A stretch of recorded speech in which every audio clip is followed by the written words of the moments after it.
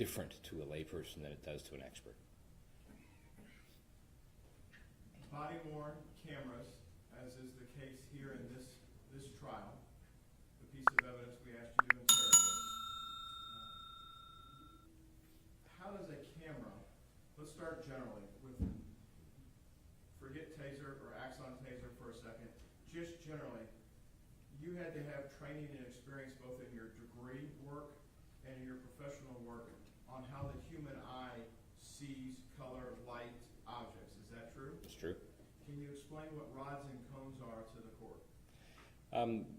The human eye collects light information and color information, and the cameras are designed to replicate, to the best of their abilities, technically, the human visual experience, but it has limitations. So we have what's called rods and cones in our eyes. That's how we detect and translate the reflection of light off of objects. The cones represent the color. The rods are basically allow us to see certain kinds of light at a certain frequency. So that helps us distinguish brightness. So people who have fewer cones in their eyes will see color differently than the rest of us, and are sometimes referred to as colorblind because they may not have enough cone receptors. The rods will allow us to see in darkness. So if as we age, our rods deteriorate and we don't see as well at night.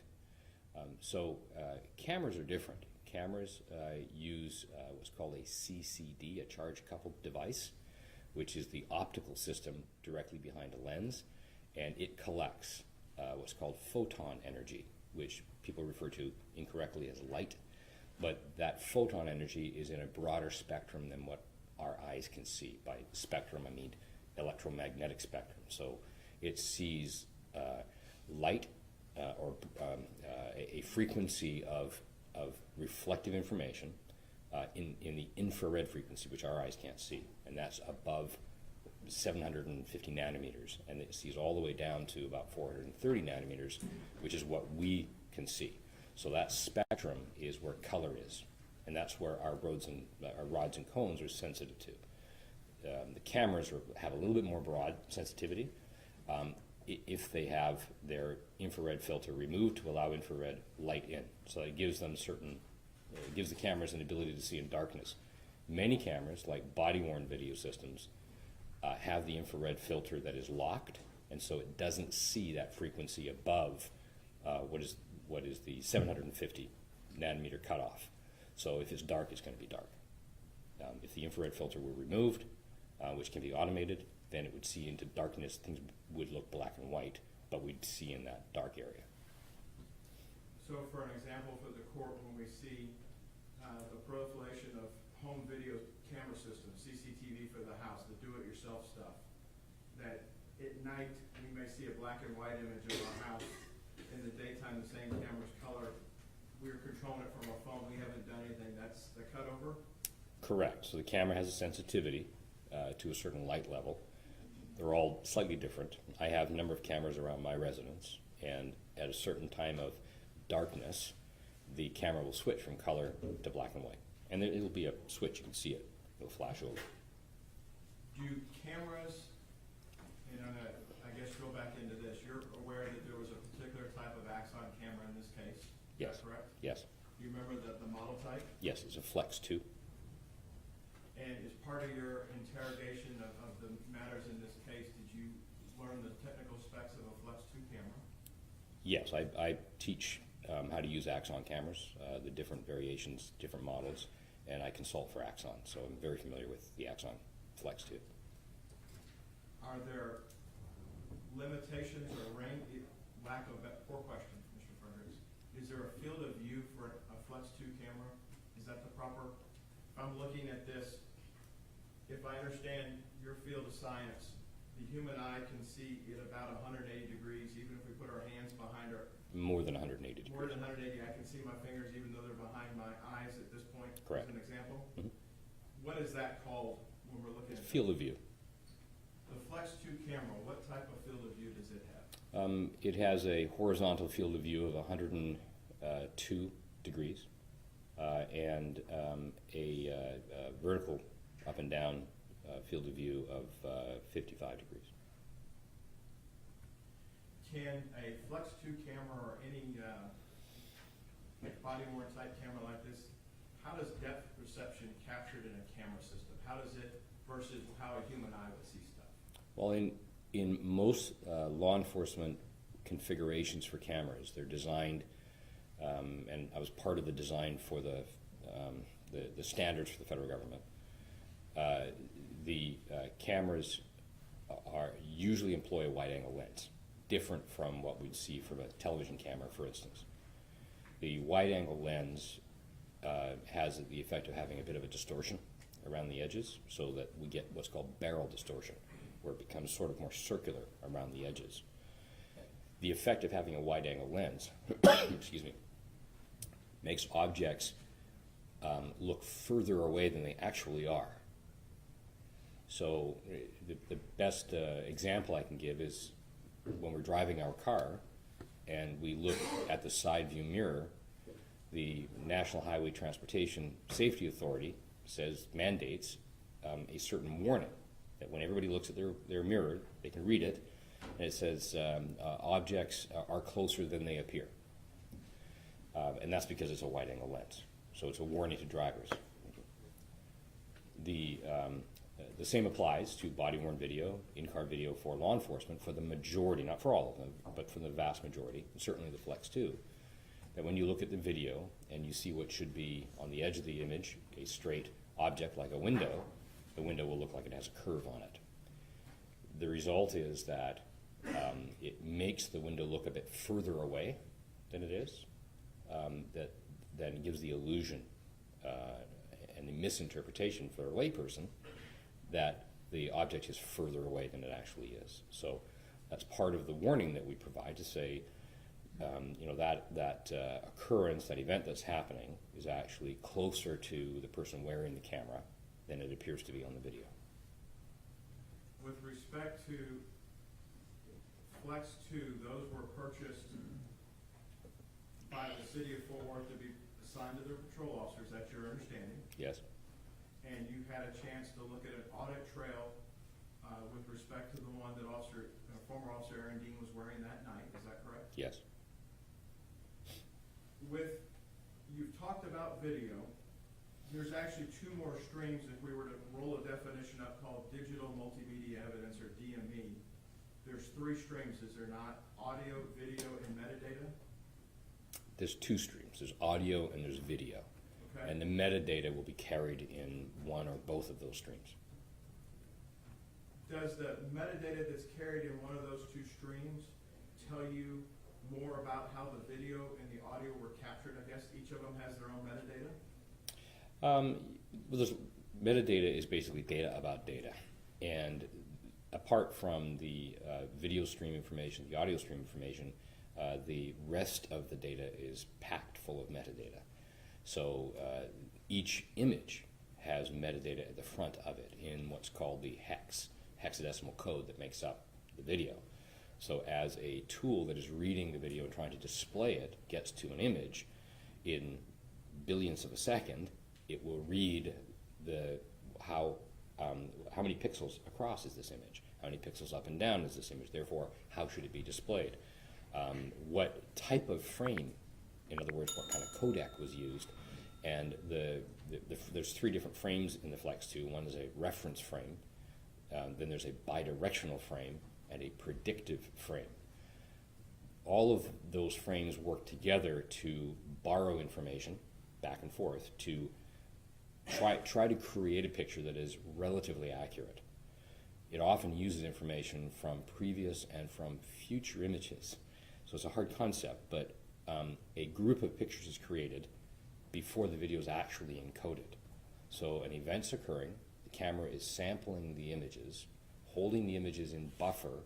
Once the group of pictures, I believe it's 15 frames, are encoded, so about a half a second, then the system will do the encoding, and it looks back and forth to see what is redundant in one image to another image, and it will use redundant image from previous images to fill in. So when we look at we can do an export of parts of the metadata, and we can look at how many bytes of data are used to create a picture. And when we get into what's called the bidirectional images that are borrowing information from their neighbors, we can see that very few bytes of data, real information, is actually used to create those images. A lot of it is borrowed. Doesn't mean to say that they're inaccurate.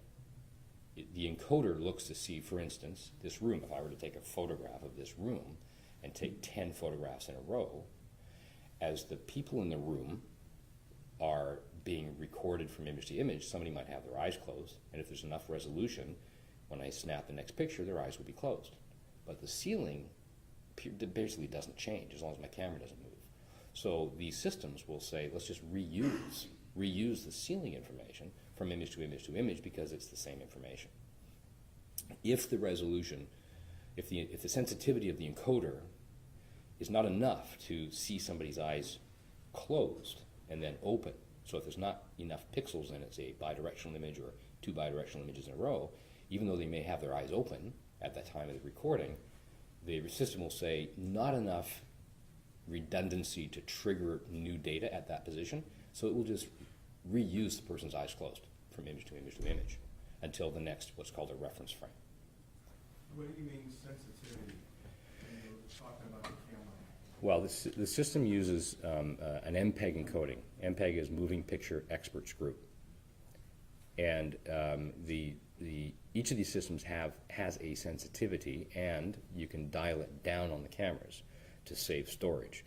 So if the sensitivity isn't high enough, the response isn't high enough, there's not enough pixels in the area, and the redundancy is set too high, then it'll be less accurate, and subtle motions like somebody turning their head may not be recorded until 15 images later when there's a new reference frame, when everything is updated again.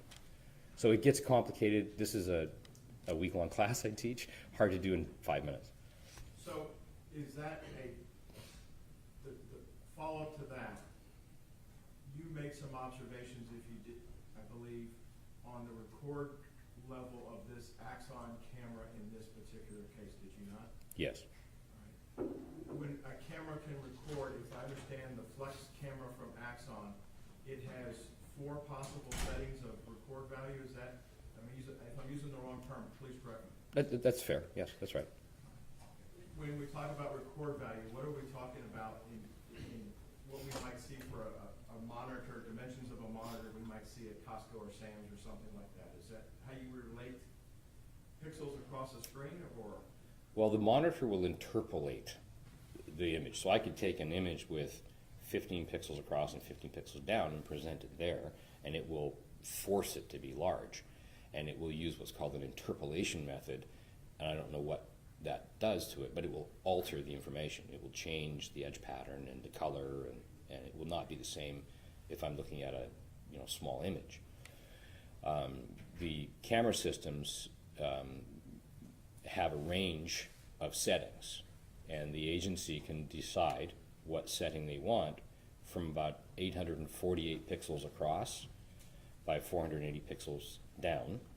That's the lowest setting, to 1920 pixels by, I believe it's 1080 pixels up and down. So that would be what they refer to as high definition, HD. So generally, with the same kind of compression technology, the more pixels in an image, that would be a 2K image, the 1920 by 1080, the more resolution, the more accuracy we're going to get, and the more likelihood that if somebody's eyes are closed, they're going to be recorded as being closed. If they're open, they're going to be recorded as being open. Is this a user in the field setting, or is this something that has to be done through a firmware update at the department level? It's an agency level setting that all of the camera systems for that agency would be set to. And your understanding from your work with Axon Taser that the cameras ship at the 1920 by 1080 setting, is that correct?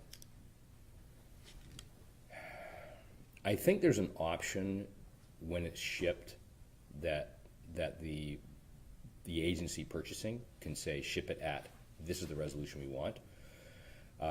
I think an agency has the option to then update the firmware and ask for the setting to be changed. I don't believe that the agency can simply hit a button and it changes. I think it's a request through firmware updates. I could be wrong about some of the newer technologies that are coming out, but I think that's how this Flex 2 works. For this particular camera, for what you were able to observe in your lab, the frame rate, or excuse me, the resolution was low SD or 480p, is that correct? Low resolution, correct, yes. 480 pixels from top to bottom, and the P stands for progressive. Have you had an occasion, based on your experience and your work in your field, to testify as an expert here in the state of Texas before? Yes. In fact, you've testified as an expert here in Judge Gallagher's court before, correct? Yes. Where else have you testified? Globally?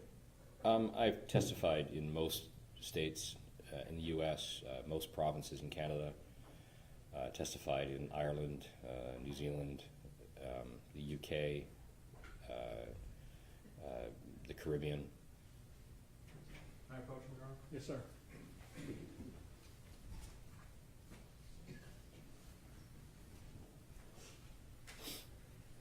Mr. Fredericks, for your trip down here, did I ask you to bring a CV with you? Yes.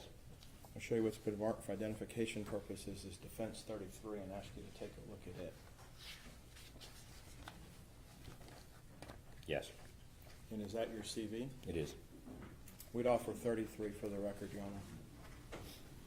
No objection to the record on that. Defense Exhibit 33 is submitted for purposes of the record.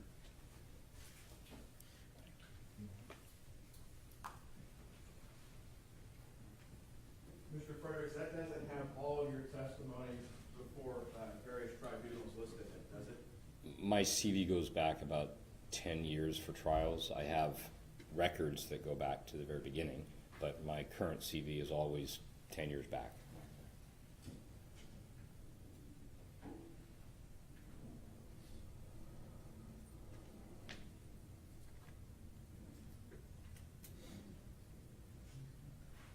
Pass the witness, Your Honor.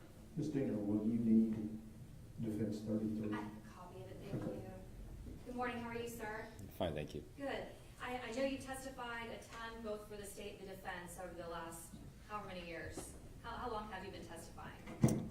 Oh, since the early to mid-90s. Long time? Yes. Okay. I just have a couple questions. I was provided a USB this morning by defense counsel that is labeled a government copy, and I'm presuming that this is the work. It has, looks like, 6 different files. Is that right? Have you had an opportunity to see that? What are the file names? Let me go through it for Thank you. Sure. It's labeled 00 audit log, Mm-hmm. and the second file is 01, and there's a dash camera. I believe it's, I mean, Yeah, it says, I'm sorry, yes, it should go from 00 to, I think, 06 or something, and then they all have file names after that. sure. So I have audit log as a file name. I have camera limits. I'm assuming it's LIMTS. I have file named light tracking. I have another file named Axon camera specs, a file named audio timeline, a file named laser images recovery of weapon, and then I have a file named source video.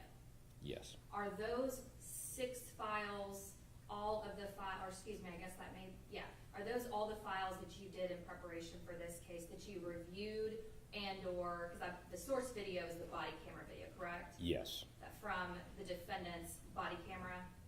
correct. And so those other files are all files that you reviewed and or created? Created, yes. Okay. The audit log, though, that would not be created by you. Thank you, yes. Parfanel. Sure. So audit log's not by you, source video's not by you, but it looks like everything else would have been created in preparation for your testimony? Yes.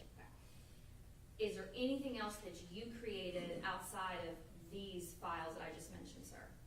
No. And obviously all your training background, being a video forensic analyst, did you apply the science behind the forensic analysis of videos and audios in making these different files? I did. Okay. And is there anything else that you reviewed, or you tell me, what did you review in preparation for testimony as well as in preparing these files, sir? I reviewed scene photographs. Do you know how many, sir, or did you review all of them? I reviewed all that I was provided. Okay. Do you remember by chance how many were provided? I'm going to guess 30-ish. 30-ish, okay. All right. What else, sir? I was provided with a number of other documents that I did not review. I had a discussion with Mr. Brissett that I didn't want to know what anybody else said. I didn't want to see anybody else's reports. The work request was specific to the operation of the video system and what the video camera can reliably show, so I didn't need any more information. So I told Mr. Brissett I wasn't going to review the other files that I was provided. So I don't know what was in those file folders. So the only thing I can recall is reviewing the body-worn video system. I did look at other body-worn videos very quickly, all of which arrived after the event, so I didn't do any analysis of those. And then the scene photographs, and that was it. Did you look at the Leica scanner by chance in No. this case? Okay. Have you been out to the scene, sir? No. Have you done any measurements in relation to the scene using either the body-worn camera or the scene photographs you No. reviewed? Okay.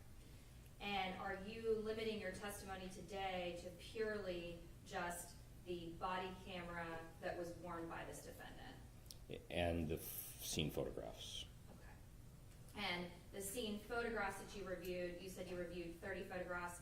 Generally speaking, what were those photographs of? They were from the interior of the room, and my focus was just on what the window looked like, so nothing else. And so as far as the interior of the room, the photographs that you were shown, did it show that the lights are on or off? Or do you remember the light inside that room of the photographs? The photographs, I think the light was on.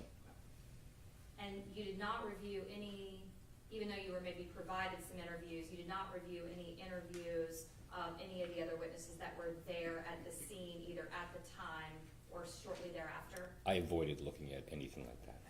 And there is also, and you may not know this, there is interviews that were actually transcribed by the Major Case Division.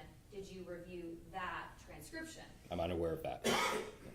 Purpose being so you can be as objective as you can, just tailoring your focus to the body camera and the scene photographs. Correct. Now, we've talked a lot about all the body camera and the capability and the technology behind it. Is that the same type of technology that would be applied in the scene photographs in your analysis? No. Tell me about that then.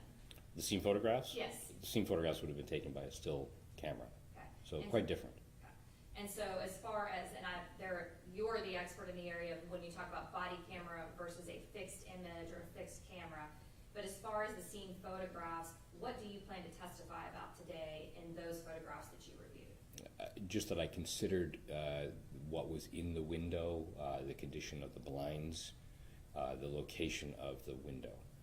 I believe that's all my focus was. There's one or two images. Did you look at any of the physical evidence in this case? Apart from the video, no. And what I mean is did you look at the defendant's gun or the victim's firearm? No. Were you briefed about No. the... Only what was captured to video. So there is a weapon seen on the video, two weapons. So apart from that, no.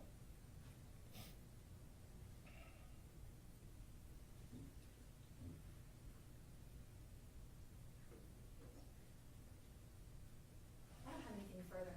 This was for the purpose of this hearing. Understood. Regret.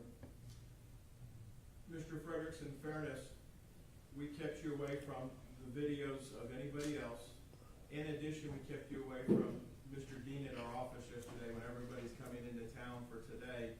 So you didn't talk to him, he didn't talk to you. No, this is the first time that I've seen Mr. Dean. We haven't spoken yet. And during the course of your interrogation of the evidence, you inquired, and I believe the audit trail that you have you inquired as to whether or not we could actually locate the physical camera that captured these images to do some testing, and you learned that it had been turned back in and was no longer available for testing, correct? We had discussed that. Your Honor, that's all I have. Ms. Dean? Well, can I just ask you then, what could you have done if you could have identified and found that original camera? As I said, we had discussed it, but I don't think much more could have been done. I know how the camera operates. I know how it would operate in different lighting conditions. I think it was just, the question was, does the camera exist? Has it been secured in case something arises? But at this point, I don't think anything, I don't have anything in mind that I wanted to test specifically. If something had arisen about the camera not operating correctly, then it would have been good to have. And as far as the audit trail that you reviewed, was there anything within the audit trail that caused you any kind of concern about the tampering with, changing, or altering of the video? No. I don't have any questions. Mr. Brissette? There, Your Honor. If you'll unhook that microphone for me.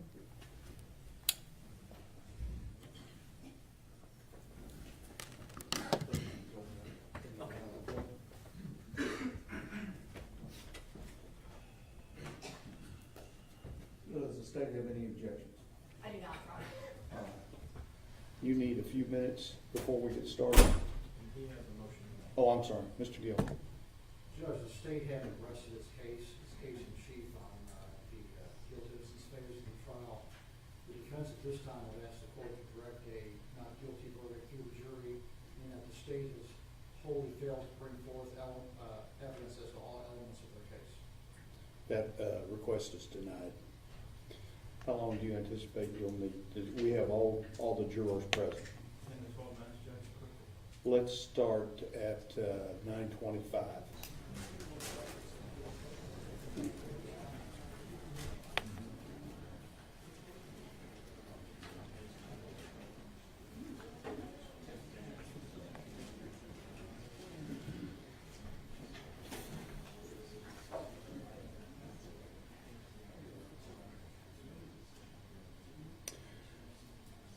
Are both sides ready for the jury? State's ready. Defense is ready. All right, let's go, Brian.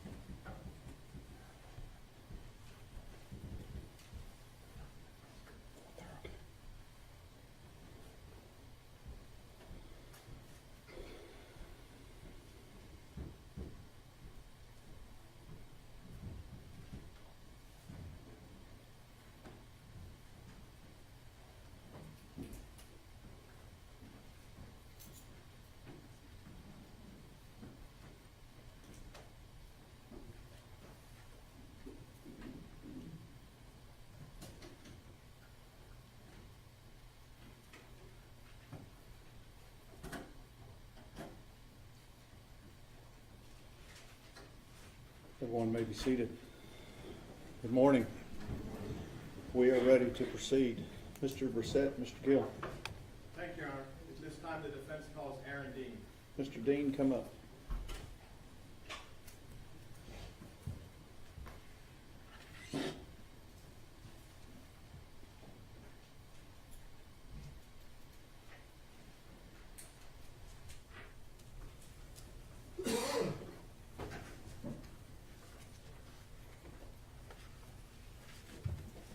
Solemnly swear or affirm testimony given this cause to be the truth, whole truth, and nothing but the true self of God. I do. Have a seat. Mr. Brissette. Thank you, Your Honor. Sir, can you state your name for the record? Aaron York Dean. Aaron, you and I had a conversation. You and I and Jim had a conversation about you testifying at your trial, correct? Yes, we did. I explained to you that you don't have to testify under the Constitution, and we could arrest it right behind the state. You understood that? Yes. And you understand that once you hit the witness stand, you're treated like any other witness, and that these prosecutors are liable to ask you some tough questions. Yes. Isn't it true, we also talked about the fact that you choose to testify, that you could get nervous, scared, upset, all sorts of things during cross-examination or during direct? Yes. And knowing all that, you still wish to testify? Yes, I do. Why? Because this jury needs to hear from me and hear the truth. Aaron, how old a man are you? 38 years old. Without a specific address, did you grow up around here? Yes, I did. Where? In Arlington, Texas. Mom and dad still with us? Yes. Do you have any siblings? I have 5 siblings. How many brothers, how many sisters? 2 sisters and 3 brothers. Out of the group, where are you in the pecking order? Second oldest. Where did you attend K through 8 or K through high school? I was homeschooled through high school. By your mother? Yes. Did you go to college at some point? Yes. University of Texas at Arlington. The TCU folks like me, we call that UTA. Yes. What did you study at UTA? I have a major in physics and a minor in mechanical engineering. What's a major in physics? Bachelor of Science in physics. Okay. So, what is that? What did you learn? What's physics all about? Well, physics is the fundamental. To relevance, Your Honor. Sustained. Do you have an engineering degree? I have a minor in mechanical engineering. Yes. Prior to joining the Fort Worth Police Department, did you go into a profession that requires you to use your college degree from UTA? I'm going to object again, Your Honor, to relevance. Let's just get to what his degree, what he did. Did you go to work somewhere before you went? Did you start your professional career in something other than law enforcement? Yes, I was an engineer at a commercial refrigeration plant here in the area. At what year did you join? What age were you when you started to apply for the Fort Worth Police Department? 32, 33, right in there. What's the application process like? The department sends a request for new officers. You apply, you go through there's a lengthy backgrounds process, there's interviews with detectives in the backgrounds unit, drug tests, all manner of, you go through a polygraph, there's a physical test, we have to run an obstacle course, and there's a lot of steps to this. Did you get accepted, I assume, at the academy? Yes, I did. Do you remember when that academy class that you ran started? August of 2017. And how long was your academy class approximately? About 8 months. You got to listen to Officer Darts testify last week, do you recall that? Yes, And was Officer Darts in your academy class? she was. What Carol explained last week then is similar experience that you had while you were in the academy? Yes. Did you have an occasion to learn about police procedures and laws? Yes. Did you have weapons training? Yes. Are there topics taught during your academy class on police survival? Yes. Can you explain that to me? We call it Officer Survival School. It's a week-long process where we go through scenarios, and in those scenarios, there's someone with a simulated weapon. We use simunitions, which is a small paintball cartridge that goes in a similar firearm to the duty weapon, knives, as other deadly weapons, and you interact with folks, with the role players in these scenarios. Sometimes they're compliant, sometimes not. Part of your weapons training, you were trained on a particular version of a Glock that the city of Fort Worth ultimately issued you when you were sworn in as a peace officer, is that correct? Yes. There was testimony last week about the standard issue, and then if you wanted to add any additional approved lights to a Glock, you could do that if it was blessed by the department. Am I understanding that right? Yes. Did you you put the light on after the academy or during the academy? After graduation. Did you have to show your proficiency in unholstering the light rail combo with the gun in addition to your normal proficiency you had during the academy with the gun by itself? Yes, there is light training. And were you cleared to carry the weapon as it was the night of this offense with the light rail system on it? Yes. Was the holster, there was questions last week about your holster, was the holster you had approved by the department to be on your duty belt? Yes. Part of your training at the academy, did you receive training on simulated towns or cities or streets or buildings as part of your training? Yes. Fort Worth's new training academy has a scenarios that they've adopted from the military to give a realistic feel of what people may be going into. Is that safe to say? Yes. And is this where you did the simunition training of shoot, don't shoot during survival week? Yes. In addition to the shoot, don't shoot survival training, did you also have training on a regular basis at the academy once you were issued your weapon at the firing range? Yes. What sorts of drills did you cover at the firing range? Fort Worth's range is set up so that there are a number of targets that face you or come edge on, and that's your shoot no shoot signal when it edges or faces. And from various ranges, various distances from those targets, you fire certain numbers of rounds. What are the ranges that you're required to be proficient at to be certified as a Texas peace officer?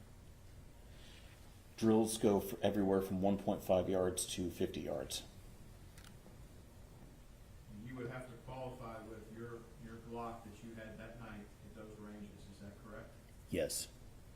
Range is probably a bad word. Those distances at the range. Yes.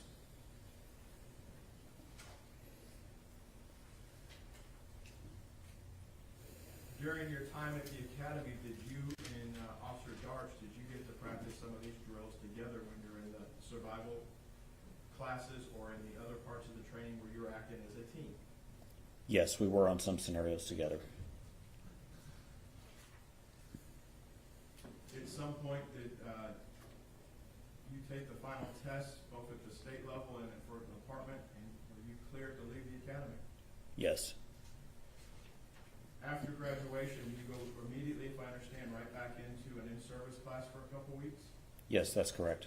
And what is that class all about? The state of Texas requires a continuing education program for peace officers, and it consists of, when you're, excuse me, when you're at that level, it consists of about 40 hours of training. After that in-service, are you immediately cut to the streets by yourself? No, there's a field training program. What's that all about?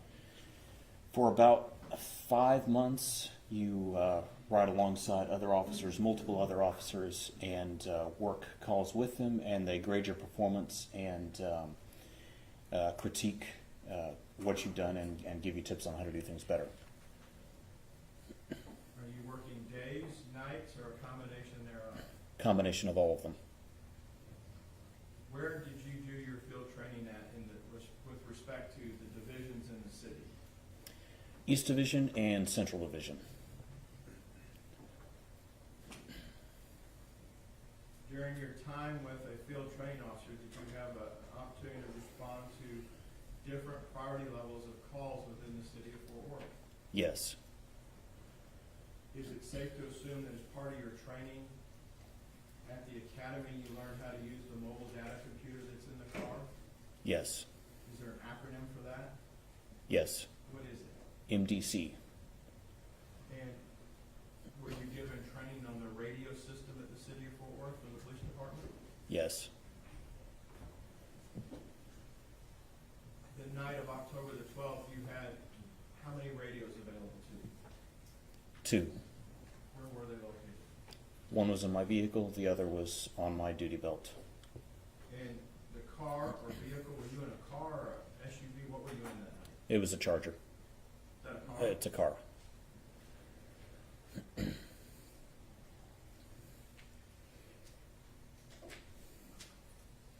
What is your understanding of the difference between a priority 1, priority 2, priority 3 call of the city of Fort Worth? Priority one is a very high priority call. Usually someone's in danger. Something's actively going down. Someone's in danger. Priority two, don't dilly dally, but you don't have to run code. Priority three, we'll take care of that when we can. What is code mean, Mr. Dean? Code, shorthand for code 3, it means lights and sirens. You've heard some extensive talk about general orders in the city of Fort Worth in the last week, have you not? Yes. As part of your academy class, are you supposed to memorize every page of the general orders? No. What are you supposed to have upon graduation? A working knowledge of the general orders.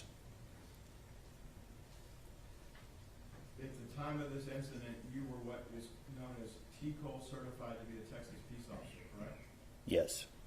Much like we heard from the communications call taker, she was TCOL certified for her role, correct? Yes. Are those tests in addition to tests the city of Fort Worth gives in charge? Yes. Did you take and pass the statewide TCOL certification test to be a peace officer? I did. And am I safe to assume that Fort Worth was the only city carrying your commission at the time? Yes, it was.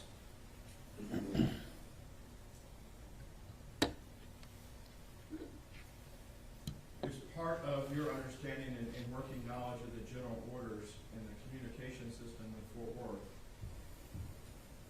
at the time you went through the academy, signals were still prevalent for how they dispatch stuff, correct? Yeah. Yes. There are different numbers assigned to different types of calls. Is that a safe assumption? Yes. You have heard the term Signal 56 in this trial, have you not? Yes. What is a Signal 56 to a Fort Worth police officer back in October of 2019? The signal 56 is an open structure call. And what at the time was your understanding for how that call needed to be processed or handled? Priority 1, 2, or 3? It's a priority 2 call. We've heard testimony that the city's divided into divisions and then to beats. Is that correct? Yes. Do you recall back on the night of October 11th going into the 12th what your beat was? Yes. What was it? Baker 15. What did Baker 15 roughly entail? I-35 over to almost 287 on the east side, north to Rosedale and south to Bori. In addition to a beat designation, did you also, your charger or you yourself, get assigned a call sign for the radio? Yes. What are call signs used for? It's a specific identifier for a specific officer. Is that how dispatch keeps up with y'all? Yes. The night of October 11th when you went on shift, what time was that? About 7:45 p.m. Are you the same call sign each and every night? Yes. What was your call sign that night? Baker 325. Do you remember what Officer Darch's call sign was? Baker 321. So though you may be in a beat of, I think it's B15, is that correct? Yes. Your call sign doesn't, the numbers don't match up perfectly, do they? Where you have a 3 series for your call sign. The first number is the shift, so third shift. The second number is the team, second team, and then the last number is the beat number. What's third shift to the city of Fort Worth back in 2019 when you were employed? It's roughly 8 to 6. 8 p.m. to 6 a.m. When you got to work on Friday night, October the 11th, what was the weather like, if you recall? It was cold. crew? Yes.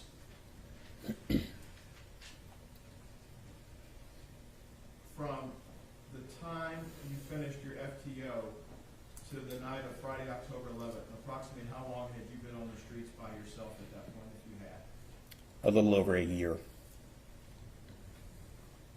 When did you finish your FTO, do you remember? Yes. When was that? September 1st, 2018.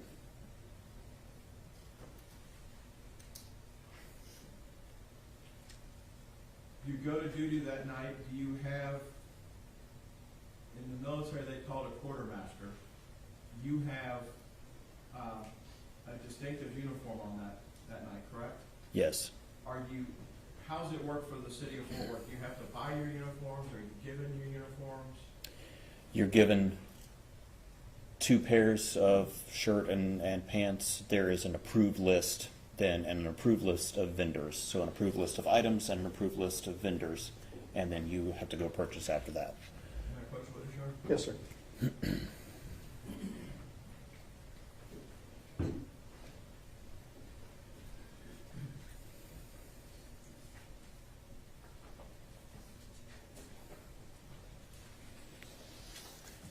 Mr. Dean, I'm going to show you what's been marked and admitted as Defense 28. Is that how you looked on the, going to work on the night of October 11th, 2019? Yes. The watch cap, is that something that was on the approved list for you to wear that day? Yes. And what does the watch cap have on the front of it? In silver letters, silver lettering, it has the letters FWPD.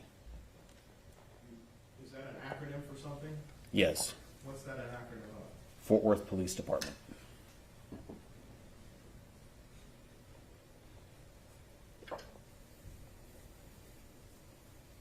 The jurors have had a chance to be in the building the last couple of weeks and see officers. We see officers in public. There's different ways to wear Kevlar at the city of Fort Worth at the Sheriff's Department. Would you agree with that? Yes. By the time you went through the academy, it's pretty much understood you have to wear Kevlar if you're going to be an officer, correct? Yes. What are the different ways that you can wear as a patrol officer at Fort Worth Kevlar?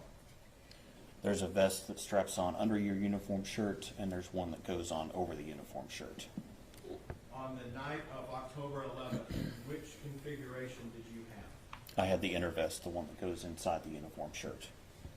So as Officer Darch testified last week in her Class A uniform, that's a similar type top that you had on that's in that exhibit, is that correct? Yes, it is. And you had your badge that was your number, your badge number affixed to your front of your pocket on the left-hand side, is that correct? Yes. Is there a place where that goes through? Is it stitched into the shirt where you pin it on the same place each time? Yes. If you look at the exhibit in front of you, it also appears to have a nameplate on your right-hand side, is that correct? Yes. And is that made out of a reflective metallic material as well? Yes. Anything wrong with how that's depicted? That's how you wore that night, correct? It is.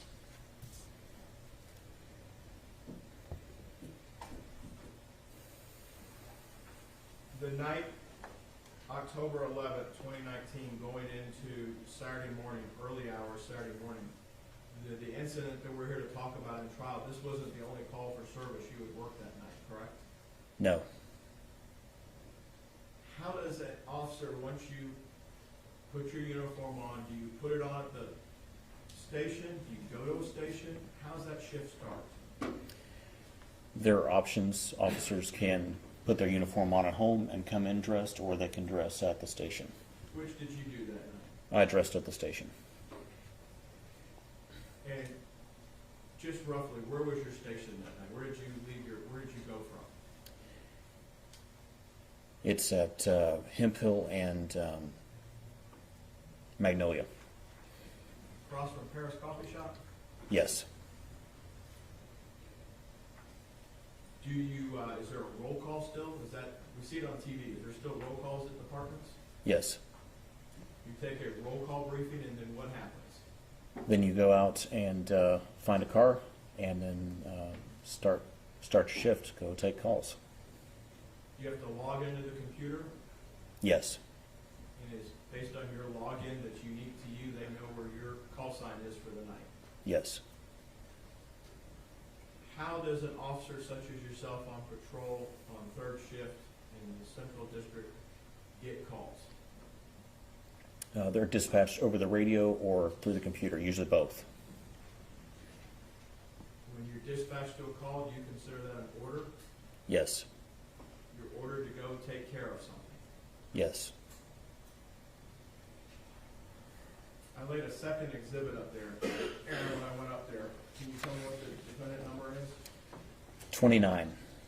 Defendant's 29, that's some shorthand, is it not? Yes, it is. Is defendant's 29 the information that you received to dispatch you to a certain location? Yes. What was the address of that dispatch? 1203 East Allen Avenue. Do they tell you what priority level call it is as part of your dispatch, or what you can see on the MDC? Yes. And if it, not this one, but if it was a priority one call, that's what gives you the permission to turn your lights and sirens on, correct? Yes. The department has procedures for how all that takes place. Yes. Priority two, you know there's gotta be a second officer, is that correct? Yes. Do you see who's gonna be your assist when you're assigned the call, or how do you go about learning that if you do it all before you get there? There's a couple ways. One will be the dispatcher will call it out over the radio. If they don't assign someone immediately, sometimes another officer says, calls up and says, so-and-so, I'll go with them.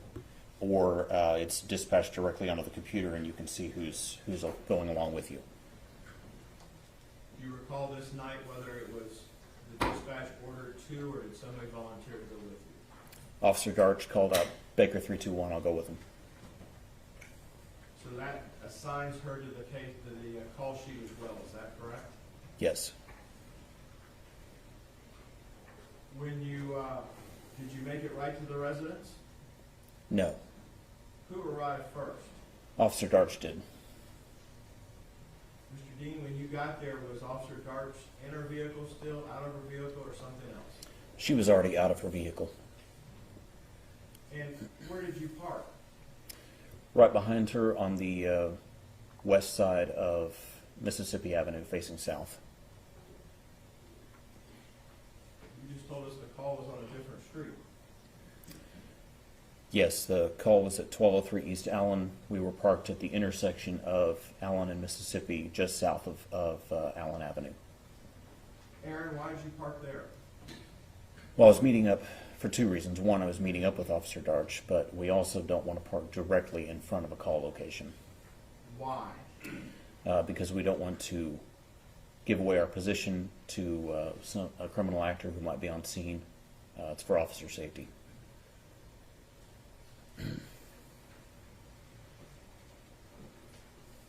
Is there a term or a phrase in Fort Worth, your beat, your sheet? Yes.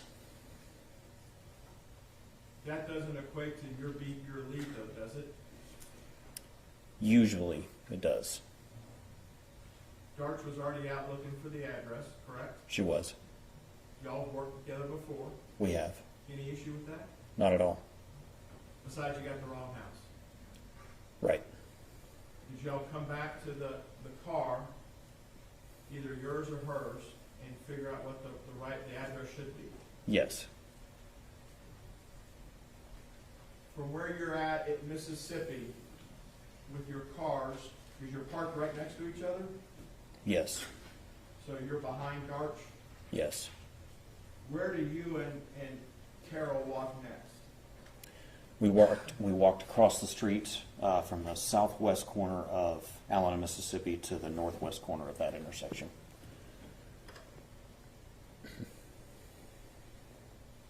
Do you walk on the sidewalks, or how do you go about, what's your training tell you for how you move up to a location? It depends on the situation. In this case, we walked across the sidewalk until we got to about the property line of 1203, and then we cut across the grass. why do you cut across the grass instead of making a turn and going up a driveway or a sidewalk if a house has it?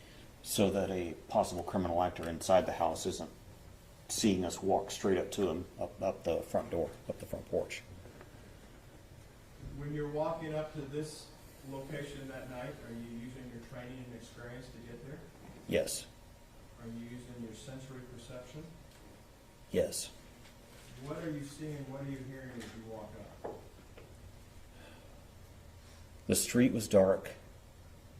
The residents at 1203 East Allen had, I could see the front door open and light spilling out of that front door. So there were lights on inside. I remember it being quiet. I really don't remember hearing much of anything. As that house on East Allen sits, the front door faces south, correct? Yes, it does. You told us earlier that it's cool and the wind's coming from the north, the cold front had come through. Yes. Could you hear anything from across the street at all with the wind the way it was blowing? Not likely. You've had a chance to look at the photos that have been admitted, and there is a empty field. If you're facing this address, there's an empty field to the right. Yes. You've looked at the street light there in the crime scene photos, and it appears out with some wire wound up high on it. Yes. Was that light operational that night when you were out there? No, it was dark when we got there.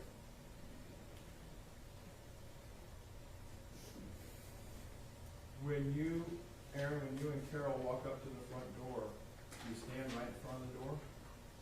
Not if you can help it, Why? because for officer safety. When you look in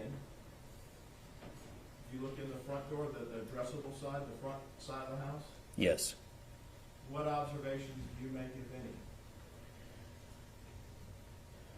if any?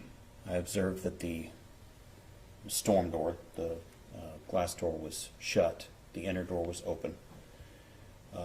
Objects were just strewn about inside. I could see kind of straight back to what looked like a dining table, a little living area, and a kitchen.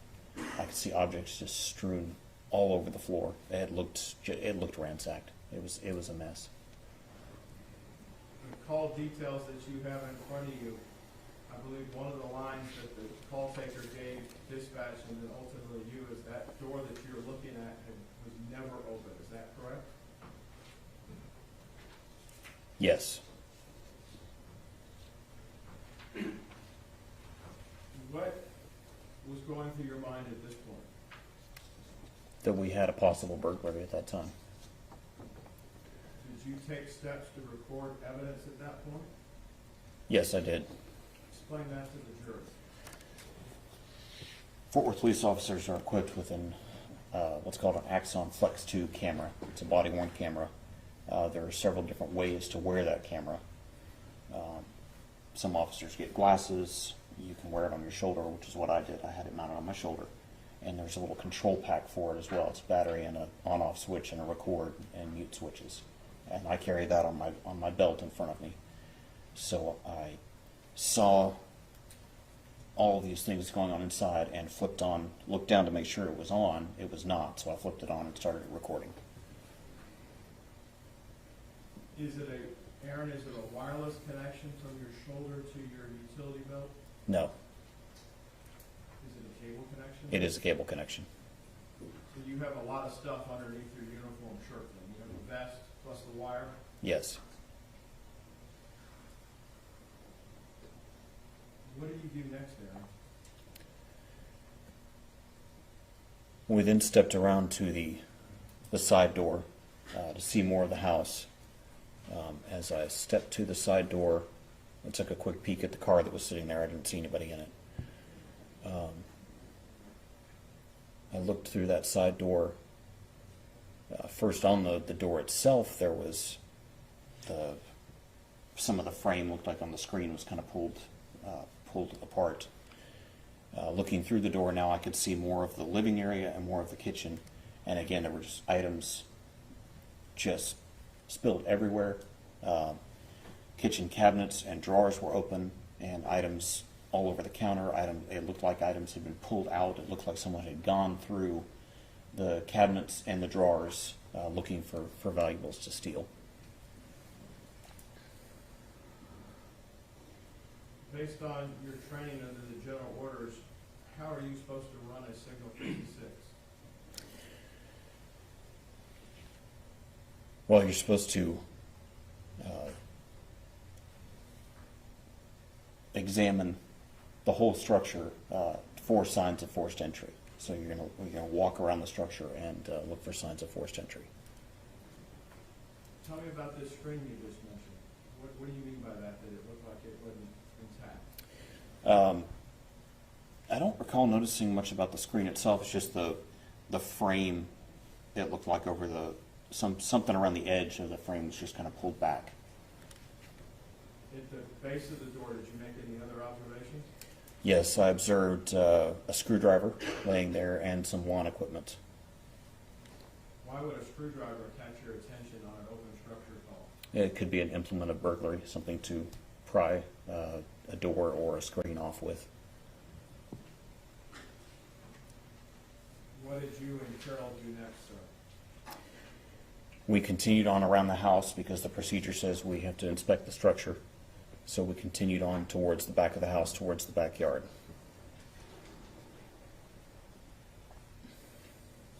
You've been on the streets for approximately a year by yourself at this time, a little over a year. Is that correct? Yes, And you had time under your field training time to be on the streets with other officers. Is that correct? yes, Prior to the night of October 11th, had you had an occasion to look at what your camera had recorded in the past with you? yes, And you know that your camera that you had on that night was capable of recording audio and video, correct? yes,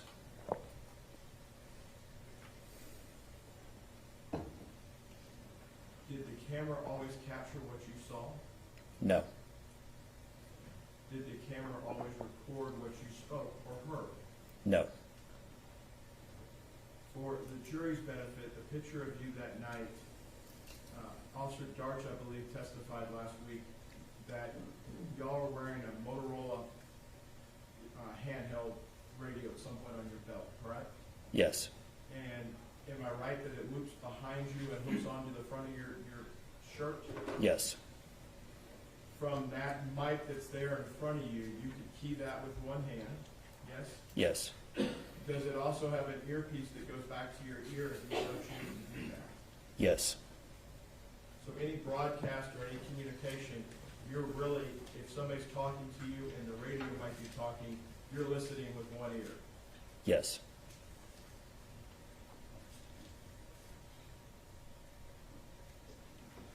As you're past the second door at this point, are you and Darch whispering to each other? yes. She whispered to me Why are you whispering? Why aren't we carrying on a conversation at this level? because we don't want a burglar, a potential burglar, to hear us and attack us. Do you whisper outside of domestic violence calls when you're standing outside? Yes. Why do you do it then? Two reasons. One, we don't want an actor to attack us. We also don't want someone to hear us and then attack their significant other. Is there a third reason, maybe to gather intelligence? Yes. When you're listening, did you hear anything other than Darch whispering back to you? I heard something knock, bump. At the time, I wasn't sure what it was. The call details in front of you say there's two vehicles that are in the driveway. Is that your understanding? Yes. As a patrol officer, can you just take what you're given for granted and just dismiss the vehicles and focus on the structure itself? No. Why not? Well, we just don't know what's going on there. And, a caller, it's just basic human perception, right? Sometimes we don't always see everything that's going on. Sometimes we make mistakes, but a caller doesn't necessarily know everything that's going on. And they call us out there to go take care of something, and so we need all that information that we can get about what's going on scene in order to make both safe decisions and to make the legal decision, make the proper legal decision. So do you have to, how do you have to address those two vehicles in the driveway? We have to clear them. We have to look inside to see if someone's there. You don't, when you say clear, you don't open them, do you? No, How do you look inside? just shine a flashlight inside and see if there's someone in there. Did you do that in this case? Yes. Did you and Carol, did you stay together, or what happens at that point? Where are you taking through from where you just left the screwdriver in that area? Did you have to step across anything? Stepped across a weed eater, yes. You've got to clear these two vehicles, that's the discussion y'all have. Yes. How do you, as a team, go about doing that? One of us goes down one side, the other one goes down the other side. Who went left, who went right? Officer Darch went left and I went right. What's ahead of you when you get down to the second vehicle? The detached garage at 1203 East Allen. And can you tell the members of the jury, because Darch doesn't have her camera on that night, correct? Yes, correct. That's correct. Where was Darch as you guys are clearing the vehicle? Off to my left. Did you see her? Yes.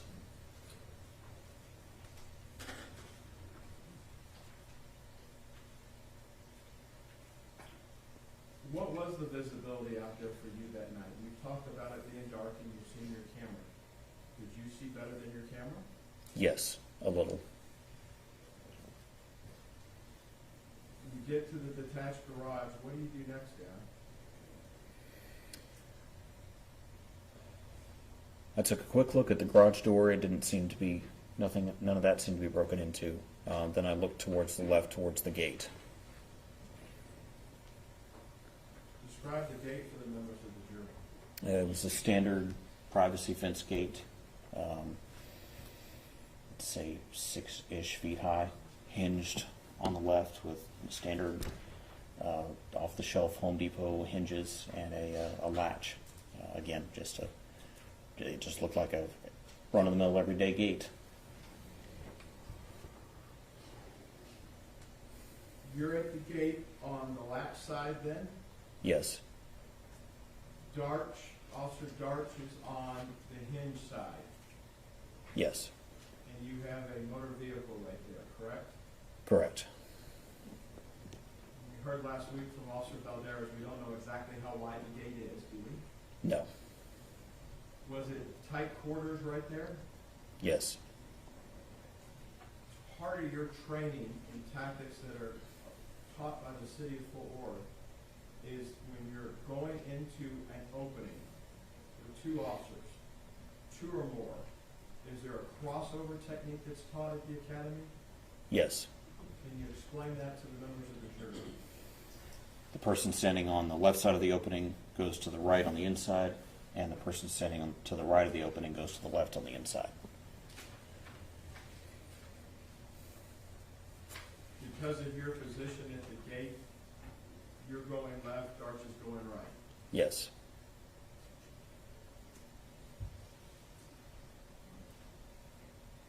Had you completed your investigation before you opened that gate? no, we have not. When you open the gate, take the members of the jury forward from there.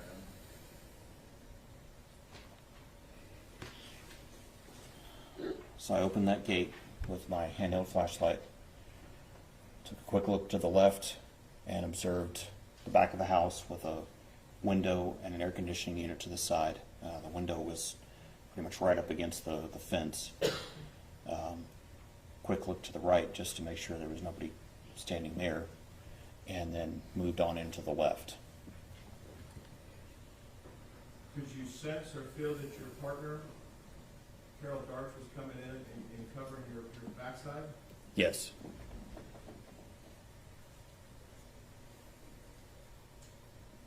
Part of your training, you're responsible for the left-hand side when you go in. What observations are you making at that point? as I said, there's a window and the air conditioning to the right and the fence immediately to the left. Was looking at the window to see if it appeared, signs of forced entry. The screen appeared intact, but I leaned down to look for jimmy marks or something like that. And at that point, I also peered inside the window just to see if objects were broken or messed up in there, or if there was someone in there. Do you have your gun drawn when you go through the gate? No, I did not. Do you know if Officer Darts did? I believe she did, yes. Is there a reason why she had hers drawn and you didn't? I can only speak for myself. There's training about doing a general area search, and you don't do that with your weapon out. You do it with your handheld flashlight.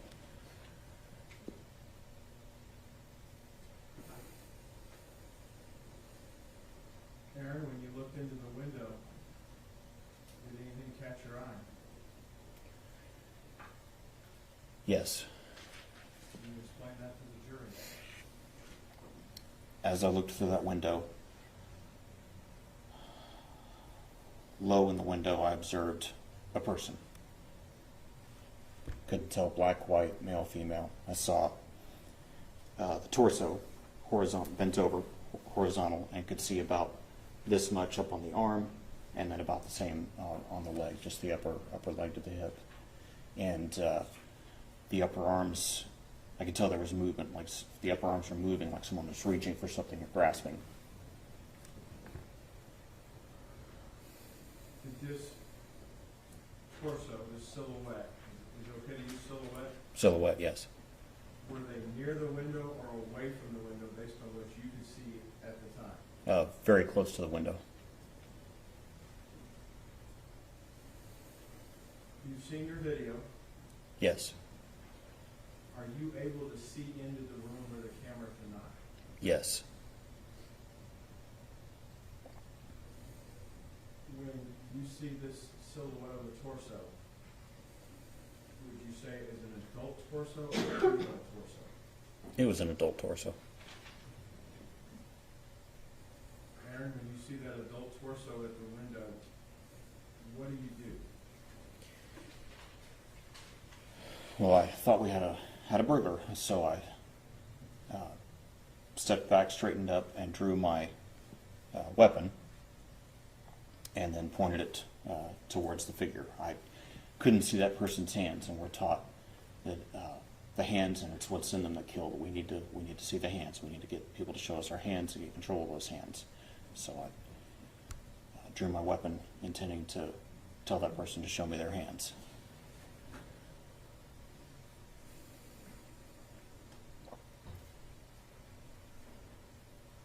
In your training at the academy and your training at the Fort Worth range, you've gone through a lot of drills to develop what they would call muscle memory. Is that safe to say for officer survival? Yes. Is that part of the training curriculum? Yes. Why is muscle memory and repetitive action, especially when you're dealing with a level 3 holster, so important to an officer's survival?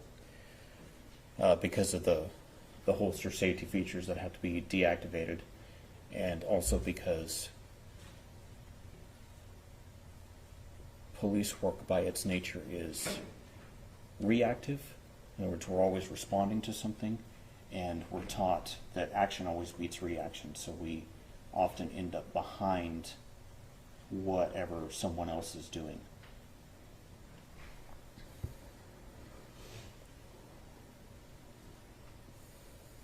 You, at this point, have unholstered your weapon, is that correct?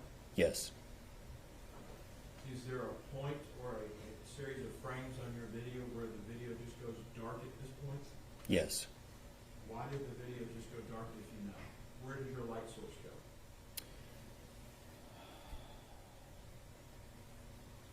I think my thumb came off of my switch on my handheld light because I had it in the momentary position, and that was before I got my weapon light on. back to that muscle memory, is there a sequence that you're taught on how to unholster that weapon and turn the rail light system on? It's approved? Yes. Can you explain that to the members of the jury? You're supposed to turn that weapon mounted light on with your offhand. You just demonstrated some stuff in the courtroom. Would it be easier to show the members of the jury? Probably, yes. May I approach, Ron? Yes, sir.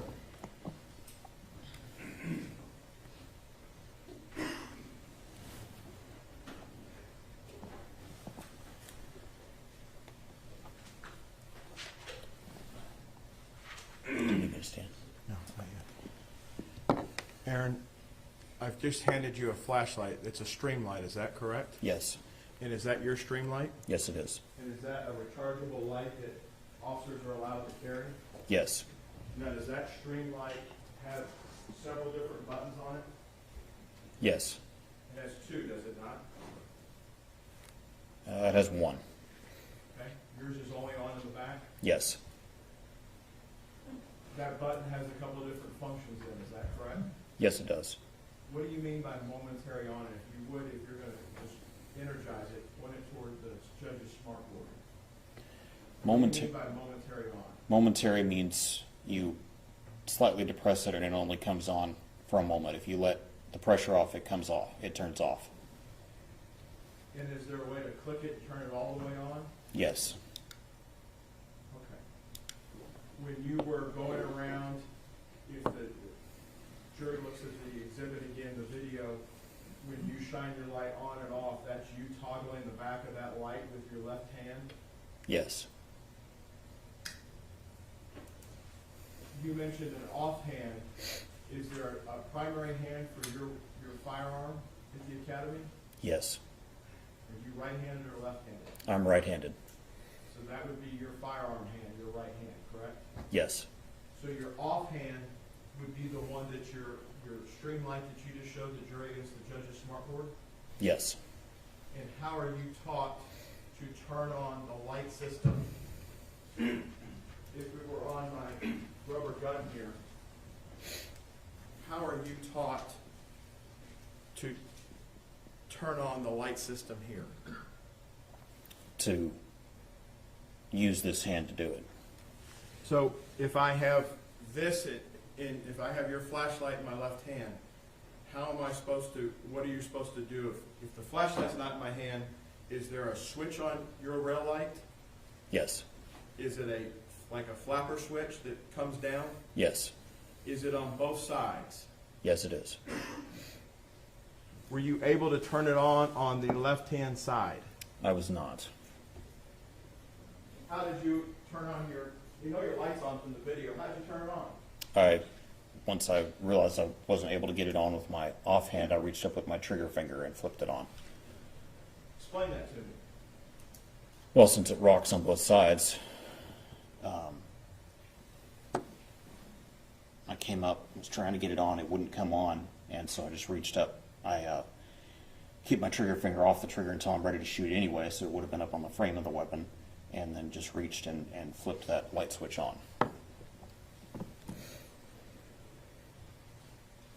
When both of the lights came on, were you able to see more depth of field inside that room?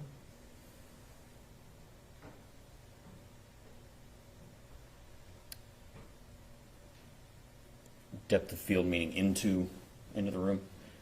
No, I really only saw it up close. I really didn't see much back in the room. Did the silhouette to you, Aaron, in your eyes take up most of the window? Yes. I think you told the jury you've taken a step back. You've unholstered your weapon. What are you doing at this point? Well, as I said, I needed to see that person's hands, because the hands carry weapons. The hands are the threat to us. So I looked back after I got my light on, saw the silhouette again, and I was shouting at this time, shouting commands. Put up your hands. Show me your hands. Show me your hands. And as I started to get that second phrase out, show me your hands, I saw the silhouette. I was looking right down the barrel of a gun. And when I saw the barrel of that gun pointed at me, I fired a single shot from my duty weapon.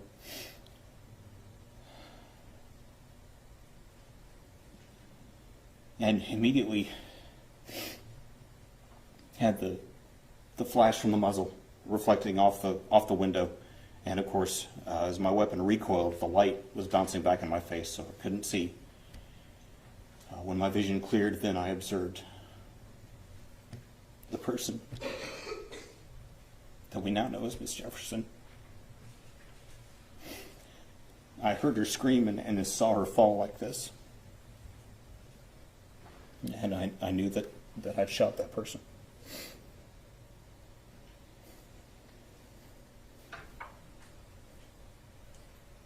Aaron, when you first picked up this firearm pointed at you, how close to the window were you? Picked up, you mean saw? Yes, sir. Visually picked up. Very close. Not any more than arm's length. This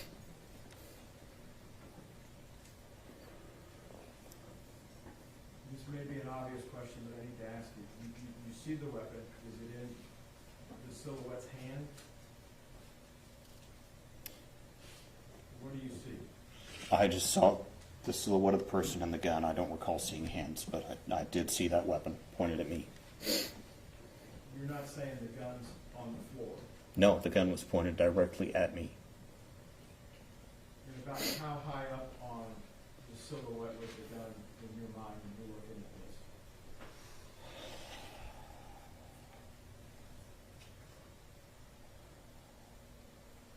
Maybe mid-chest, I'm not sure. You have your city-issued firearm out at this point. Is that true? Yes. You're giving or in the process of giving commands. Why didn't you let the commands finish out? Because we're taught to meet deadly force with deadly force. We're not taught that we have to wait. Anytime we have a threat of deadly force, we can use deadly force to defend ourselves or someone else from that threat of deadly force. Where's Carol at this point when you discharge your weapon? She was directly behind me.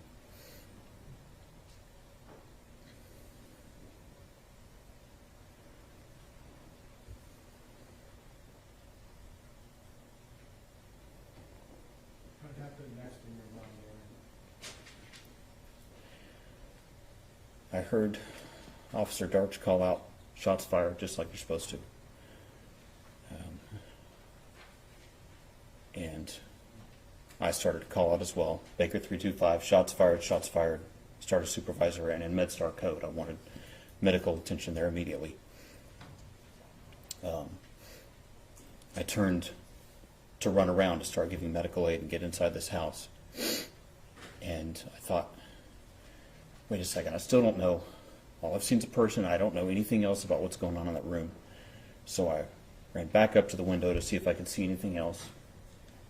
I observed the person, obviously we now know it's Miss Jefferson, laying face down on the floor. And I really couldn't see anything else in the room.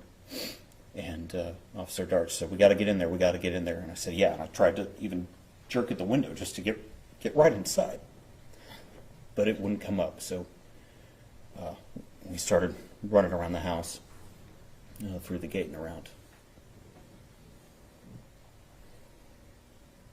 Aaron, when you get back to the front door that's never open, is that the door you go in? Yes. At this point, at the academy, when you're at the range, are you wearing ear protection? Yes. Discharge of the weapon is a loud event, would you agree? Yes. when you're under a lot of stress, there's what's called auditory exclusion as well. Yes, And you're trained on that at the academy, correct? we are. It's hard to simulate at the academy, would you agree? It is. And did you make any observations about yourself at that point? Do you hear what's going on around you? I could hear people on the radio in my ear, but I don't remember hearing anything else. You and Aaron, you and Carol have to still clear that house because you don't know what you have, correct? Yes. Is your investigation complete at that point? No, it's not. What do you do next, Aaron? Well, at the gate, I asked her if she had one of the TAC med bags. She said she didn't, so I started making plans to find objects in the room to start rendering emergency aid until MedStar got there. And at that point, the radio's just blowing up, and they're asking me questions, and people are saying they're coming, and I'm trying to respond, and we get to the door, and dispatch asked me some other question, and I started to try to respond, and I was like, forget it, we gotta go. We gotta get inside this house and see what else is going on there, and render aid to this person. So we get inside, and I let the radio go, and we start shouting commands and fast clearing, which is just looking just as fast as we can, but safely moving through and observing into each of the rooms and the halls and everything, just to see if there's somebody there.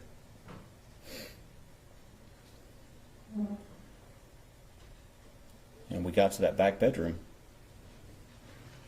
And as we moved through the house, all of the rooms, they were all a mess. Everything was a mess in that house, just objects everywhere, objects all over the floor, all over the furniture. It looked trash. It looked like somebody had just gone through everything. And I get to that back bedroom, and off to my right, I see the kid. Of course, we know it's Zion. And I'm thinking, who brings a kid to a burglary? What is going on? I see a dog. And at that point, I was just like, never mind. Forget what else. You got Darce. Just shut up and work. Shut up and work. Get the weapon. Render aid to her. Get the weapon. Render aid to the person. And I remember going over to the person laying on the floor and saw the weapon between her feet. And I remember putting my gloves on and then picking up the weapon. And at this point, I could hear Officer Dart saying something to Zion. Of course, we now know from the video, he just says, I don't want to go to jail. And she tells him, don't worry, you're not going to jail. Of course, I'm sorry, I'm getting ahead of myself, Judge. I didn't actually hear all that at the time. Just processing everything. And there was talk last week when Carol was here testifying that she had an attorney named Terry Daffron. You know Terry. Yes. And as part of your training at the academy, Ms. Daffron came and lectured y'all. Yes. As part of the faculty that came and taught you. Yes. And she gave recommendations for how to handle and not handle evidence in a scene, correct? Correct. She told you not to touch anything. Correct. Your instructors are the final word, though, on your training, correct? They are. In your survival week training, did you get yelled at for not removing the weapon from a suspect that was down? I did. That have a lasting impression on you of what you're supposed to do for officer safety? Yes, it did. What are you trained to do to get weapons away from anyone? Just to move that weapon away from the person, from any person, Prior to doing anything else? prior to doing anything else.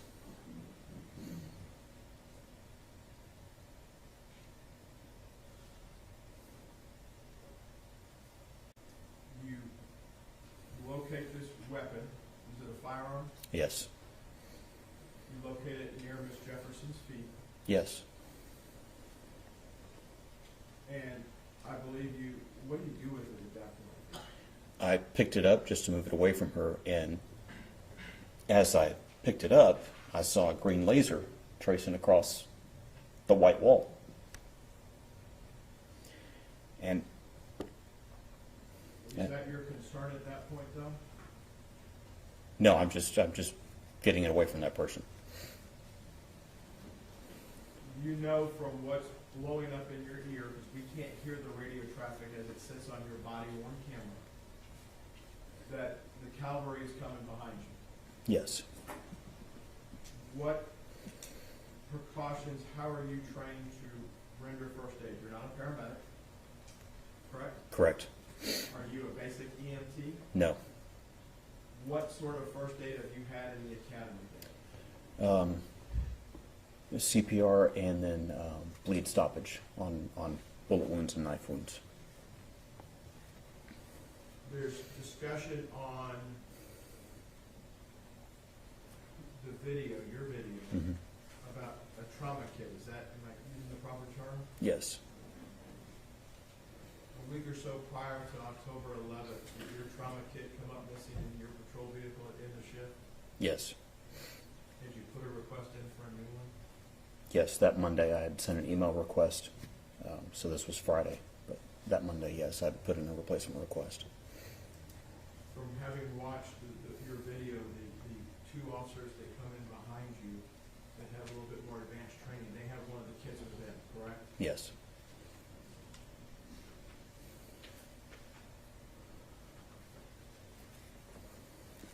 How is time in your perception at this point? Things are unfolding very, very rapidly.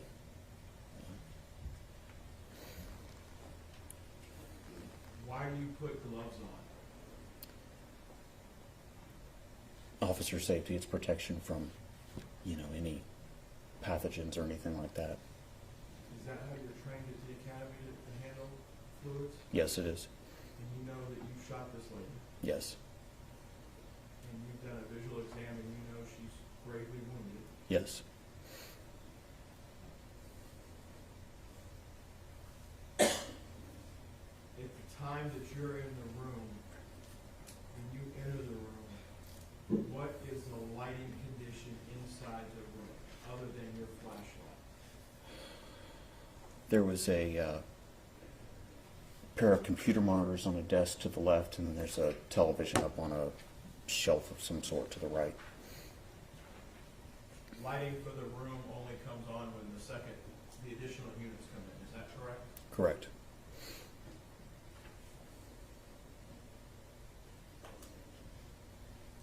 Is part of your training at the academy,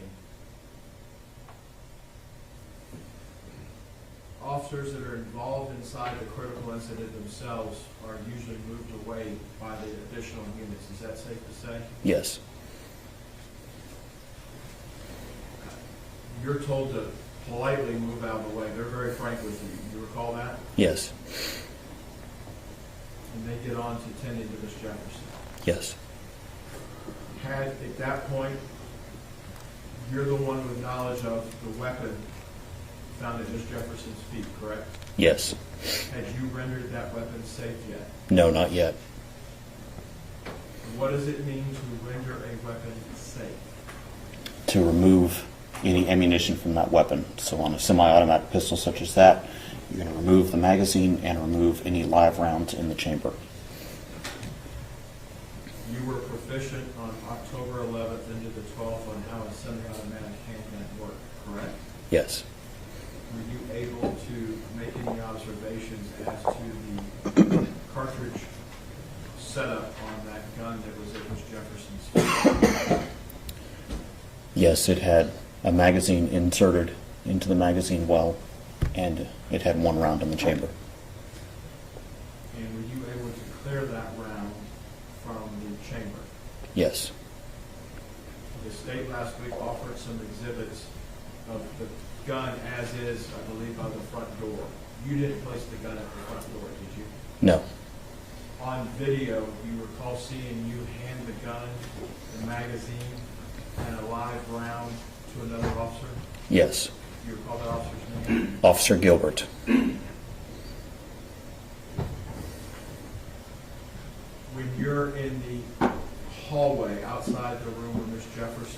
Mr. Carwar, you're observed on your body worn trying to deactivate a laser system on the weapon. Can you recall that? Yes. Though Streamlight made your light system, and they made her light system, they activate differently, correct? Yes. If I understand, where yours has a paddle, hers had buttons on either side. Do you recall that? Some sort of a button switch, yes. Were you able ultimately to get the laser off that night? Yes, I fiddled around with it till I found the switch and turned it off.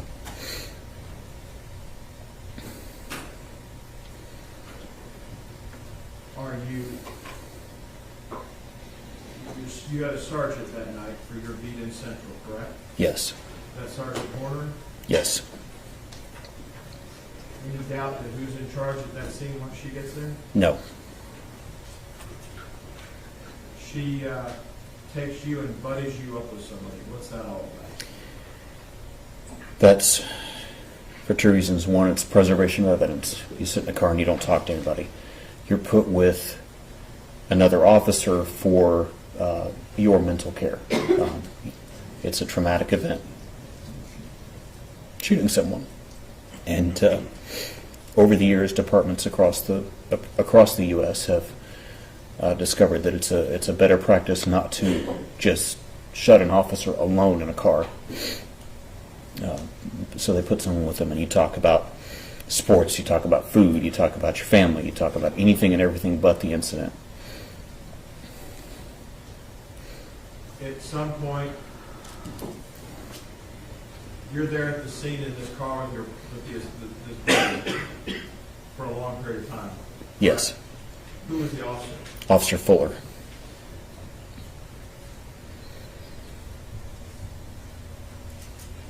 Chief Krause came out, talked to you, asked you how you're doing. Yes.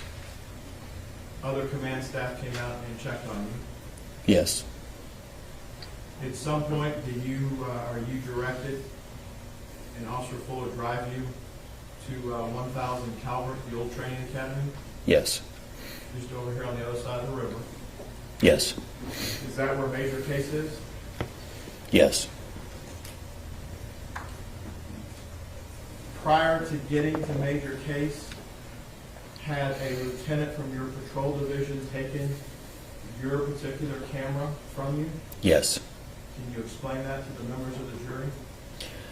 Lieutenant Halford came and got my body camera, just the camera unit itself that unplugs from the cable, and that he took it back to the sector to put it on the dock, which is both the battery charging unit and the data streaming unit, and he wanted to get that data captured right away. He wanted that video uploaded right away.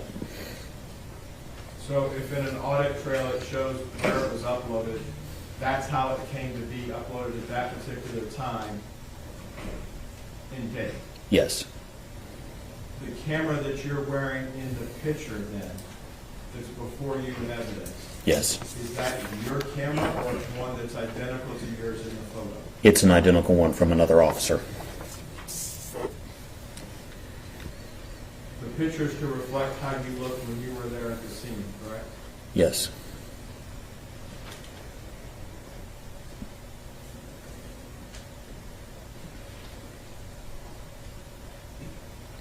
When, is it Detective Roloff, did he take your weapon that's now in evidence from you that night?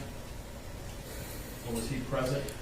I don't recall if it was Detective Roloff or if it was Officer Dumick, the crime scene officer. I don't recall now. Were you issued another weapon that night? Yes.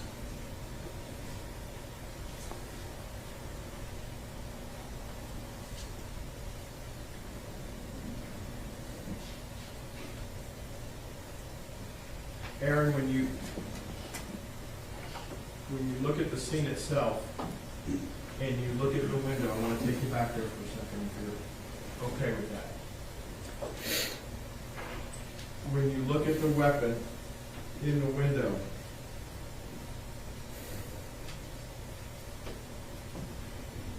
the silhouette, could you tell if it were, and you may have already answered this, a a male or a female, or you didn't know?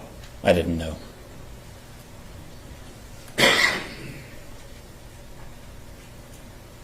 You didn't know if it was a male or a female, could you tell if it was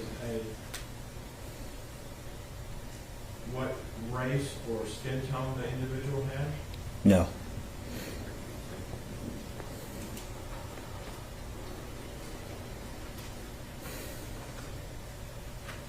In your vision, from what you recall that night, how close was this firearm to you on the inside of the glass? Very close to the window. 6 feet, 2 feet, a foot? A foot or less.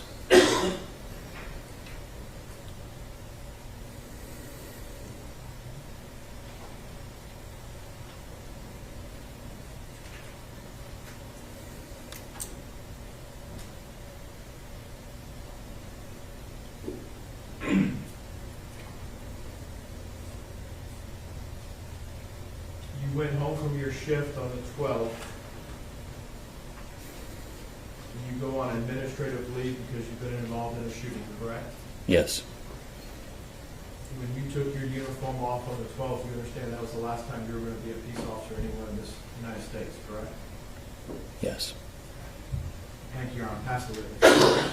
Let's take our morning break before we do cross-examination. You'll retire to your jury room. We'll call you back out in just a few minutes.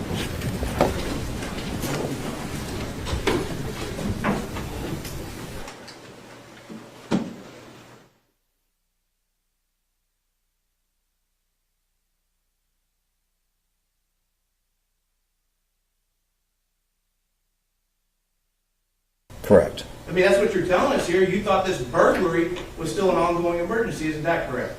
Yes. But you didn't push Darsh out of the way of that fatal funnel, did you? No. You didn't get out of the way of that fatal funnel, did you? Not instantly. No. You even tried to open the window to get inside that house, didn't you? Yes. You tried to open the window to get inside a house where you didn't know where unknown assailants could be hiding that could be armed. Is that what you're telling this jury? Yes. That's your sworn is that good police work? No. And let's go back to this. You said that it was Officer Darch's idea to go in that house, right? No, we both intended to go inside. Who was the first one that said, let's get inside there? Officer Darch.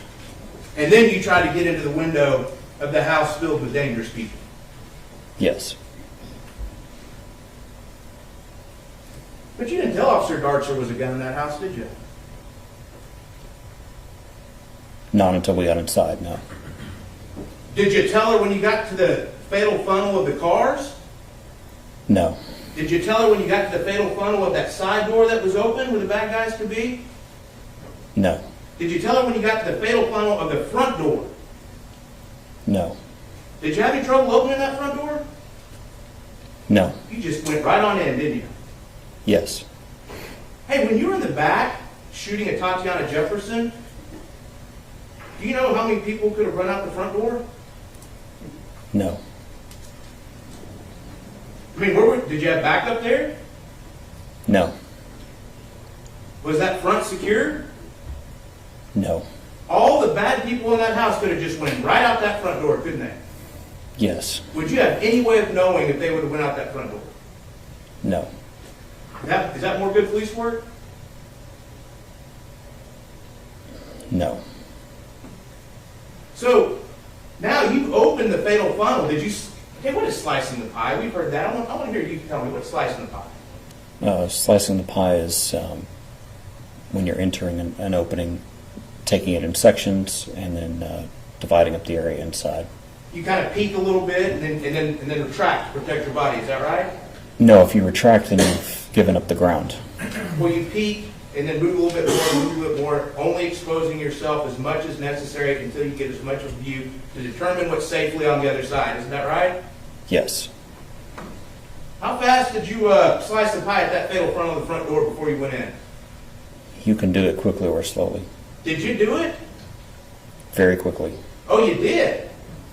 You determined there was nothing unsafe on the other side of that front door for you to just walk right in?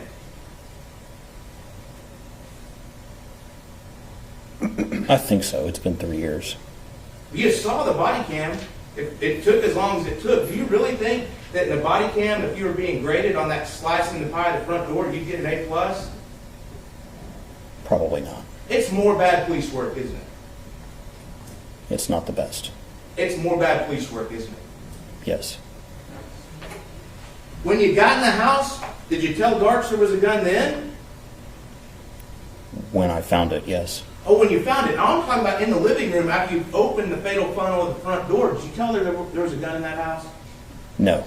You got another fellow officer from the Fort Worth Police Department entering a home which you have determined to be a burglary in progress with possible armed assailants, and you didn't think to tell your partner, hey, there's a gun inside? No. You didn't think to tell her, hey, I saw somebody with a gun? No. Do you not like Officer Darch? I like her just fine.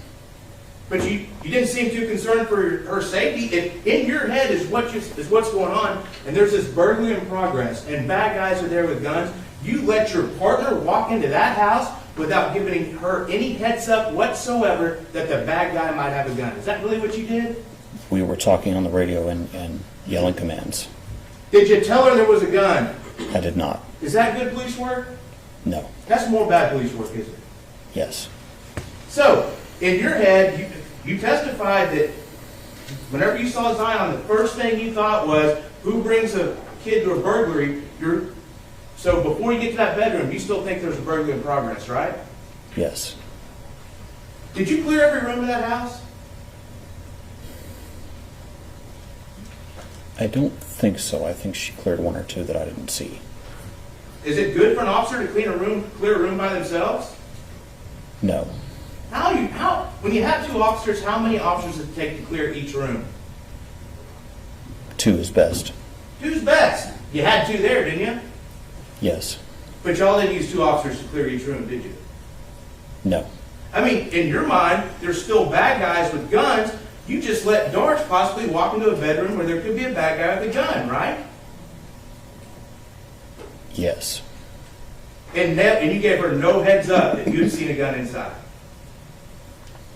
No. Is that good police work? No. Was that good work for your partner? Do you think Officer Darch appreciates that now? Probably not. Would you ever want a fellow Fort Worth officer to let you walk into a house without telling you they'd seen somebody with a gun inside? No. But that's what you did on October 12th, right? Yes. And so, y'all didn't really clear those rooms. Y'all just kind of peeked your head in each one, didn't you? And we did a fast clear. What's a fast clear? A quick check for threats, and then you move on. How were you taught to do a fast clear? Quickly looking into the room to see if someone's there, and then moving on. Do you do fast clears whenever you have potential perpetrators with firearms armed inside a residence? Not usually, no. You don't do it, do you? Not in that ultimate dangerous situation, do you? No. So that was more bad police work, correct? Yes. So you get back to that bedroom and you finally see Atatiana Jefferson. How fast did you start CPR? I don't recall. Did you see the video? Yes. You saw us play States Exhibit 1, right? Yes. How fast did you start CPR? It was a while. Did you start CPR? No. Okay. So again, when I ask you how fast did you start CPR, your answer should be I didn't, right? Yes. I mean, you saw she was bleeding, correct? Yes. You heard her last breaths, correct? I heard what I now know to be her last breaths. Because you didn't know they were her last breaths then, did you? At first I thought it was the dog. So, she still had a chance in your mind, didn't she? Yes. She still had a chance in your mind, and you didn't get down there to help her, to stop the bleeding? I did. I rolled her over and pressed an Afghan to her chest. How fast did it take you to... You didn't roll her all the way over, you kind of just lifted her up, didn't you? I lifted her and observed that she had a bullet wound to her chest and looked around for something to stop the bleeding, found an Afghan and then rolled her all the way over and pressed that Afghan to her chest. How long did that take you to finally put pressure and cover that wound? I don't know. A long time? In watching the video, it appears to be a long time, Tell yes. you what, if you were laying on the floor shot, how long, would you want someone to take that long to cover your wound? No. Why? Because bleeding out. Because it's dangerous to that person, right? Yes. So, I know you're crying right now, but on October 12, 2019, you weren't crying when you decided not to administer CPR to Atatiana Jefferson, were you? I didn't decide not to. But you weren't, were you? I was about to when the other officers ran in. Oh, you were about to start crying. About to start CPR. Oh, about to start CPR. But you didn't do it, did you?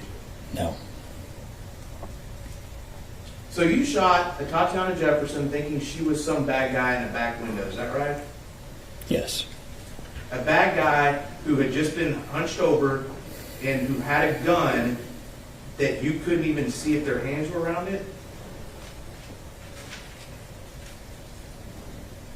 I saw the gun pointed at me. Is that all you could see? Is that what you're saying? The gun in the upper part of her body. That's all you could see. That's all your memory is said that you saw that night was an upper part of the torso of that gun. Yes. Do you remember seeing anything behind her? No. So you don't know if there was anything behind her. No, I don't. How smart is it to shoot a gun at a target without knowing what's behind the target? I took a well-aimed shot with ammunition that's designed not to overpenetrate. How smart is it to take a shot at a target without knowing what's behind the target? It's not. You're trained against that, aren't you? Yes. And like one of the 4 most basic rules about firearms is don't shoot at a target unless you know what's behind the target, isn't it? Yes. Like the top 4, right? Yes. But you disregarded that, didn't you?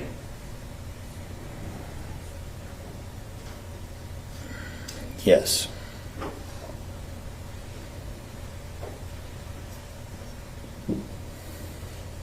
So, I want to go back. May I put to witness, Your Honor? Yes, sir.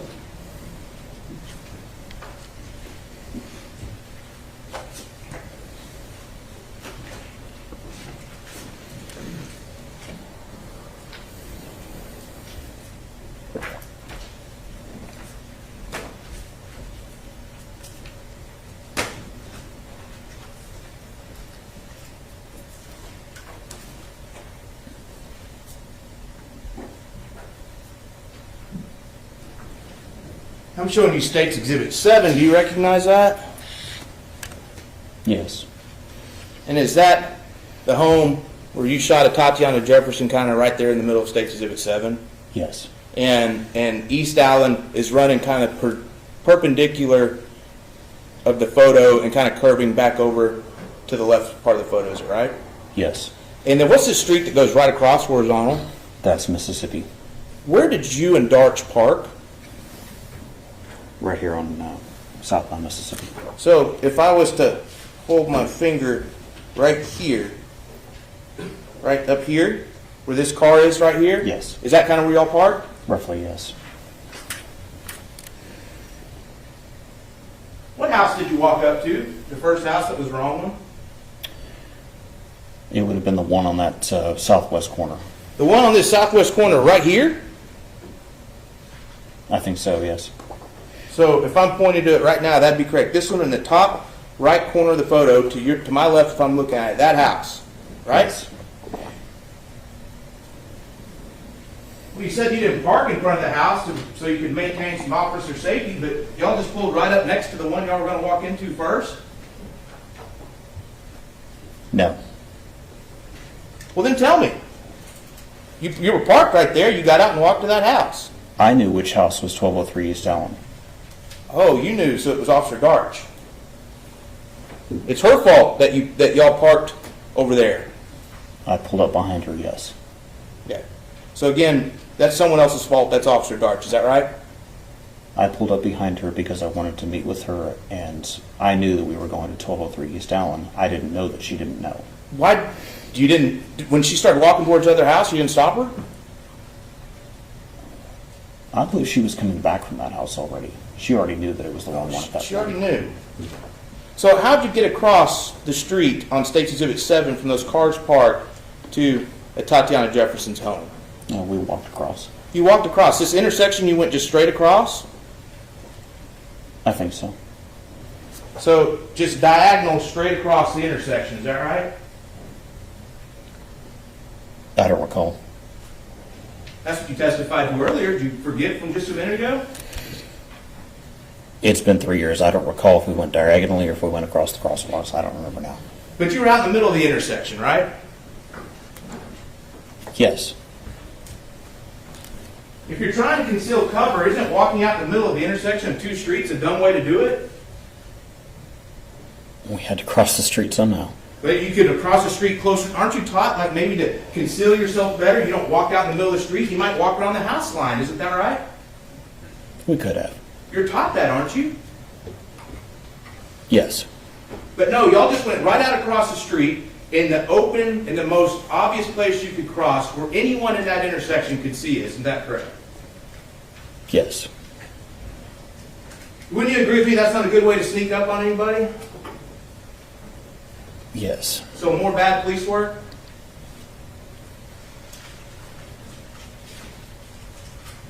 Yes.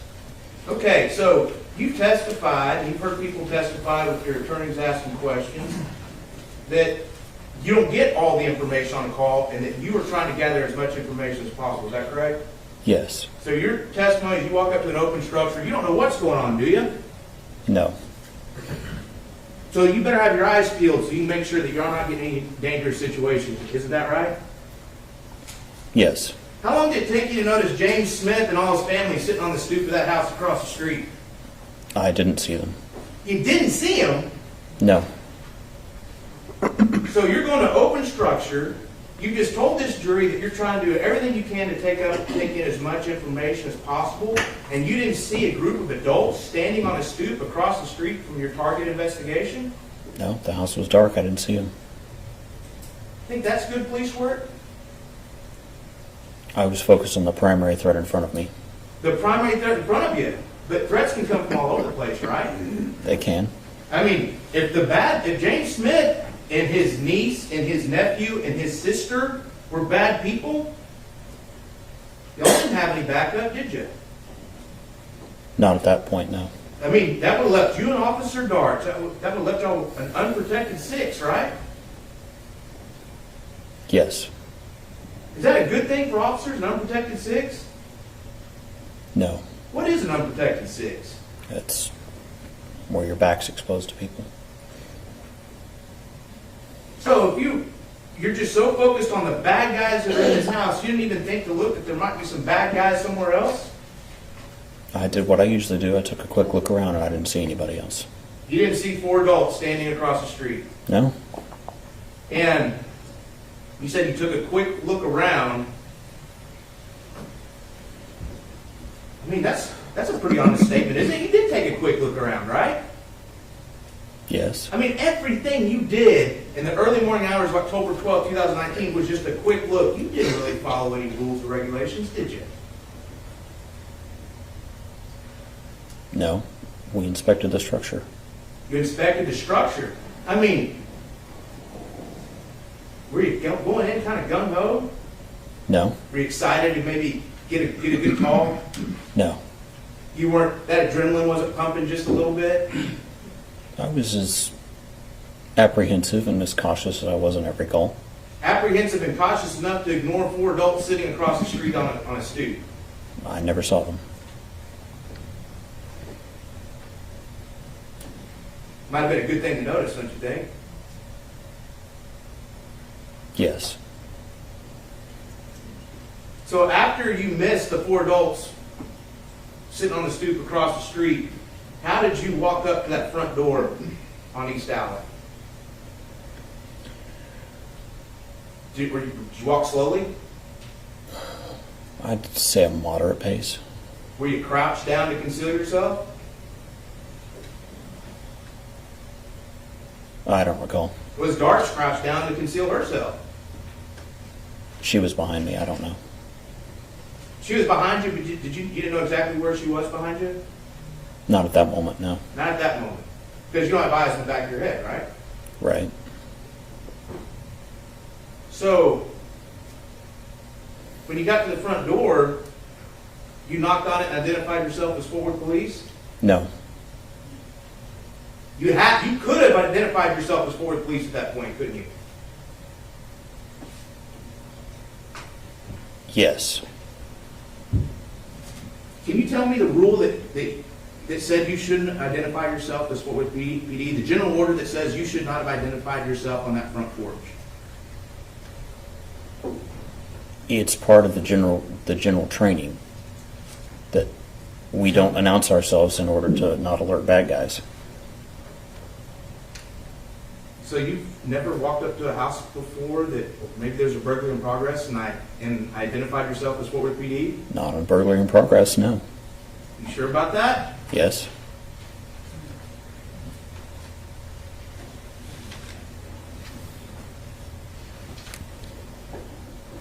Tell me specifically the rule that says you shouldn't have identified yourself as forward police on that front porch. There isn't a specific line in a specific general order. It's the general practice. It's the general training. Tell me specifically what that general training was. Can you tell me who told you that? The person. The instructors at the academy. Which one? I don't recall specifically. Several. Several instructors told you never to announce yourself when you walk up to a home. Not never to announce yourself, just not on that kind of call. On an open structure, you never announce yourself. Correct. Ever. No. Do you announce it for a burglary in progress? No. Would you have gotten in trouble for announcing forward police at the front of that house? Yes. You would have been written up by the Forward Police Department for identifying yourself as Forward Police? I wouldn't have been written up. I'd have been told by a sergeant, don't do that. You're going to tell this jury that a Fort Worth sergeant would tell you not to identify yourself on the front porch? On an open structure call, yes. Because what in your head, what should you be doing at this point?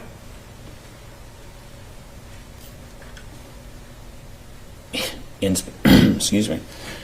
Observing and inspecting the structure to see whether there's signs of forced entry. So did you do that? We were in the process of doing it, yes. Do you know how long it took on your body cam from the minute you walked up to that front door and turned your body cam on to the second that you shot at Atatiana Jefferson? No. It's 1 minute and 17 seconds. You aware of that? I am now. Can you get a lot of information in 1 minute and 17 seconds?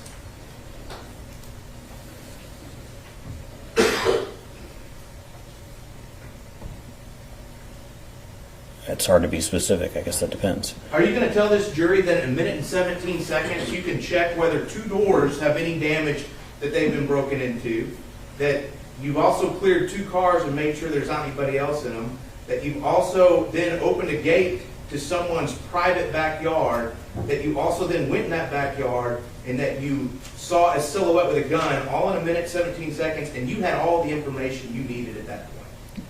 We were still conducting our investigation at that point. You didn't have all the information you needed at that point. Just tell the jury. Just tell them you didn't do a good job. We were still... Action argumentative. Would you give yourself an A+ for that minute, 17 seconds?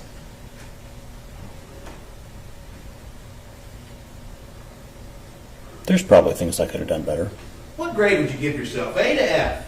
I'd like to see how you... No, go ahead, tell us. I'm talking before you pulled the trigger. That minute and 17 seconds before you pulled the trigger. A to F.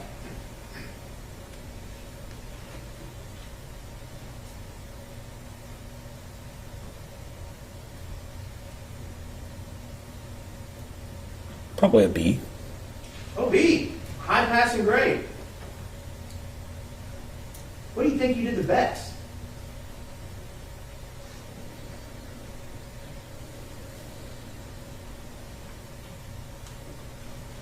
Not sure.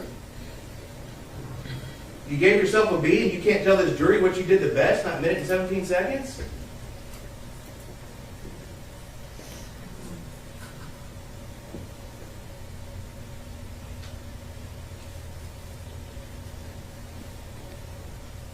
No, I'm not sure. You want to change your grade, maybe? No.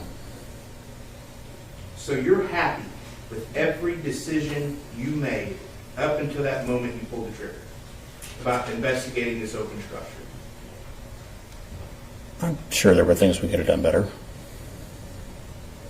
You're telling this jury you're happy with every decision you made from that, when you first turned that body cam on to the minute and 17 second mark. Based on what I knew at the time, yes. All checking that house, checking that perimeter, you're giving yourself a B. Yes. Okay. Gunnar, may we play State's Exhibit 1? Yes. And I'll be stopping it in a minute. Thank you.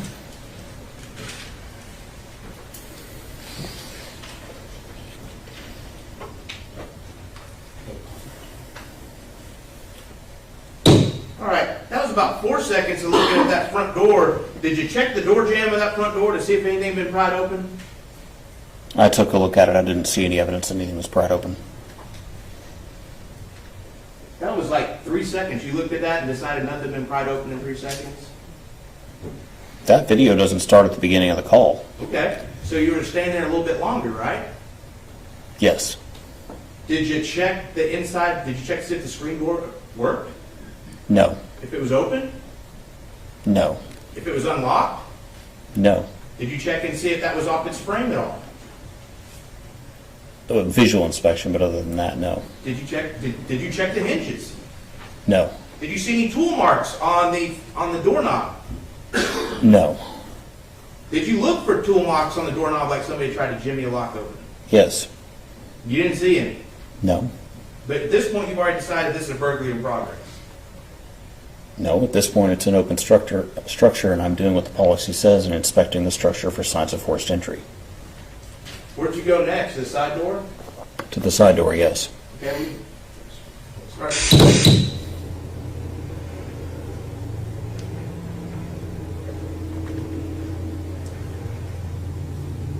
Okay. Now, I see some like weather stripping or something coming off that screen door. Is that what you were talking about? Yes. That was your big evidence that somebody had maybe tried to manipulate this door open some way. It's a piece of evidence.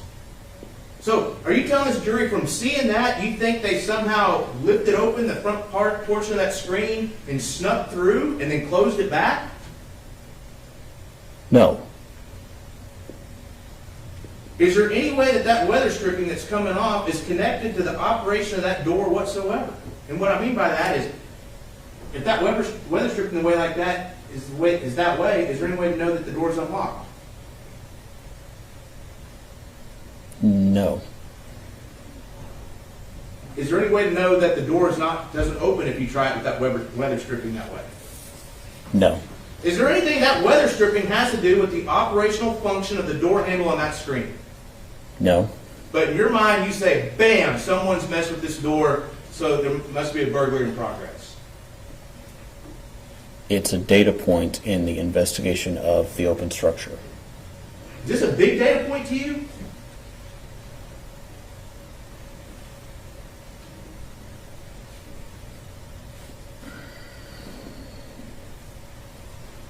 I don't know if I'd say it's big. It goes into the stack. So, but did you try this door, the side door? No. Did it work? No. Did you knock on it? No. Could you have knocked on it? Not without alerting someone that I was there.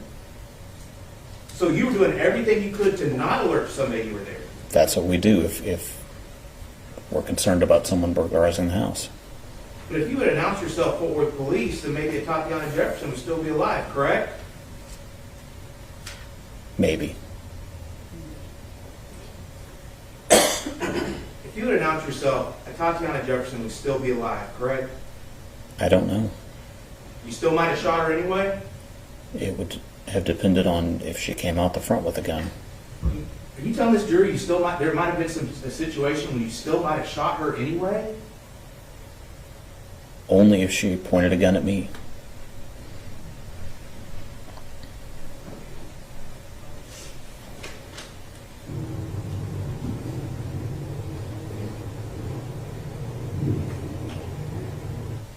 Hey, you just stepped over the weed eater. Is that the lawnmower that we see now, the pause portion on State's Exhibit 1 at the 25-second mark?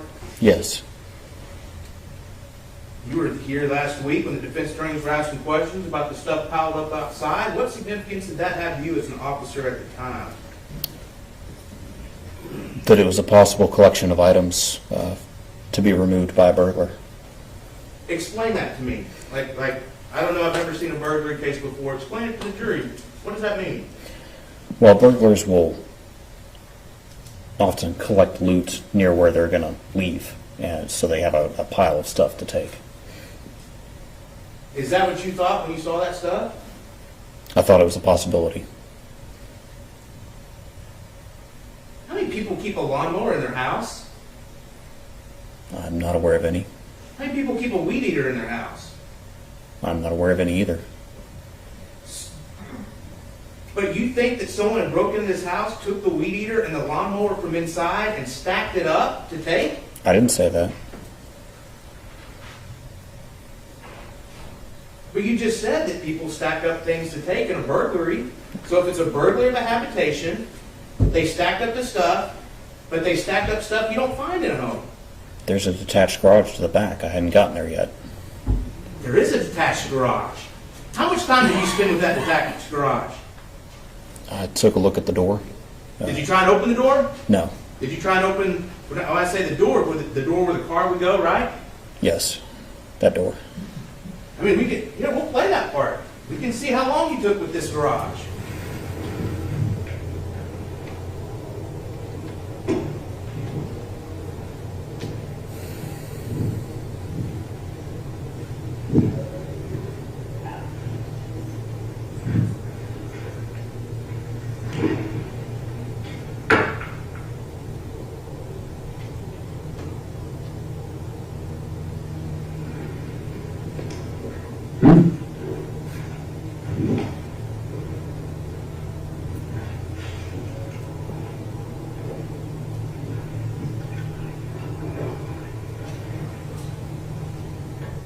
All right, you just watch yourself. We paused it at the 1 minute and 5 second mark.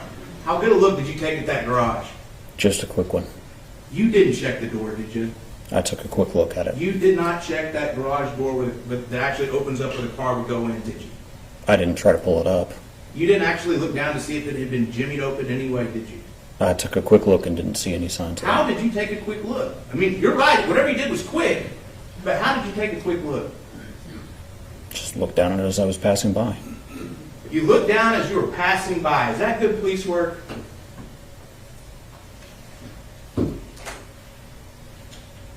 The focus was the house at that point. But you just told this jury that you got people stacking up stuff that's outside of a garage, and you're just going to ignore the garage? I would have turned my attention back to the garage after we took care of the house. Did you check the actual door that the people walk through in that garage? I didn't try to turn the knob, no. Did you even look at it? I believe I took a quick look as I passed by. You didn't check to see if there were tool marks on that door, that it could have been jimmied open in some way? I didn't see any. You didn't see it, that it could have been pulled to and was still kind of just barely open? You didn't check it, maybe push on a little bit? No. You didn't think that maybe if the bad guys had taken that stuff out of the garage, they could still be there, and that's where the danger is? No, I was focused on the house at that moment. All this stuff that's stacked up for these burglars to take is stuff that's out of the garage, and you didn't think that the garage might be a place you need to check out a little more? My focus was on the house at that moment. You didn't think the garage needed to be checked out at all, did you? I did, and I would have done it after taking care of the house. You didn't think the garage needed to be checked out at all, did you? No. But that could have been another place bad guys were hiding out, correct? Yes. So, let me get this straight. We've got the first fatal funnel at the front door. Did you stand in front of that fatal funnel? I moved across it. Is that good police work? You have to move across it. Could you have stepped away from the residence, maybe put some distance between you and the fatal funnel? Yes. Could one of you have covered the fatal funnel while the other one crossed to make sure there wasn't a bystander back behind a wall? Yes. Could you have knocked and said, "Forward with police," to see if there's anybody inside? Yes. Could you have tried the door to clear the area to see if there was someone hiding behind the big wooden door or behind the wall? Yes. You did none of those things, correct? Correct. You just walked across the fatal funnel, correct?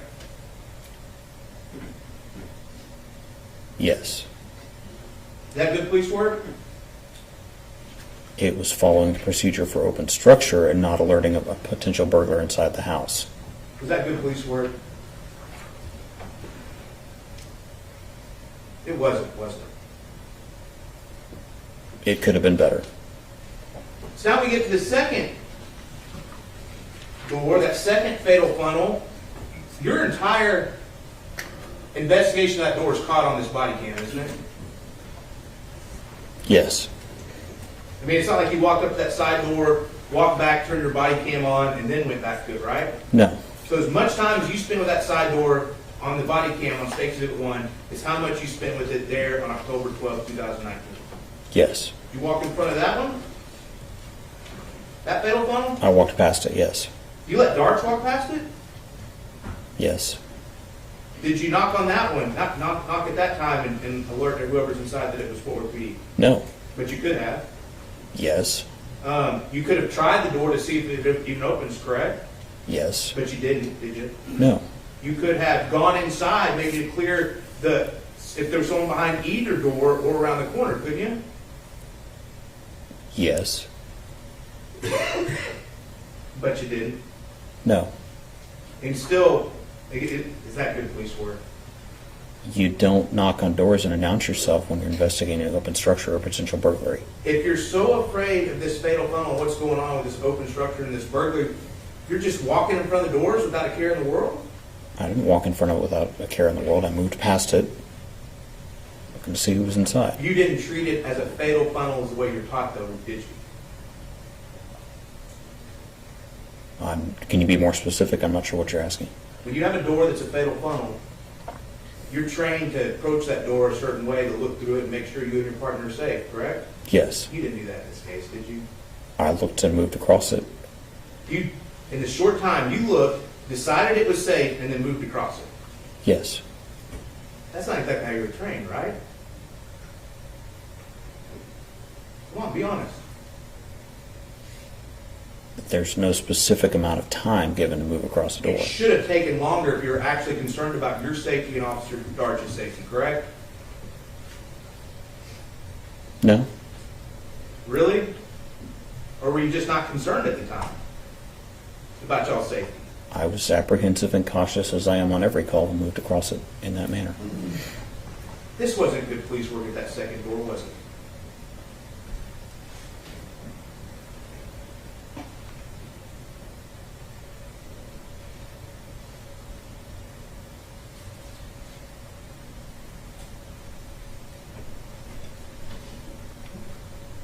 I'm trying to think what I could have done better. I'm not coming up with anything.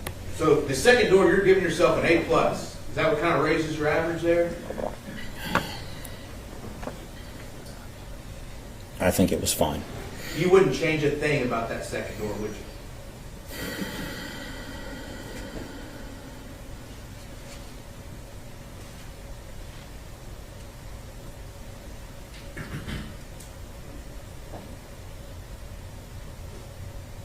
I'm not sure. We'll move away from the second door and your quote-unquote pile of stolen goods from the garage, and you went past the cars. Now, explain to the jury again, why'd y'all check the cars? To see if someone was hiding in there. Did those cars have tinted windows? Yes. Was it easy to see inside?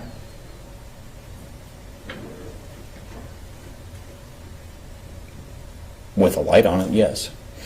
With a light on? Why would you need a light to see inside? Because of the tinted windows. When it's dark outside and you turn a flashlight on, is that hiding your position?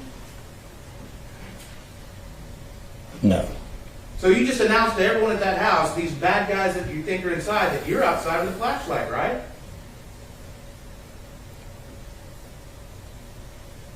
It's possible. And let's assume that we're taking what you said, that this is a burglary in progress. That's not good police work, is it? To give away your position to the bad guys.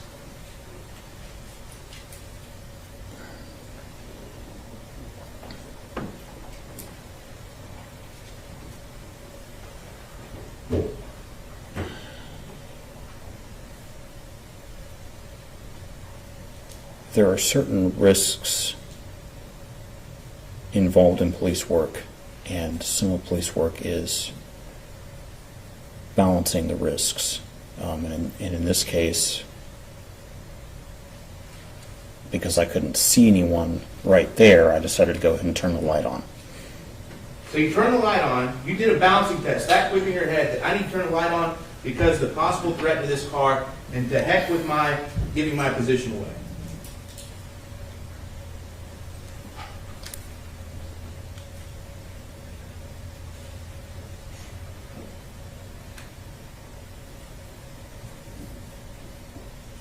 Do you not understand my question? Not really. You just said you did a balancing test. Who are you looking at over there? I see you keep looking to the left side of the courtroom. Who are you looking at? My attorneys. Why are you looking at them? I was trained to address the room. I'm trying to look at various places when I'm Who trained talking. you to address the room? That's basic public speaking. Basic public speaking. That's Okay. So let me get back to my question. You said that you did a balancing test right then, and that's why you used your flashlight to look in the cars. Is that correct? yes. So is it safe for me to assume that you decided that it was worth it to give away your position for the safety of you and Officer Darch in checking those cars? Because I hadn't seen anybody in the house, I didn't think I was giving away my position. Okay. But by shining a flashlight, you are giving away your position, right? You can be, yes. So you chose not to knock on the front door because that would be giving away your position, but yet you're just going to turn your flashlight on to give away your position. Is that correct? If I'd knocked and loudly announced, anyone in the house would have known I was there. I didn't see anyone there when I turned my light on, so I didn't think anyone would see that. Oh, so right at the cars, you don't think there's anybody in the house? Not in the doors or windows facing, not in that front part of the house, But, so there still could have been people in the back part of the house that could have seen the flashlight then? in the back part of the house, Okay. yes. I just want to be clear that I didn't think, so you still don't know who's inside that house? Is that Correct. Okay. So, how fast did you clear those cars?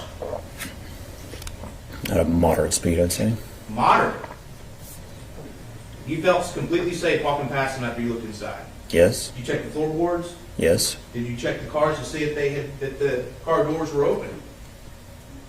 no, all I need, Did you check the trunk, see if it had been open? no, Did you check to see if there had been any tool markings on the locks of the car? no. What information did you learn about these cars from your MDC? That they match the description of the cars belonging to the person at the house. Now that's kind of important, isn't it?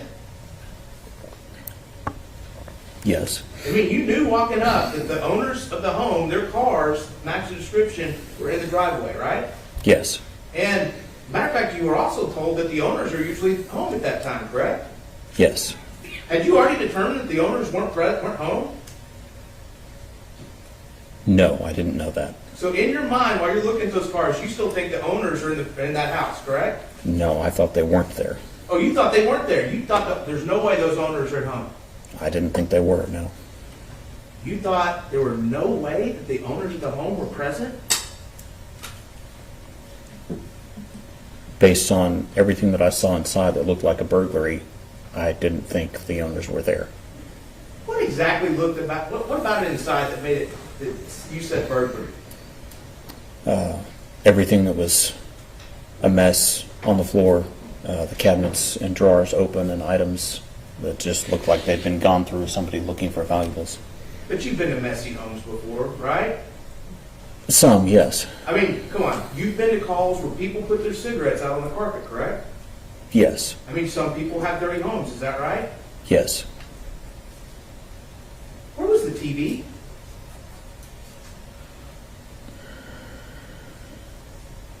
I believe there's a television in the living room Where in the living room?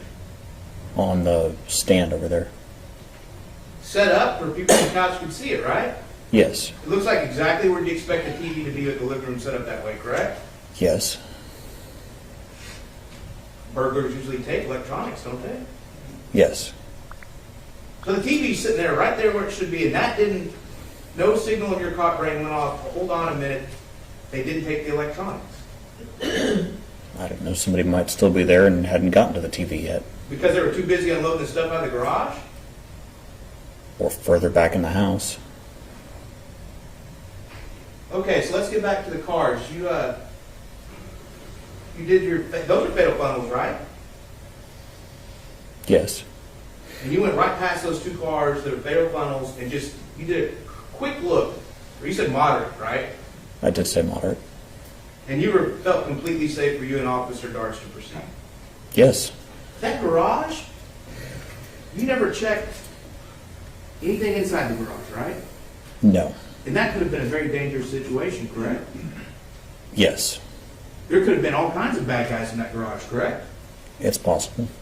But you didn't check it, did you? No. Hey, you want to change your grade yet? Objection to sidebar, Your Honor, argumentative. Sustained. Do you still believe you've done a B-level job so far? I think I did a fine job. You think you did a fine job. Okay, we can keep watching that.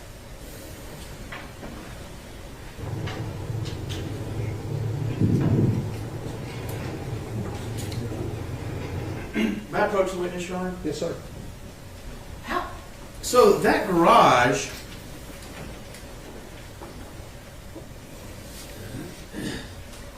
I'm showing you State's Exhibit 57. Can you, is that the garage, right?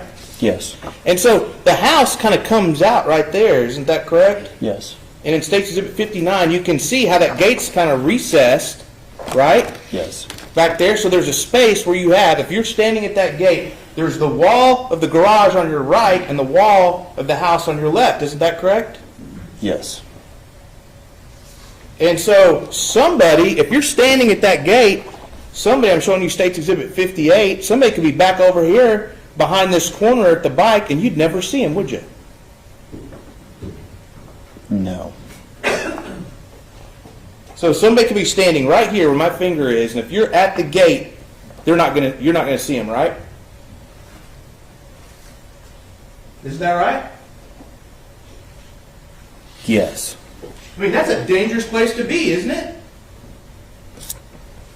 Officer Darch had come through there. I'm not sure what you're asking. Who's covering the front doors when you're back at this gate? We were both back there. Who's covering the front doors when you're back at this gate? No one. So who could have seen anyone? Could anyone just walked out of that house at that point? Yes. And if you were back here in this recessed area of State's Exhibit 59 at the gate, somebody could have been around that corner we were just talking about, correct? Yes. Was that a safe place for you and Officer Darch to be? After we cleared it, it was. After you cleared it, had you cleared the inside of that house? No. Did you know who was inside the house? No, not yet. So that could have been a very dangerous place if somebody from inside that house would come out around the corner. Is that correct? Yes. I mean, because y'all hadn't secured the house, right? No, we were in the process of inspecting the structure. You were inspecting the structure. With open structures, aren't you supposed to, after you're inspecting the structure, make sure that all exits are covered? Yes. That's part of the general orders, right, with open structures? Yes. But you didn't make sure all exits were covered, did you? Not yet. At the point you and Officer Dark are standing at that gate, are all exits covered? No. So you're going against the general orders here, correct? We were on the inspecting the structure. Is the perimeter secure when you're standing at that gate with Officer Darch? No. No, because those two front doors, you don't have anybody watching them, do you? No. And isn't it an important part of the general orders to make sure all exits are secured? Yes. But you ignored that part of the general orders, correct? I was in the process of inspecting the structure. I mean, because with open structures and general orders, if you can't secure the perimeter, what's one of the things you can do?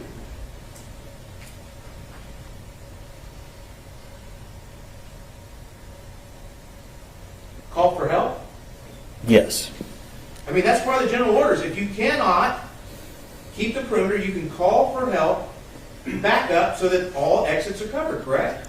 Yes. And over to the east of Atatiana's home, of her mother's house, there's this huge open field, isn't there?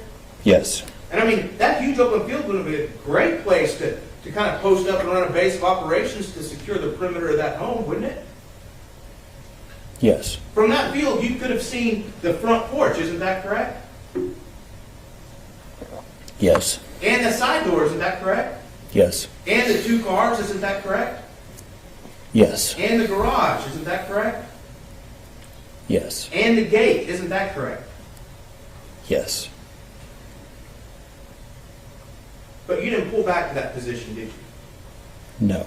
You decided to go head first into that gate, into that backyard, isn't that correct? I continue to inspect the structure, yes. You went into that backyard, isn't that correct? Yes. Did anyone invite you into that backyard? No. Did you hear anyone calling for help in that backyard? No. Did you hear anything that somebody may be in trouble in that backyard? No. Can police officers just walk into anybody's backyard they want to if they feel like it? No. Why not? Because it's private property. It's private property, but you just went right into that gate, didn't you? Yes. Because you said, you're telling us that you're looking for, what, more doors or something? Yes, more access to the house. We're inspecting the structure. Did you see any doors in that the back of the house when you opened the gate? Not on that face, no. You didn't see any doors. No. And you're in a private citizen's backyard? Inspecting for a possible burglary, yes. But you're in a private citizen's backyard. Yes. If you would have walked up to one of those windows and seen something illegal going on, that might get suppressed, wouldn't it? Objection, calls for legal conclusion. Sustained.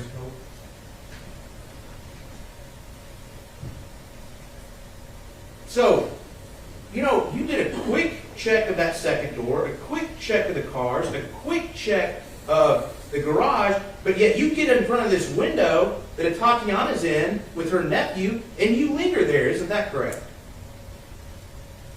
I took a longer look because the light wasn't on. Isn't there another window that's just on the other side of the air conditioning unit? It's on the other side of the house. Is there another window just right over there, though? You didn't go check that out, did you? I hadn't gotten to that one yet. But you took a lot of time at this one, no, more time than any other fatal funnel you've been in. Is that correct? I didn't count the seconds. So we've got the fatal funnel of the front door, the fatal funnel of the second door, the fatal funnel of each car, the fatal funnel of the garage and garage door. Is that correct? Yes. The fatal funnel of that area right in front of the gate where if anybody had come out of that house, you and Darts were in bad shape, right? It could have been. And then now we're in the backyard. The gate itself, that's another fatal funnel, isn't it? Yes. Did y'all clear that properly? As best we could, yes. We went directly through it. So now you're up at the window where Atatiana is. Where's Officer Darch? Behind me, How close is she behind you? right up behind me, How do you know? because that's what she's testified. But you didn't know that at the time, did you? That's the way we're trained. But you didn't know that at the time, did you? Did I know it for an absolute fact? No. I mean, as a matter of fact, you just testified earlier when I started asking questions that when you got to the front door, you didn't know if Officer Darch was behind you or not. And you said I didn't. Is that correct? Correct. And then I said, well, of course you didn't, because you don't have eyes in the back of your head, correct? Correct. So has anything changed between the front door and the back door? Did you grow eyes in the back of your head? No. So you had no idea where Officer Darch was, right? I expected that she was doing what we were trained to do. At the front door, you said you didn't know where she was because you didn't have eyes in the back of your head. At the back of that house, at that window, you did know for sure where she was, correct? No. But yet you're standing in front of another fatal funnel, correct? Yes. Did you slice the pie there? As much. Or did you just kind of stand in front of the window? I looked inside the window. Did you tactically slice the pie as you're taught at the Fort Worth Academy or any other tactical schools to look in that window? No, there was no room. No room. So you're just out there for any bad guy that you think might be in that house to be able to shoot you.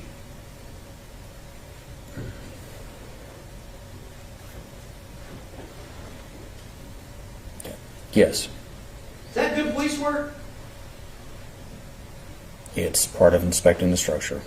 Is it good police work? And you said that how scared you, how apprehensive you were, that this is a fatal funnel. Is it good police work just to stand at a dark window without knowing what's on the other side? I was looking inside. I don't know of any better way to do it. You could have called for backup, correct?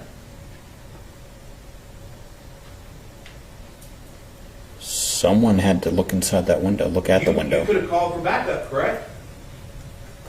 Yes. You could have moved to the side of the window, correct? No. You couldn't have moved to the side of that window real quick? I'm talking about before you even saw anything. You saw there was a window there. No, there's an air conditioning unit next to me. There's not enough room for you to stand there? Not to move to the side. What about the side closer to the gate? No, Why not? because it's right up against the fence. So as you I had recall. no choice but to stand right there where the bad guys could get to you if you're standing in front of that window. Yes.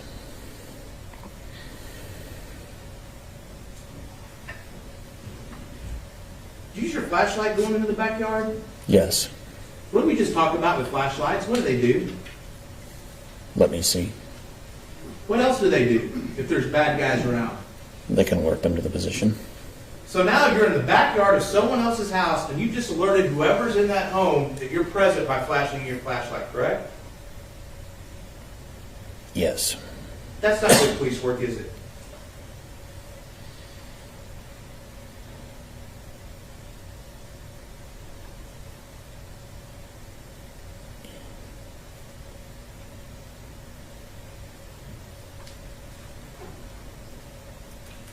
It's an unavoidable part of me inspecting the structure and looking around.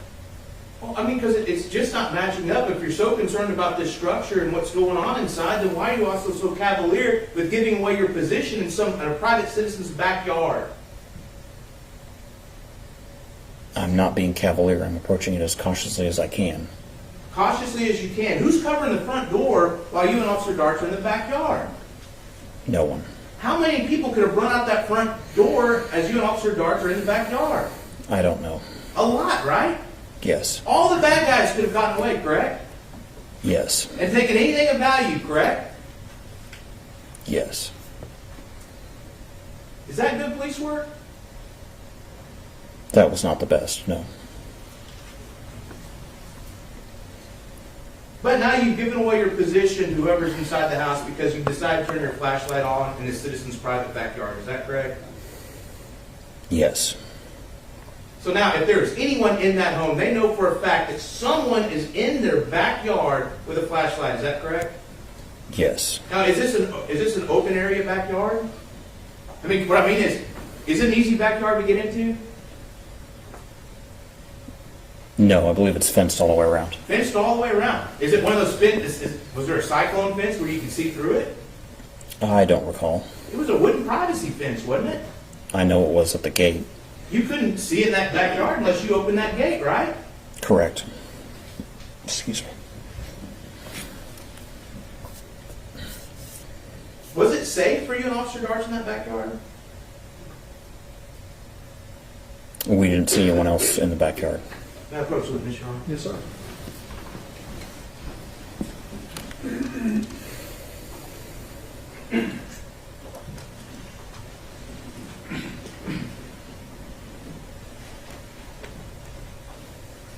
I'm showing the witness State's Exhibit 9.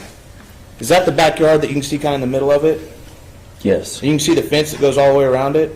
Yes. What is this building that's back behind the house? I don't know. Was it a tall building?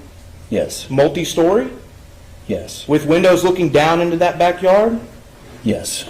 Is the garage, I mean, that's right there too, right, in the backyard? Yes. Now, over here to the side of the backyard, to the west of where Atatiana was living, do you see another structure there? Yes. And is that a multi-story structure? Yes. With windows looking down into the backyard? Yes. So you led your partner into a backyard with multiple multi-story structures with windows looking down into the backyard where any bad guys from anywhere could have taken shots from protected points of view at you or your partner?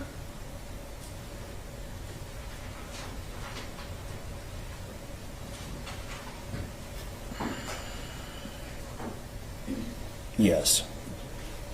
That's not good police work, is it? It's part of police work. That wasn't safe, was it? Every day when we walk down the street, somebody could shoot at us out of a building. Exactly, and that's why we have things like calling for backup. Isn't that correct?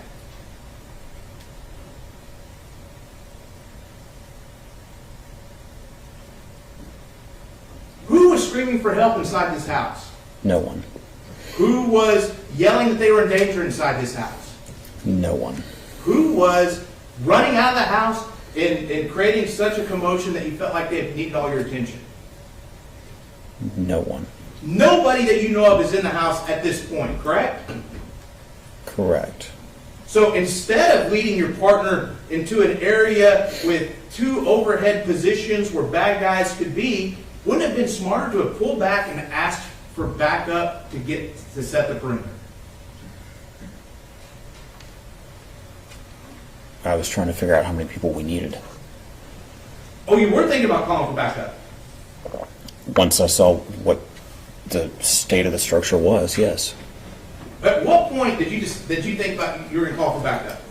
Once I figured out how many doors we had and how many people we needed. Did you call that in right then to the radio? No. You just kind of thought about it. Is that right? Once I finished my inspection of the structure, yes. Okay, tell me this. When did you finish your inspection of the structure? I didn't. So you thought about calling backup after you finished. So what you're saying is you wanted to finish your inspection first. Is that right? Is that what I'm hearing? Yes. But again, there was nothing exigent. There was nothing crazy going on that you had to finish it right then, correct?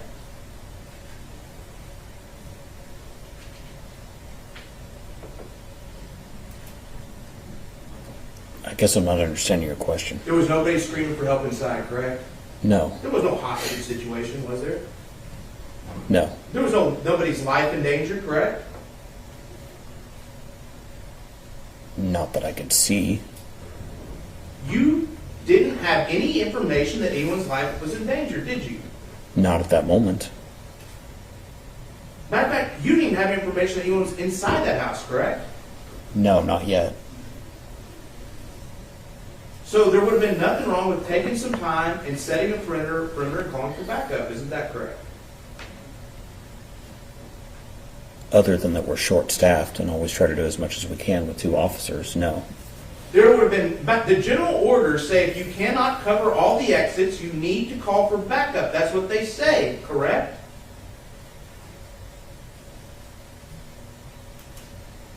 No, that verbiage is not in there. Does it say that you have to secure all exits? Yes. And what happens if you can't secure all exits? Then we'll call for backup. Okay, so we'll use your verbiage. If you can't secure all exits, then we'll call for backup. Is that a better question? Yes. But you didn't secure all the exits here, did you? No. Matter of fact, the two biggest exits that there are, the two front doors, are just wide open for anyone to walk in and out of, correct? Yes. While you're in this backyard. Yes. That wasn't safe, was it? That was not the best move, no. And that's not good police work, is it? No. Do you want to take your grade down some?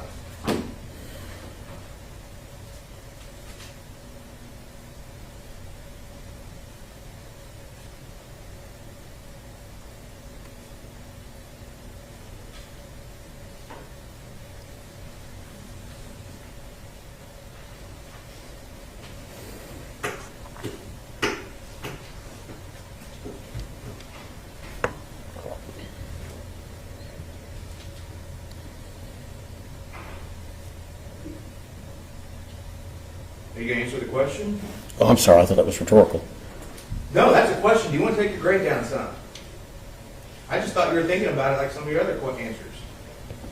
I don't think I did the best job at that, on that point, no. You know what, let's stop for lunch, okay? Yeah, I'm still trying to, it's just not working very well. Like my computer's just stopping. Do you need a hard line? I don't think so. I'm moving stuff to my desktop over the break, and now it's just not cooperating with me.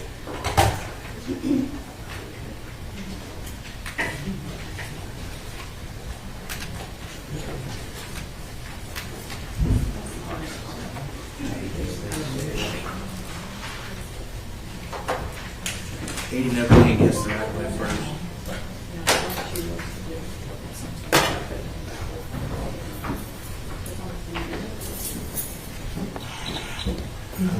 These are just some like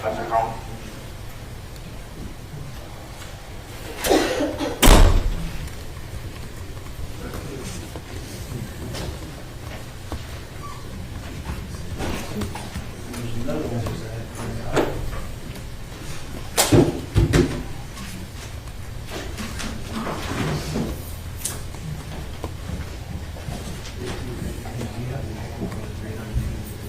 Yeah, right here.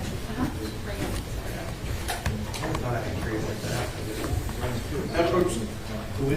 Yeah. But we're not on the record yet, so just let me know when you're ready.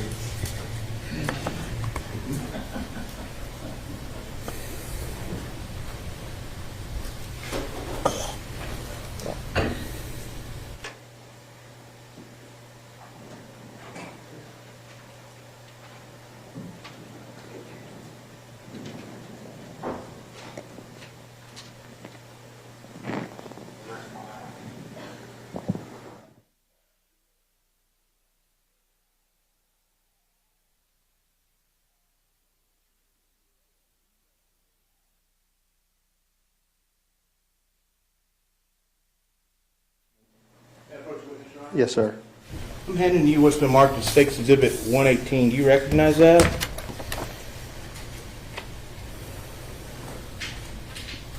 Yes. And is that an open structure call that you went on back in 2019? Yes. Do you have any independent recollection of that call? Vaguely, yes. Do you remember walking through the structure and announcing yourself as Fort Worth PD Yes. on that open structure call? Yes. Okay. Then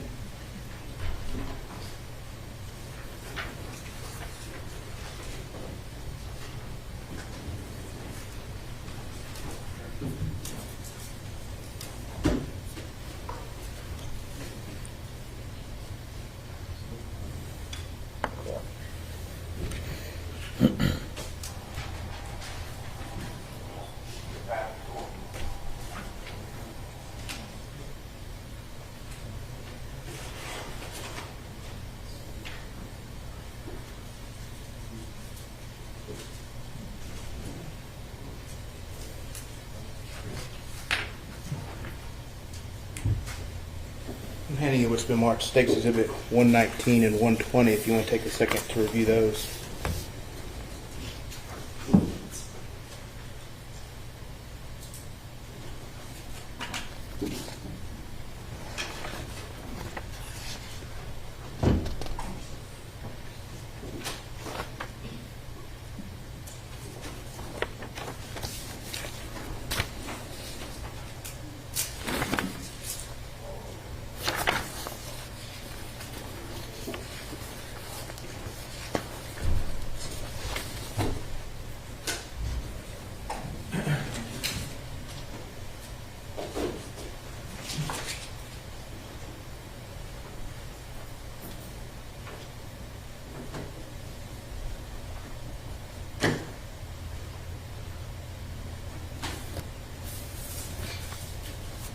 And so State's Exhibit 119 and 120, are they about a burglary report call that you were dispatched to on May 14th? I'm sorry, let me make sure I have this correct. On May 11th, 2019. Yes. Would you be surprised to know that whenever you walked up to the shed behind the house, you announced yourself as Fort Worth Police? No. Okay. So, earlier today, you said that you'd never announce yourself on burglary calls or open structure calls, but that's not necessarily true, is it? I believe your question was burglary in progress. Okay. In that case, every call is different, and in that case, the call details stated that he thought they had been broken into sometime during the night. But you didn't know what you were walking into at that scene, did you? No, But you announced yourself as Fort Worth PD. just in case there was someone there. Okay. So if I would, Your Honor, so if I were to ask you, I'm sorry, another question for the defendant. So if I were to ask you, there have been times that you've announced yourself at Fort Worth PD on open structure calls and burglary calls, would your answer be yes to that question? That you announced yourself as Fort Worth PD? Since I did it on that call, yes. Okay. Your Honor, the state does not intend to impeach the witness with any specific matters. We would just ask that one blanket question again to allow the witness the opportunity to correct some information already testified to in front of the jury. Any objection? Well, not correcting anything, it's relevance is the first one, it's collateral impeachment, it's improper impeachment. I'll let you ask those general questions, just don't go into any specifics of the call. The state does not intend to go into any specifics, Your Honor. And do you intend to offer the call sheets or whatever that you handed to him to refresh his memory for purposes of the record? Yes, Your Honor. The state would offer State's Exhibits 118, 119, and 120 for purposes of the record only. For the record, no objection. All right, they're admitted for purposes of the record. Mr. Brissett, you may have a running objection. I'm overruling your objection.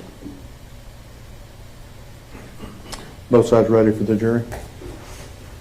Yes. I guess so.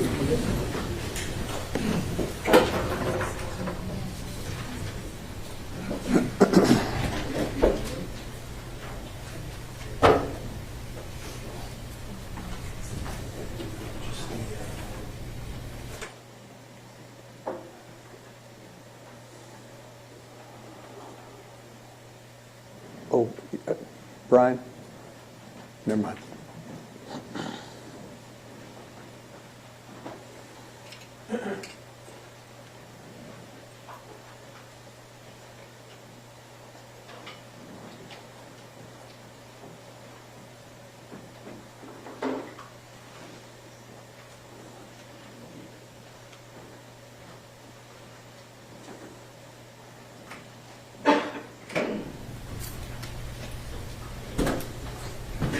All right, everyone may be seated.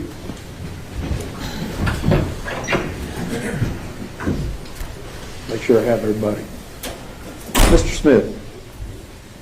So if I were to ask you again, have you been dispatched to open structure calls in the past in your career where you've identified yourself out loud verbally as Fort Worth Police? Every call is different, but yes, there have been some. And there have been burglary calls that you've been dispatched to. You verbally announced yourself as Fort Worth Police, isn't that correct? Again, there are different types of burglary calls, but yes. So, all that stuff that's stacked up, the lawnmower, the weed eater, the bicycle that's being stacked up by you think the bad guy that's there in the house, did you ever confirm the license plates of the cars to see if they did belong to the owner? No. Wouldn't it have been a good idea to determine if one of the license plates did not belong to the owner of the home, so you could maybe identify if your imagined perpetrator had a getaway car outside? At the time, both of the cars matched the description that said they were supposed to belong to the house. I then turned my focus to the house to see what was going on in the house. I'm sure. So you had no reason to think that anyone that shouldn't have been in that house had a car parked in that driveway? Not at that point. Well, did you just expect the burglar to pick up the lawnmower and the weed eater and the bicycle and carry it under their arms down the street? Where was the getaway car? There could have been someone coming. Could have been someone coming. Did you leave someone in the front yard and watch and see when they showed up? No. That would have been a good idea, wouldn't it have? Objection to sidebar. Sustained. Was that good police work to leave no one out in the front yard to see if the getaway driver was coming? Objection asked and answered. Overruled. It could have been better. Was that good police work? Objection asked and answered. Sustained.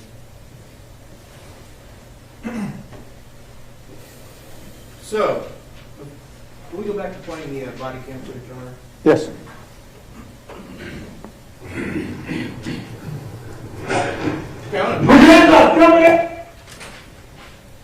Again, you're going to tell this jury you had no room to stand somewhere to the side of that window? No, not at that point. Okay.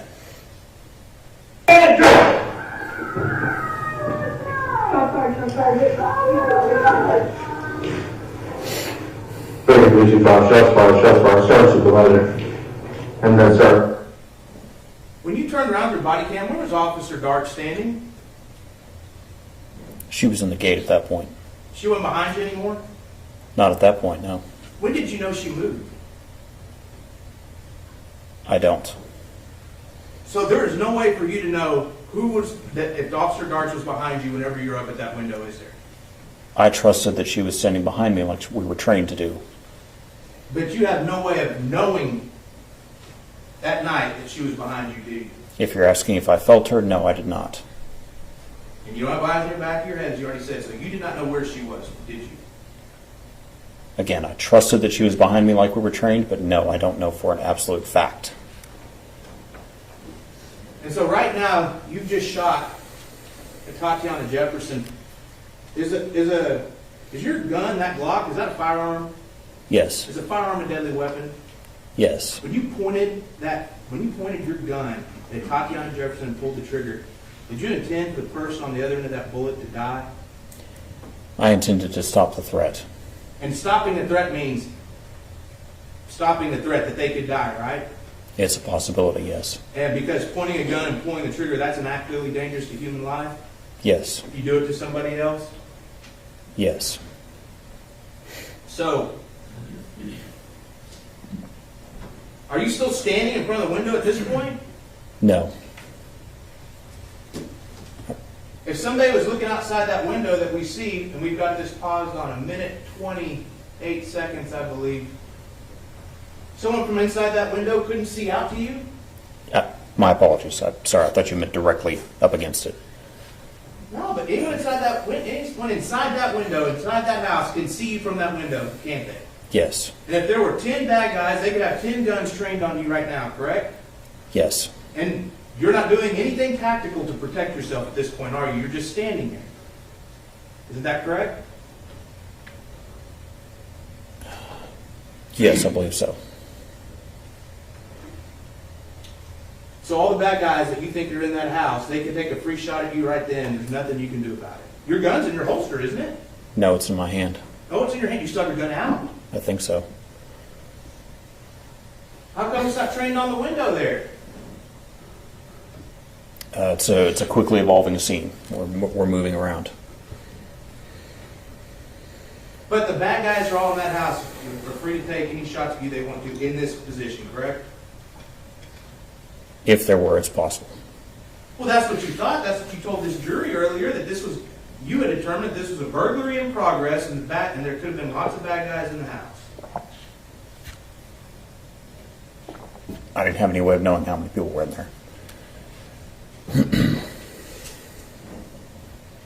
So, We need to get in there. We need to get in there. yeah, you guys are talking kid? Okay, so we paused it at 1 minute and 37 seconds. Where are you heading at this point? Back around to the front to go inside. So what, in your head as an officer, what do you know that you've just left in that backyard on the other side of that window? The person that I shot With what? with my gun, I know, but what else is that person you just shot? What do they have? a gun.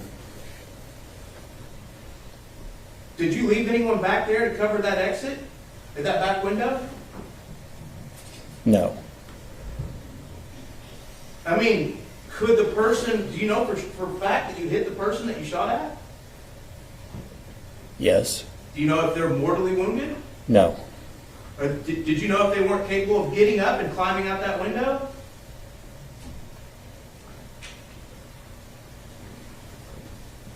No, I didn't. So, who's covering your six when you and Officer Garch are running to the front of this house?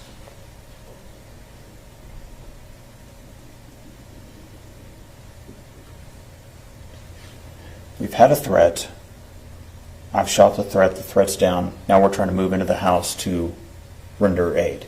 You just said you didn't know if the wound was mortal. The person was laying on the floor, not getting up. Could they have been playing possum? I suppose. Did you know if there were other people, other bad guys in there with guns? Not at that time. So who is covering your six, Officer Garch's six, when y'all turn tail and run to the front of that home? No one. Is that good police work?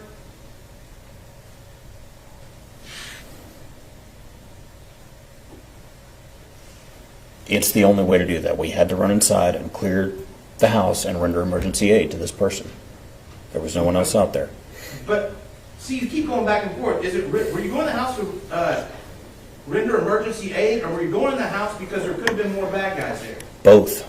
Both. Okay. So if there could have been more bad guys there, was it a good idea to leave the back of the house without surveillance and expose you and Officer Garch's six as y'all ran to the front of the home?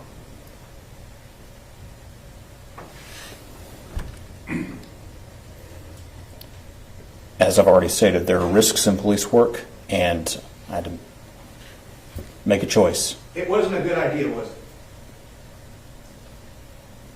It was the only idea. It was the only way to do that. Just like the only choice, just like you're telling this jury, the only choice you had was to shoot and kill Atatiana Jefferson.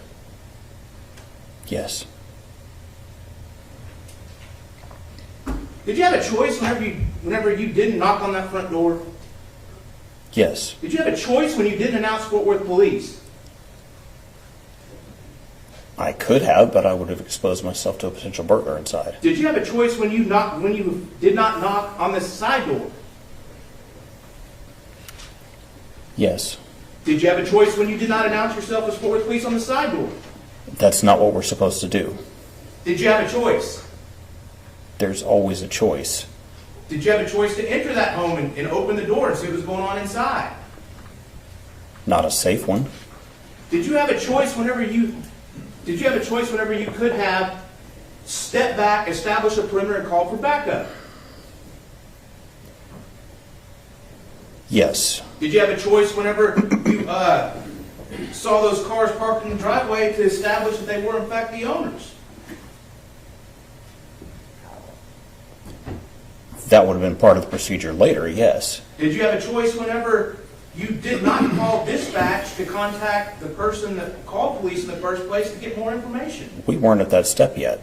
But you had a choice, you could have done that, couldn't you? Not without violating the general orders. We weren't at that Which step one would that yet. have violated? That would have been, we hadn't finished inspecting the structure yet. I thought this situation was fluid. Was it not? We were still investigating we were still inspecting the structure. You made a choice whenever you did not further inspect the garage, correct? Yes. And you made a choice whenever you took Officer Darts right in front of that gate with your 6 completely uncovered without somebody in front of the house, correct? Police work is inherently dangerous, and there were risks. It's a yes or no answer. You had a choice, correct? Yes. And you had a choice whenever you walked off, you and Officer Darts walked in that backyard with exposure to unknown buildings that were looking over the backyard. You had a choice there, correct?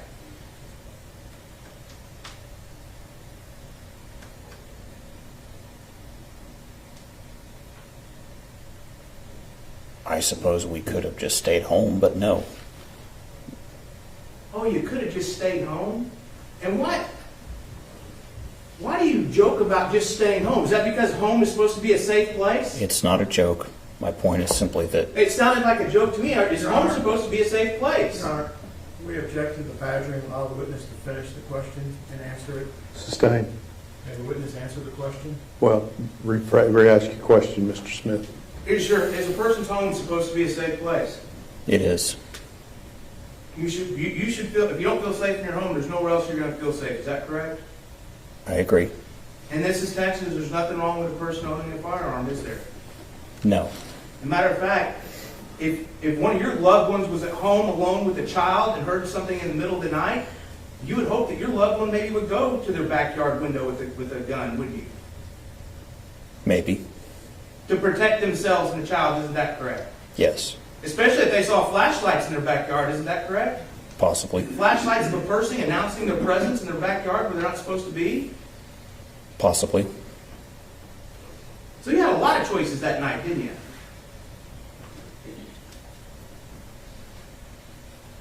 Yes.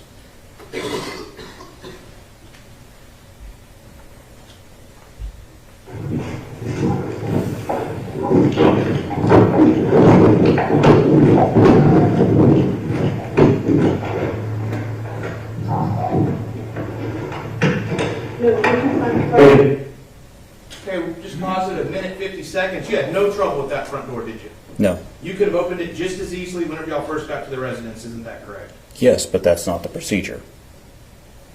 Atatiana may still be alive though, correct? I don't know that. You still may have killed her? If she had come out of the back of that house and pointed a gun at me, yes, I'd still have shot her. Guilty pleasure. Hands up! Hands up! Show me your hand! Show me your hand! Show me your hand! Did you just clear that room? That you just pointed your gun into? I just did a fast clear. Was that a really clearing of the room? That was a fast clear. That's what you do. Did you know if there could have been someone else standing to the side where you couldn't see once you walked through that door? The camera doesn't see everything I'm seeing. What did you see then? I did not see a person in that room. Do you know if they were hiding in a closet? No. I mean, because you're telling this jury that whenever you're walking through this house right now, you're still thinking there could be a threat in this house, correct? It's possible, yes. And you still haven't told Officer Darts that you saw a gun up to this point, have you? No.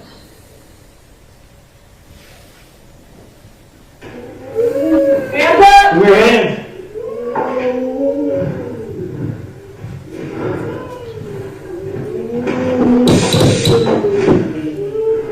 Hands up!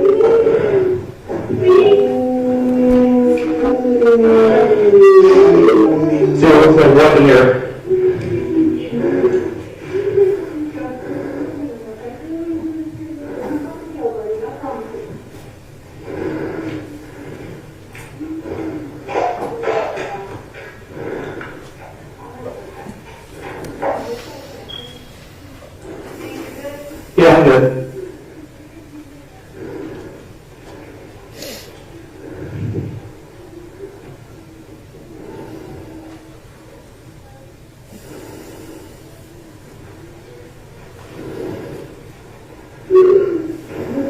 All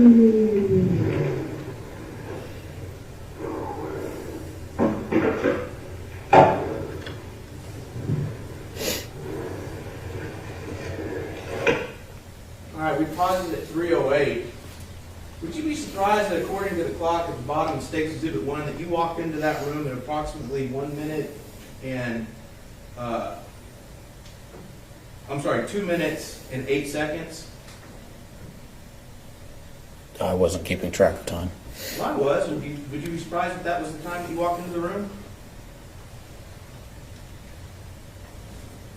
That's what it says. And now it's been almost a full minute later at 3:08, and you're just now touching Atatiana Jefferson. Is that correct? That's what it says. A full minute she laid there at your feet. Isn't that correct? That's what the clock says. A full minute she laid there bleeding out at your feet, at your hands. Isn't that correct? That's what the clock says. Without you doing one thing to try and save her life. Isn't that correct? I had no idea how much time was passing, but that's what the clock says.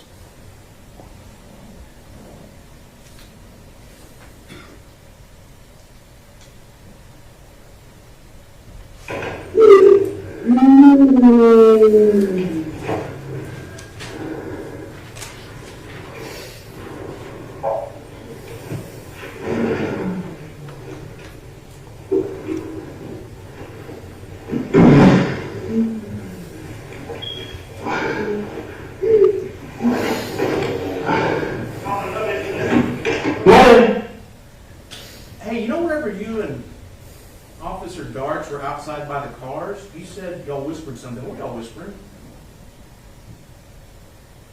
She said, we've got to clear that car. I said, yeah. That's it. That I recall, yes. There was no more whispering or communication other than that before y'all went through that gate. I thought I heard her say something else, and I didn't hear it, and I said, So no planning about what you were going to do when you got on the other side of that gate? We followed our training and did as we were trained. No planning about what you were going to do? We didn't make a specific plan, no. I mean, you had no idea what was on the other side of that gate, did you? No. It could have been an open-air patio with a lot of people on it, correct? Well, we'd have heard them, but Could have been a person back there waiting to ambush you and Officer Darts, correct? yes. It could have been somebody escaping the house from this burglary that you thought that was happening, correct? That's why we were back there to check, to see what was going It could have on. been a hostage situation? I suppose. All those things that it could have been, and you didn't look at your partner and say, maybe we need to come up with a plan before we open this gate? The plan was exactly what was trained. We open the door, the gate. One of us goes to the left and one of us goes to the right, and then we deal with whatever's on the other side. Y'all didn't come up with a plan, did you? The plan was made in training. You didn't come up with a plan, did you? No. Thank you for answering my question. Objection to the sidebar, Your Honor. Sustained.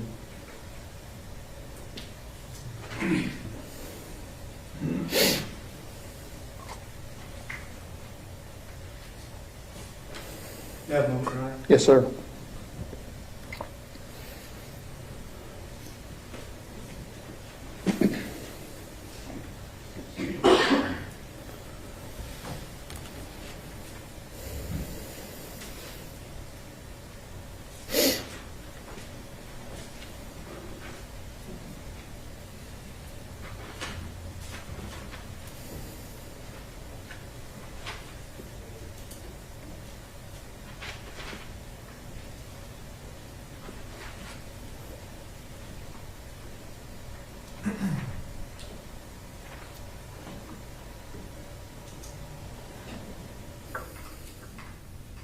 You just watched the video again, and you've seen it a few times, haven't you? Yes. Did you shine your light right in that back window where Atatiana Jefferson was? Yes. Wasn't that just basically putting a spotlight to all the bad guys that you imagined were inside that house, telling them exactly where you were? Police work's inherently dangerous.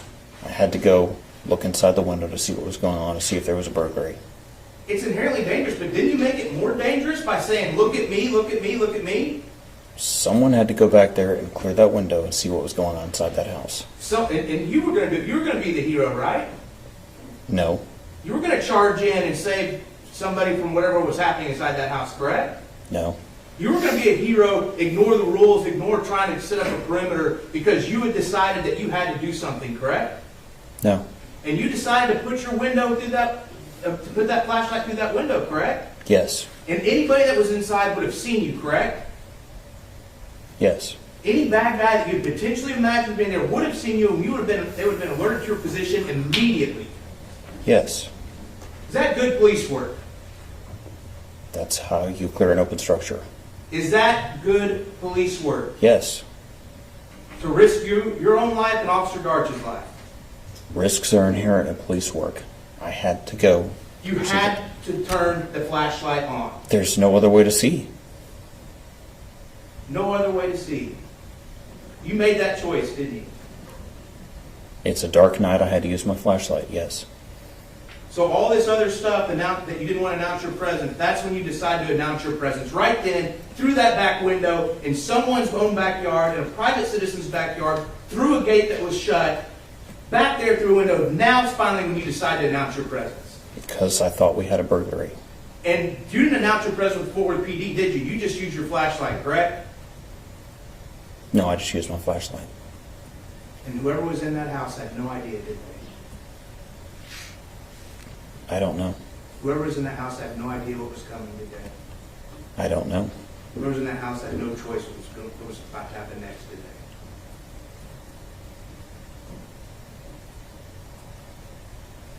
I'm not sure what you're asking. We'll pass the witness. Redirect. Aaron, you know now that Zion Carr not only had enough time to discern that you were back there, but was able to recognize that you had a Fort Worth badge on, correct? Yes. And you know now from watching the entire video Yes. that he knew that the boy police officer is the one that discharged his weapon and not the girl police officer. Yes. The prosecutor spent some pretty significant amount of time asking you what you could see when you went to different parts of the structures. You recall that? Yes. Can you see more than your camera on your shoulder is collecting? Yes.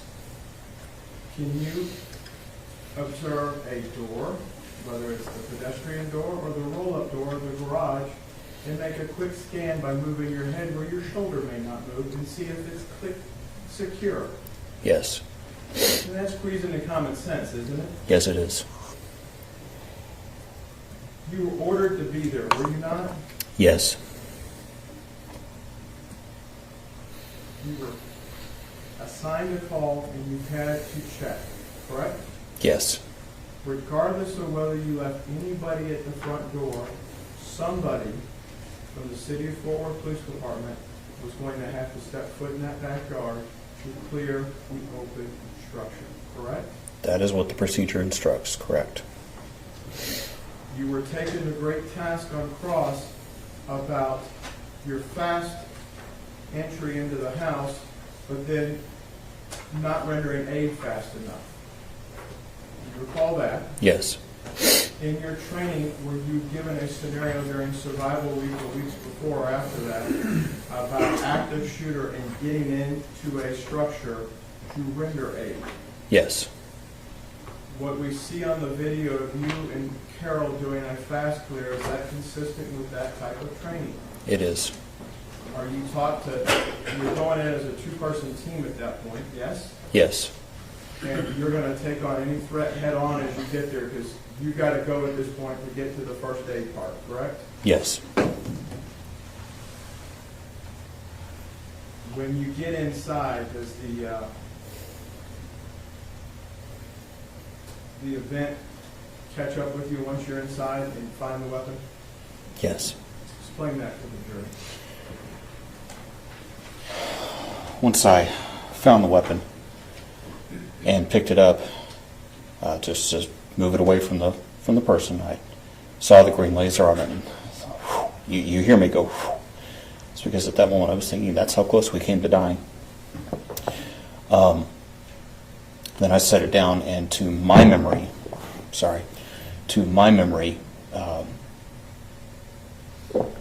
was moving right from one thing to the next. This was passing very quickly. I had no idea until several months later when I saw that camera footage at my lawyer's office that much time had passed.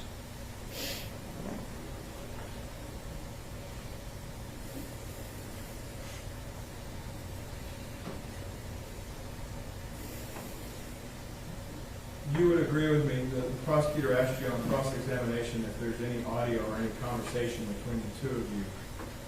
You haven't had a chance in the lab to listen to that under headphones and amplification, and you can actually hear what's going on the mic, have you? No. We wanted you to testify without having any outside influence as to what others may hear on the tape, correct? Yes.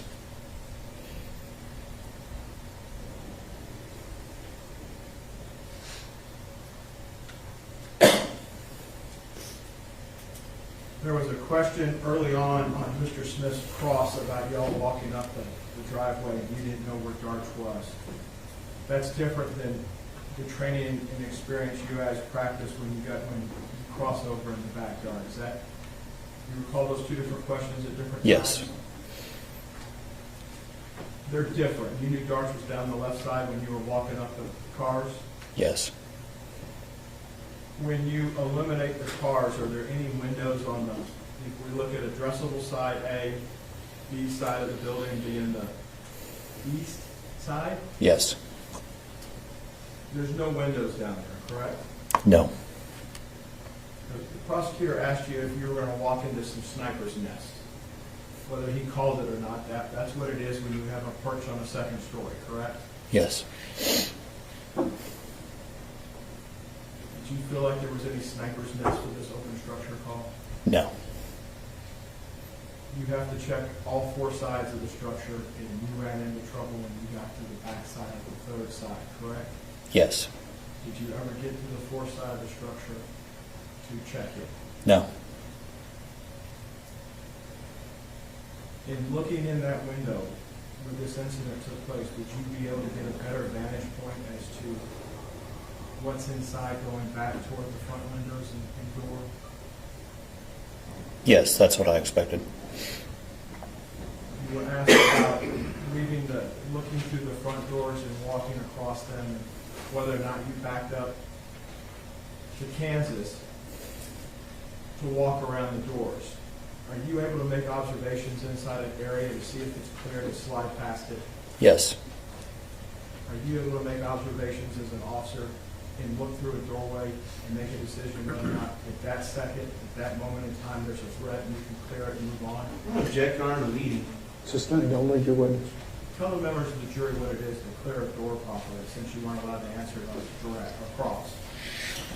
Well, when you clear the door, whether you do it slowly or quickly, you look through it, across it, to see that there's no threats at that moment, and then you proceed on at that moment if it's clear. Now, you're an engineer. You didn't have a protractor up here, did you? No, sir. Are you clearing this with a sweep of your eyes? Yes. Are you taught that day in and day out at the academy? Yes. Is that part of the muscle memory you testified about? Yes. On that night when you got in the backyard, were you protecting not only yourself but Officer Darch? Yes. Thank you. Pass the witness. Mr. Smith. But again, you didn't know for sure where Darch was behind you in that backyard, did you? There is no way I could prove it. I trusted that she was doing what she was trained and was standing right behind me. Before the defense attorney got to ask you that follow-up question, you testified earlier that you had no way of knowing for sure where Darch was in that backyard. Are you changing your testimony? No, I have no way to prove where she was standing. I trusted that she was standing behind me as we're trained. And don't the general orders say on a silent alarm, which is how you treat an open structure, correct? Yes. That all main exit ways should be guarded so as to prevent the escape of any offender. Yes, they do. And y'all did not guard all the main exit ways, correct? No.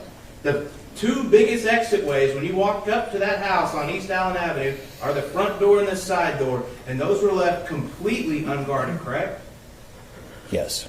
Not one person could tell you if anyone walked in or out of those doors while you and Officer Darch went to inspect the backyard, correct? No, And that's a violation of general orders, isn't it? it's not a perfect execution of the general orders. You still sticking with that beat? Yes.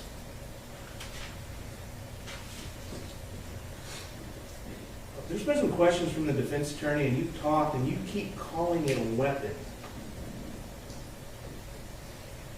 What Atatiana had. I mean, you didn't yell weapon to Officer Darts before she walked in, did she? Did you? No. That's because a weapon could be a lot of things, correct? Yes. A weapon could be a knife, Yes. correct? A weapon could be a lead pipe, correct? Yes. A weapon could be a sword, correct?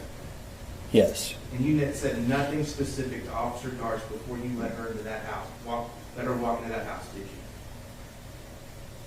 No. The pass witness. Mr. Brissett. Nothing further. Mr. Dean, if you'll step down and go sit by your lawyers.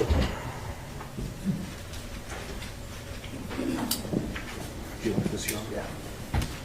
Thank you.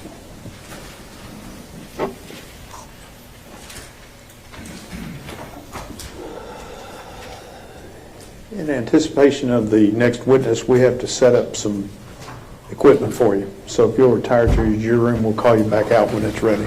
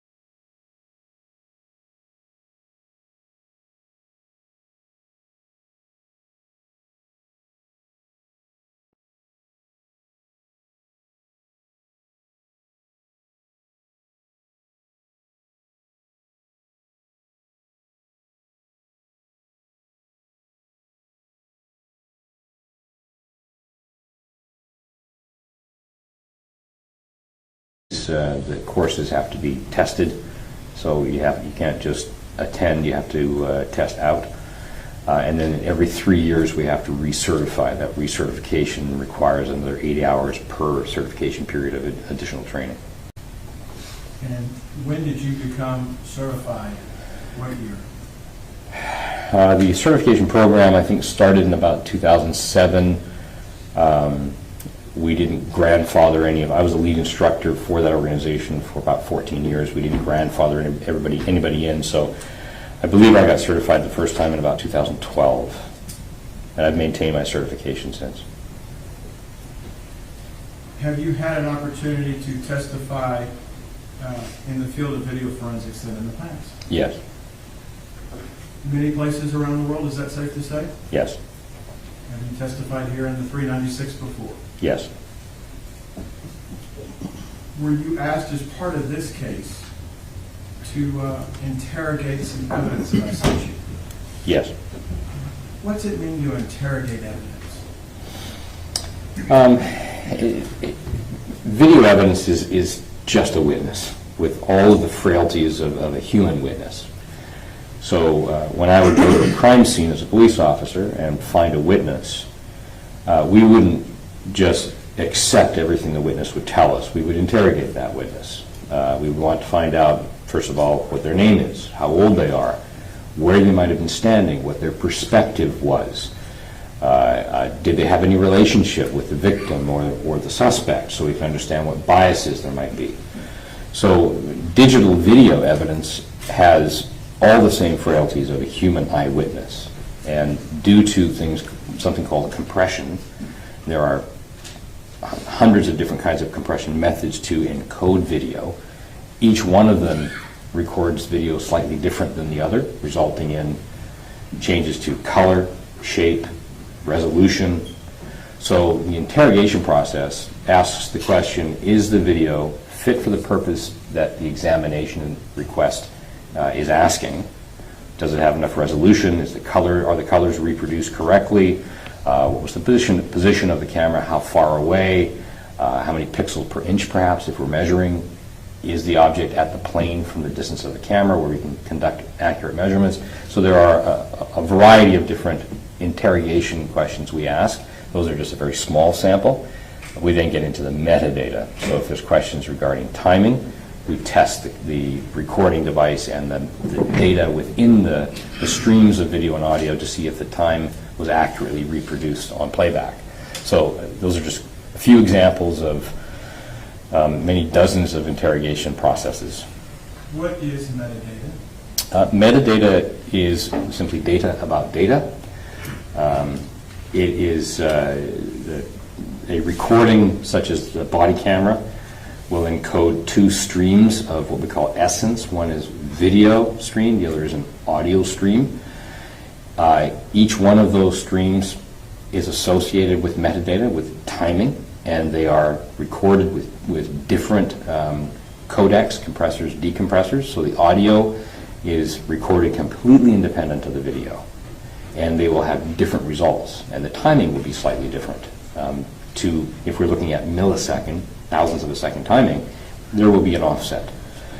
All of that data is important to the integrity and the understanding of what the video is trying to tell us. And then each image within the video also has metadata that helps players play the video back properly and helps us assess the reliability of one image to another image, which should actually be different. And as part of our representation of Aaron Dean, engaged your services to look at a video, in this case, of Aaron's body-worn camera. Is that your understanding? Yes. And we let you have wide range of what you thought needed to be done with the video and look at it and give us your professional opinion. Is that safe to say? Based on the specific request, I understood what the request was, then I conducted an examination of the video to answer the questions that were put to me. Mr. Smith, Ms. Diener got with Fort Worth PD and were able to send us a link from a system known as evidence.com, and you received a link at some point for evidence.com to download a video. Do you recall that? Give me a moment. I can receive the video in two different ways. One is to receive a link and download it, and the other is to receive the video and then an audit report, so I can validate that it's been downloaded properly. I don't recall in this case whether I downloaded it or not. Excuse me. For those, and for the jury's benefit, evidence.com is a system used by a company known as Axon, I believe? Axon, yes. And Axon is the manufacturer of the camera in this case? Yes. Do you have an understanding and a working knowledge of how evidence.com uploads video from a department such as Fort Worth? I do. Can you explain that to the members of the jury? Yes. I consulted for a large number of departments on the implementation of body-worn video. I've researched and written and published about body-worn video. I am also a consultant, a paid consultant for Axon right now, so I have an intimate knowledge of their systems. The camera itself, worn by the officer, is after it's been used, the end of the shift is placed into what's called a docking station. Prior to it being placed into the docking station, the officer has no access, control, more control over the images, so they can't be changed. The data is uploaded to a cloud service. In this case, it's I believe it's the Amazon cloud storage device, and which has silo storage systems all over the world that they deposit pieces of this data on for protection. Once the data is uploaded, the system automatically starts an audit trail. In fact, it starts it during the upload process, where packets of data are sent up, and each packet has a code that identifies what's being sent. Once it's received, the packet is cross-referenced, and then once the packets are all received, they're all put back together into a video stream and audio stream, so that the essence. That audit trail starts with producing what's called a hash, and that hash is a alphanumeric character. In this case, it's called a SHA-256 hash. It's got 52 hexadecimal codes that identifies it as a unique file. And so basically we refer to that as the DNA of the file. So it's a unique data set. No other data set will have the same hash values. That identifies what was recorded in the first instance on the camera that should then survive that process of being uploaded and stored in evidence.com. The police department will have coded access to then get access to that file. Whoever is authorized within the department. Axon can't even get access to it. It's very proprietary. It can be redacted, which means edited for the purpose of court, where innocent people's maybe their faces may be blocked out. That's a redaction process. Or you can download the original file. And when that file is downloaded, we then get the audit report, and we rehash the file when we have it. And we use the same hash algorithm, 256, SHA-256, and we compare, and all the numbers and characters have to be the same, and we can validate that what we have got is the original recording. And that's how all of the Axon camera systems work, and that's how the Flex 2 works. Which one, Sharon? Yes, sir.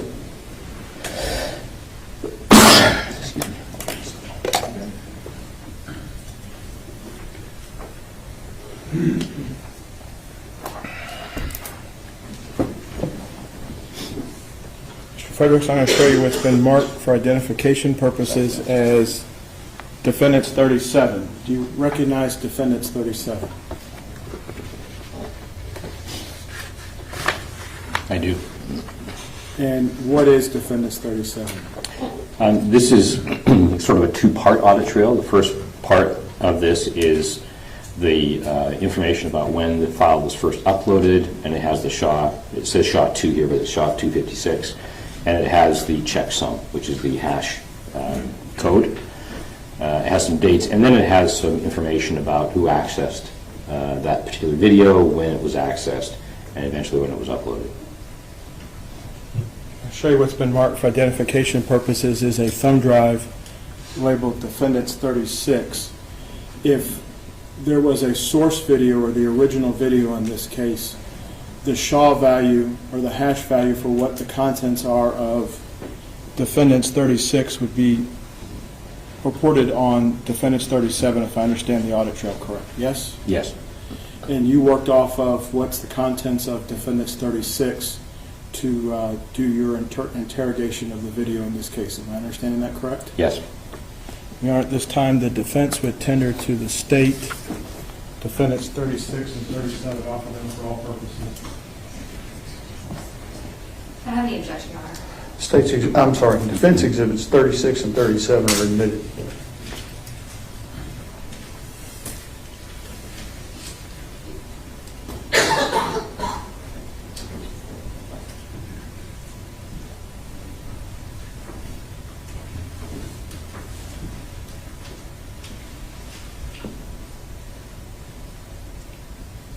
Is there a particular model number, Mr. Fredericks, for this type of Axon camera that Officer Dean had on that night?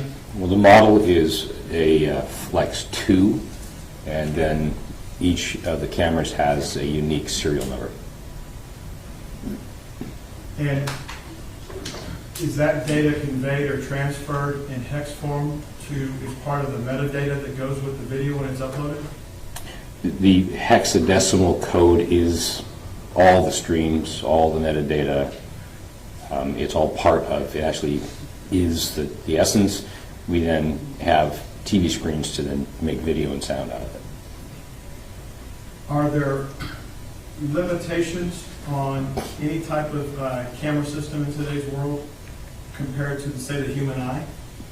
On all systems, yes. And in preparation for your testimony today, did you prepare a bullet point chart to summarize some of that, to explain to the jury what we're dealing with when we look at limitations of a camera system like the Axon camera used in this case? Yes. May I approach you with it, John? Yes, sir.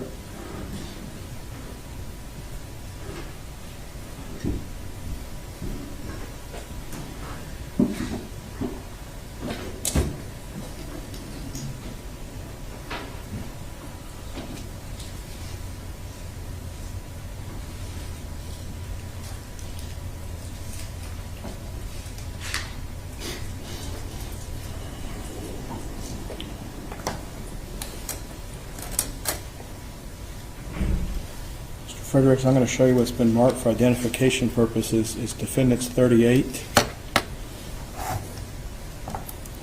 and defendants 39.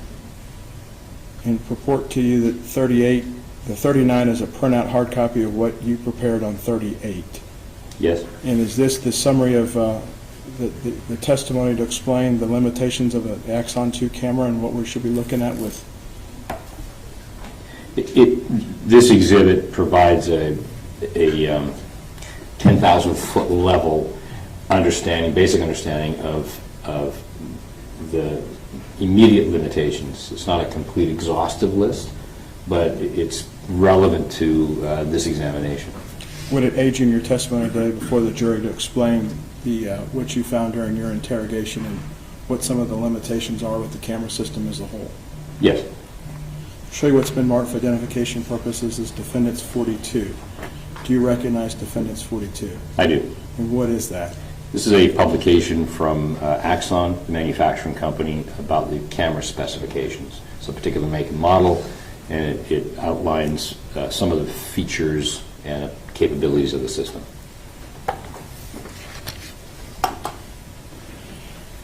Your Honor, at this time, the defense would tender to the state's defendants 38, 39, and 42, and offer them for all purposes. These have been previously provided, Your Honor, so I don't have the objection. Defendants exhibits 38, 39, and 42 are admitted.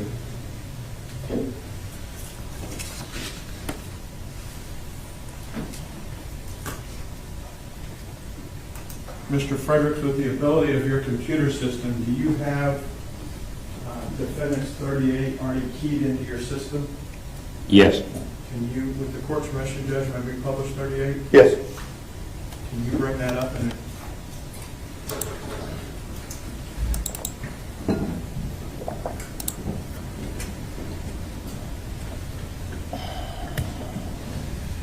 so when we look at an Axon Flex 2 camera, what are some of the limitations that we'd be looking at? Just for the record here, I'll be referring sometimes to the slide.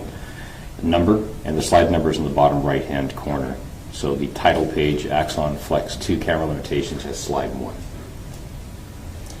And what I've done is, if I advance to slide 2, I've outlined sort of the general purpose of the Axon Flex camera, what it's designed for.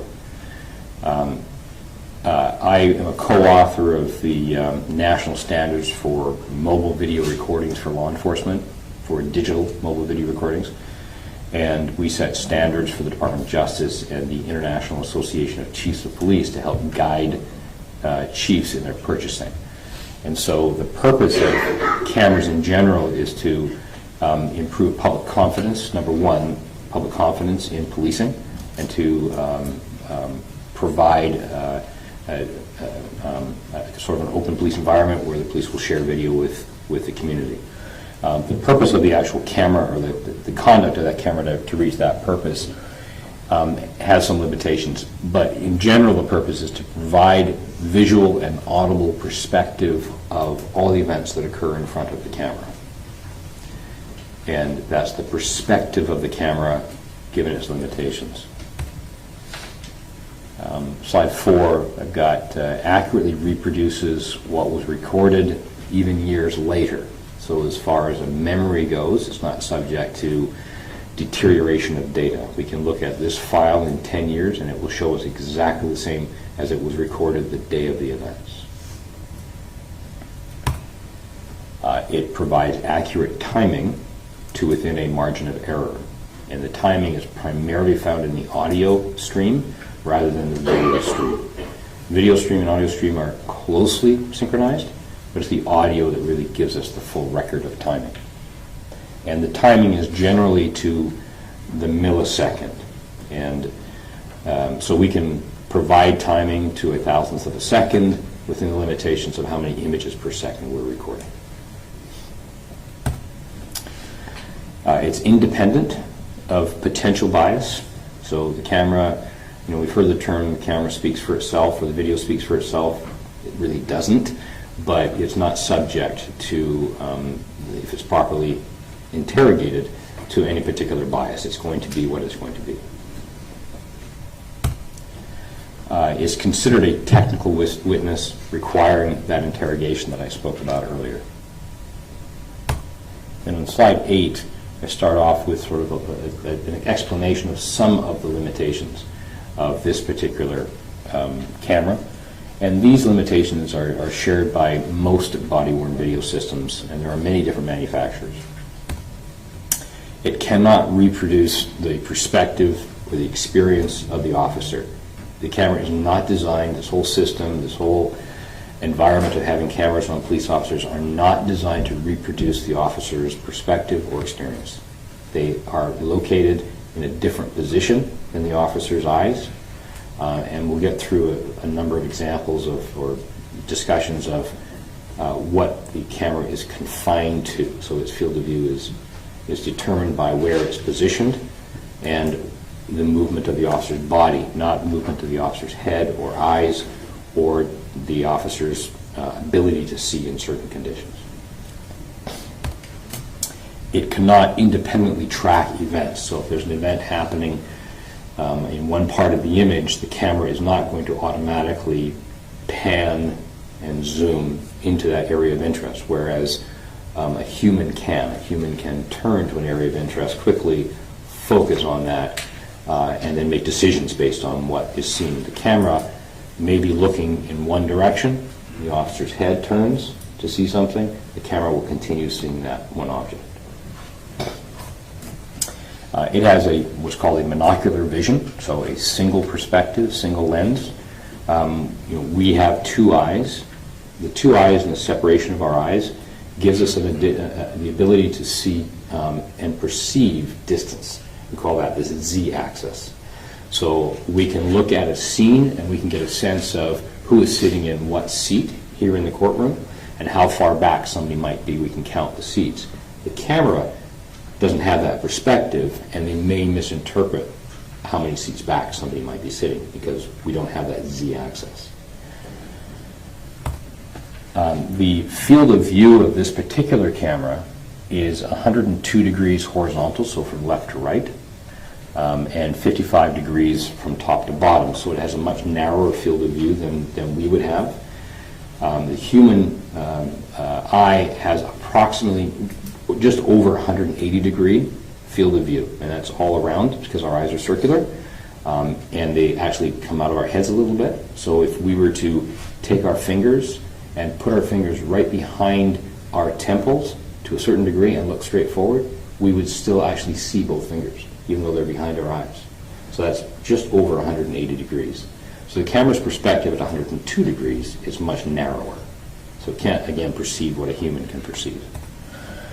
The frames per second are 29.97 frames per second, and that odd number, 0.97, is a holdover from old broadcast television in the United States. It goes back to 1953 on how images are transmitted over a broadcast signal. So these cameras are still maintaining, some of these cameras, maintaining that frame rate. That frame rate, if we were to figure out at 29.97 frames per second, that tells us how long it is between the beginning of one image being captured and the next image starting to be captured. And that's 33.33 seconds, or 33.33 milliseconds, thousandths of a second. So we can calculate timing based on that. The human eye, the studies show that in general, when we're watching something, say on a flip chart or some electronic device that's testing, how many events can we perceive?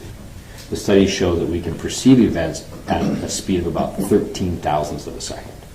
So if we were watching something that were recorded at that frame rate and there was a jump frame or something moved or switched at 13 thousandths of a second, most of us would be able to say, hey, something just happened there. Something's moving, let's go back and take a look. In my own personal experience, having looked at tens of thousands of video images, I know that it's something playing at 60 images per second, which is 16.7 thousandths of a second. I can see it all the time. So I'm sure that I can see something that's a little bit quicker at 13 thousandths of a second. I think most people could probably even see 16.7 milliseconds. That's 60 frames per second. If we're watching sporting events on television, we're watching a hockey game or a football game, they're basically presented on ESPN at 60 frames per second, so we get the movement of the ball over the puck. Otherwise, it would be kind of jerky like that. And dynamic range constraints with this camera are very significant. And by dynamic range, I'm referring to the camera's ability to adjust to light and dark in a scene. So if we were to walk into a dark room and there was a bit of light in the corner and somebody is illuminated, and then somebody in the darkness in our foreground, we would see both of them. And we'd be able to instantly evaluate and adjust. And our eyes would do it in milliseconds, and we'd be able to go back and forth. Cameras generally will focus on the brightest object and darken everything else. So the camera may not see somebody sitting in the foreground who is in darkness because the camera is trying to focus on the lightest object in the background. So that is a very limited dynamic range, and this causes a lot of confusion in all of these digital video recording environments, especially body-worn video. Most police work is done at night, and all of these events are captured to video. So the majority of video that I look at is nighttime video. And we have to kind of study it as much as we can to see what the focus of the camera is, how bright that area is, and then what's happening either in a dark background or in the dark foreground. Because it's the brightest thing that the camera is going to try to focus on to pull as much light. If we try to have a provision for that by doing enhancements, and I'm kind of air quoting enhancements here. Enhancement is not something that a video analyst generally does. It's something we see in the movies and on television. Let's enhance that. Let's get a license plate. It's very rare to be able to actually effectively enhance digital video and get any reliable result. So if I'm brightening up an image, like a dark image, all I'm going to be doing is I'm going to be brightening up artifacts, compression errors, and we won't get any more value. So that's the dynamic range really limits our ability to do that and to see detail, especially if we're looking at a low resolution digital video image as opposed to HD, high definition, where the dynamic range is much better engineered in the camera system or in the encoding system.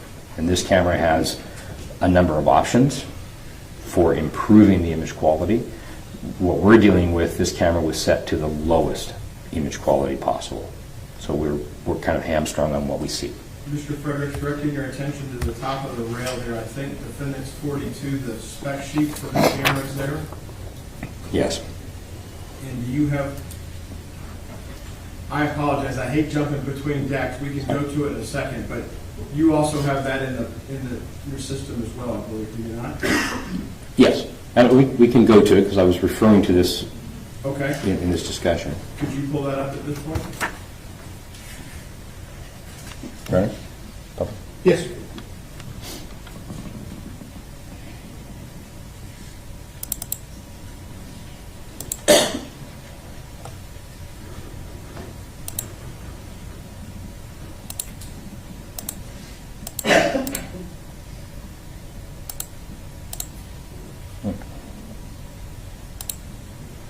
I'm just going to make this a bit bigger.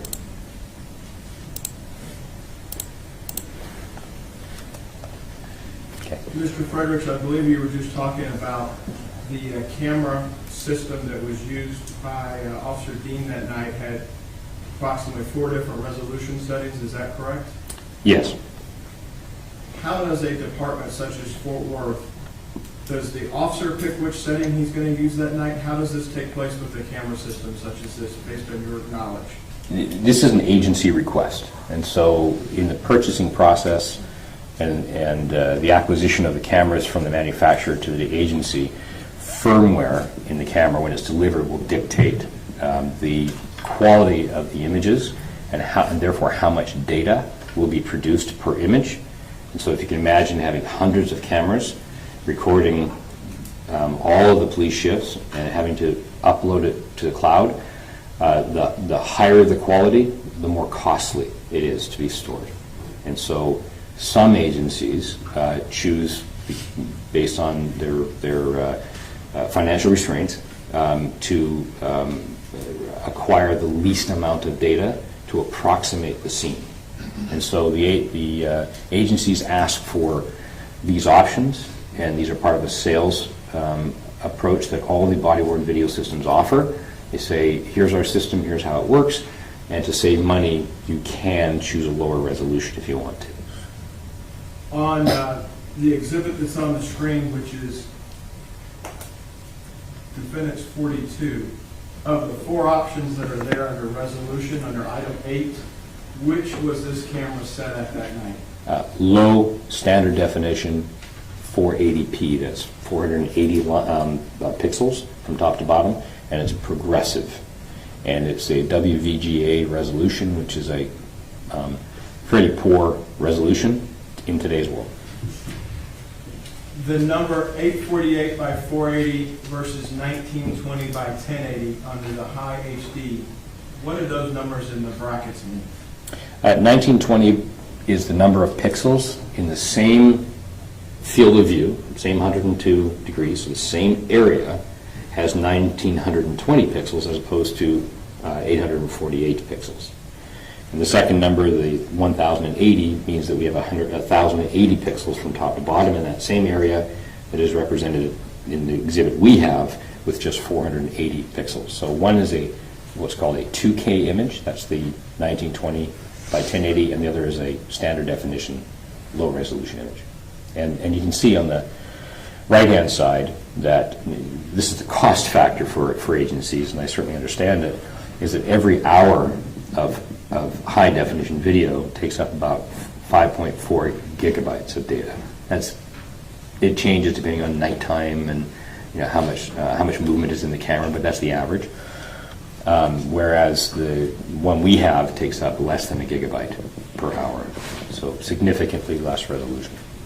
And with less resolution, is there less information available to interrogate post-incident as to what may have happened or taken place in front of the camera?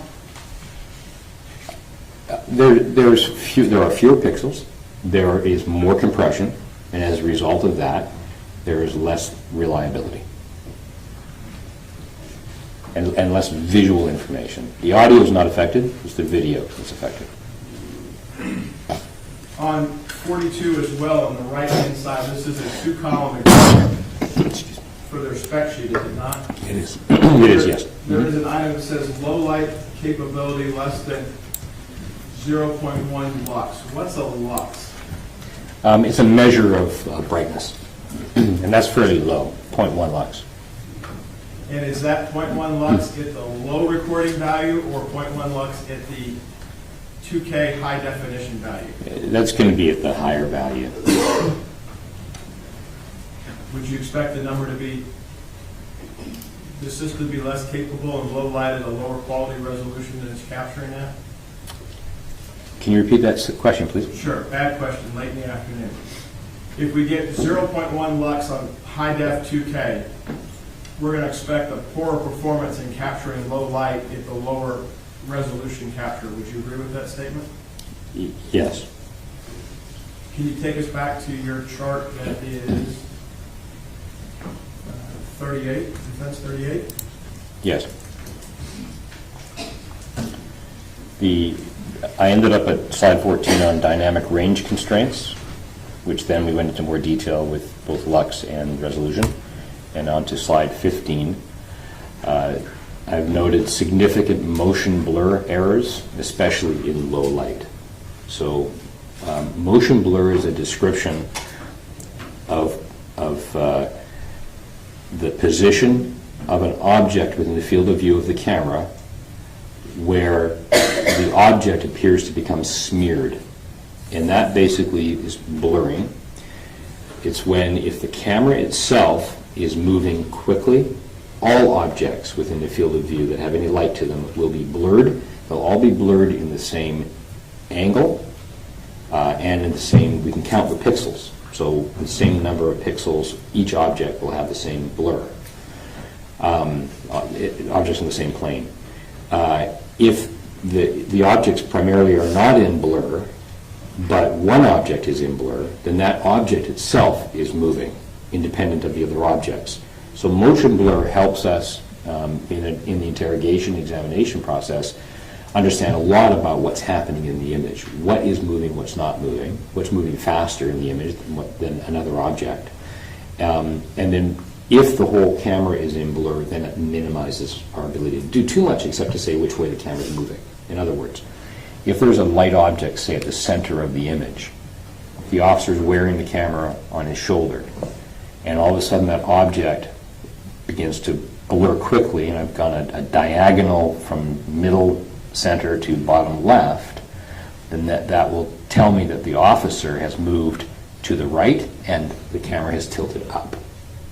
So that's always the perspective of the blurs. So we can see blurs that move in a circle, we can see blurs that move in all sorts of different directions, and have a very good understanding of the speed of the movement of the officer in relation to other images of the officer's body part that has the camera. How does barrel distortion, how does this lens, if we have this field of view of 102 degrees horizontal and 55 degrees vertical, that's a wide angle lens, is it not? It is, yes. So with wide angle lenses, whether it's on a SLR camera or one of the small 35 millimeter cameras, you go through, wide angle lenses have an issue you have to worry about with barrel distortion. Do you not? You have to at least account for it? Well, barrel distortion is not a determination of the field of view specifically. It's not a determination of the number of pixels per axis. Barrel distortion specifically relates to the construction of the lens and how wide of an image it's attempting to produce. So we have cameras that produce like almost a 360 degree, where they kind of look up, and you have a hole at the bottom that it can't see, but the camera can see everything around it. So that creates extreme barrel distortion where everything is rounded.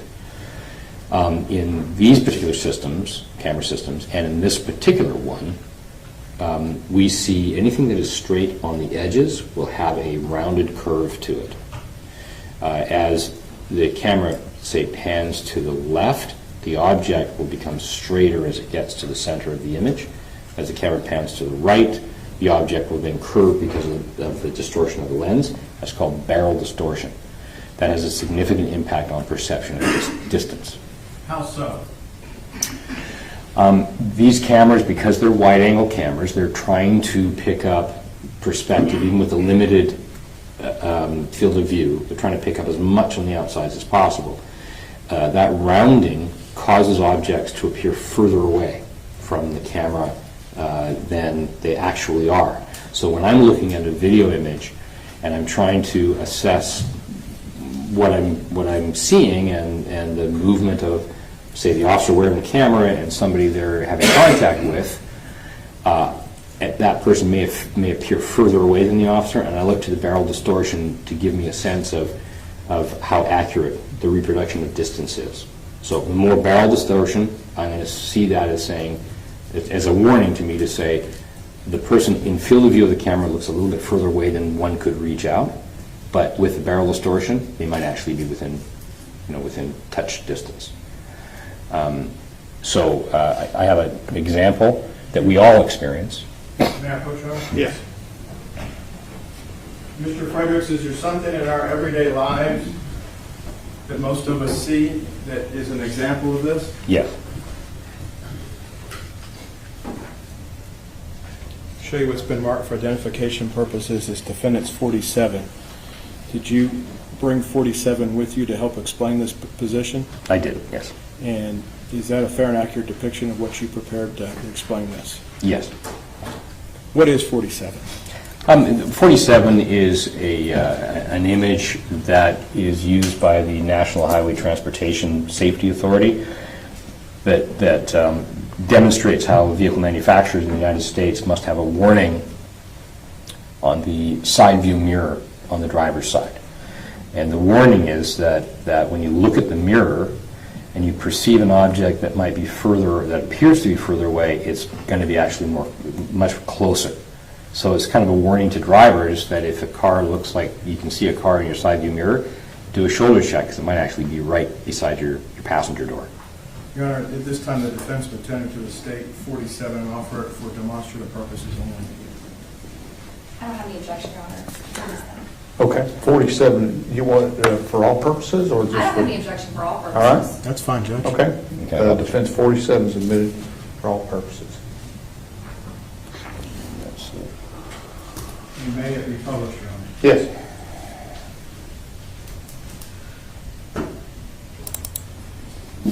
So this is the image that is on that is 47, and this is actually a photograph that's embedded into a mirror. Otherwise, you would see some of the barrel distortion, and the mirrors don't have as much barrel distortion as a camera would. But it gives the idea. This is always the warning that we'll see in our vehicles. Objects in the mirror are closer than they appear. So that's sort of an everyday sort of explanation of when we look at body-worn video with a barrel lens, that it may appear that the officer or the person wearing the camera may not be within physical contact distance with the person they're talking to, but in fact they might be. And when we're looking at the Axon Flex 2, how does the compression itself bring potential errors into the video? The compression is used in all digital video, and the compression has what's called a codec. So the type of compression is the format, and codec stands for compression decompression. So video has to be compressed and stored, and then decompressed to be shown. The format is a code that follows rules, and in this particular case, it's called MPEG. So many people have heard of MPEG. It's probably the most common compression method. but there are hundreds and hundreds of different kinds of MPEG or standards and levels of MPEG compression. So MPEG stands for Moving Picture Experts Group, and it's a scientific group of imaging experts that establish how MPEG operates, and they are establishing the new versions of MPEG.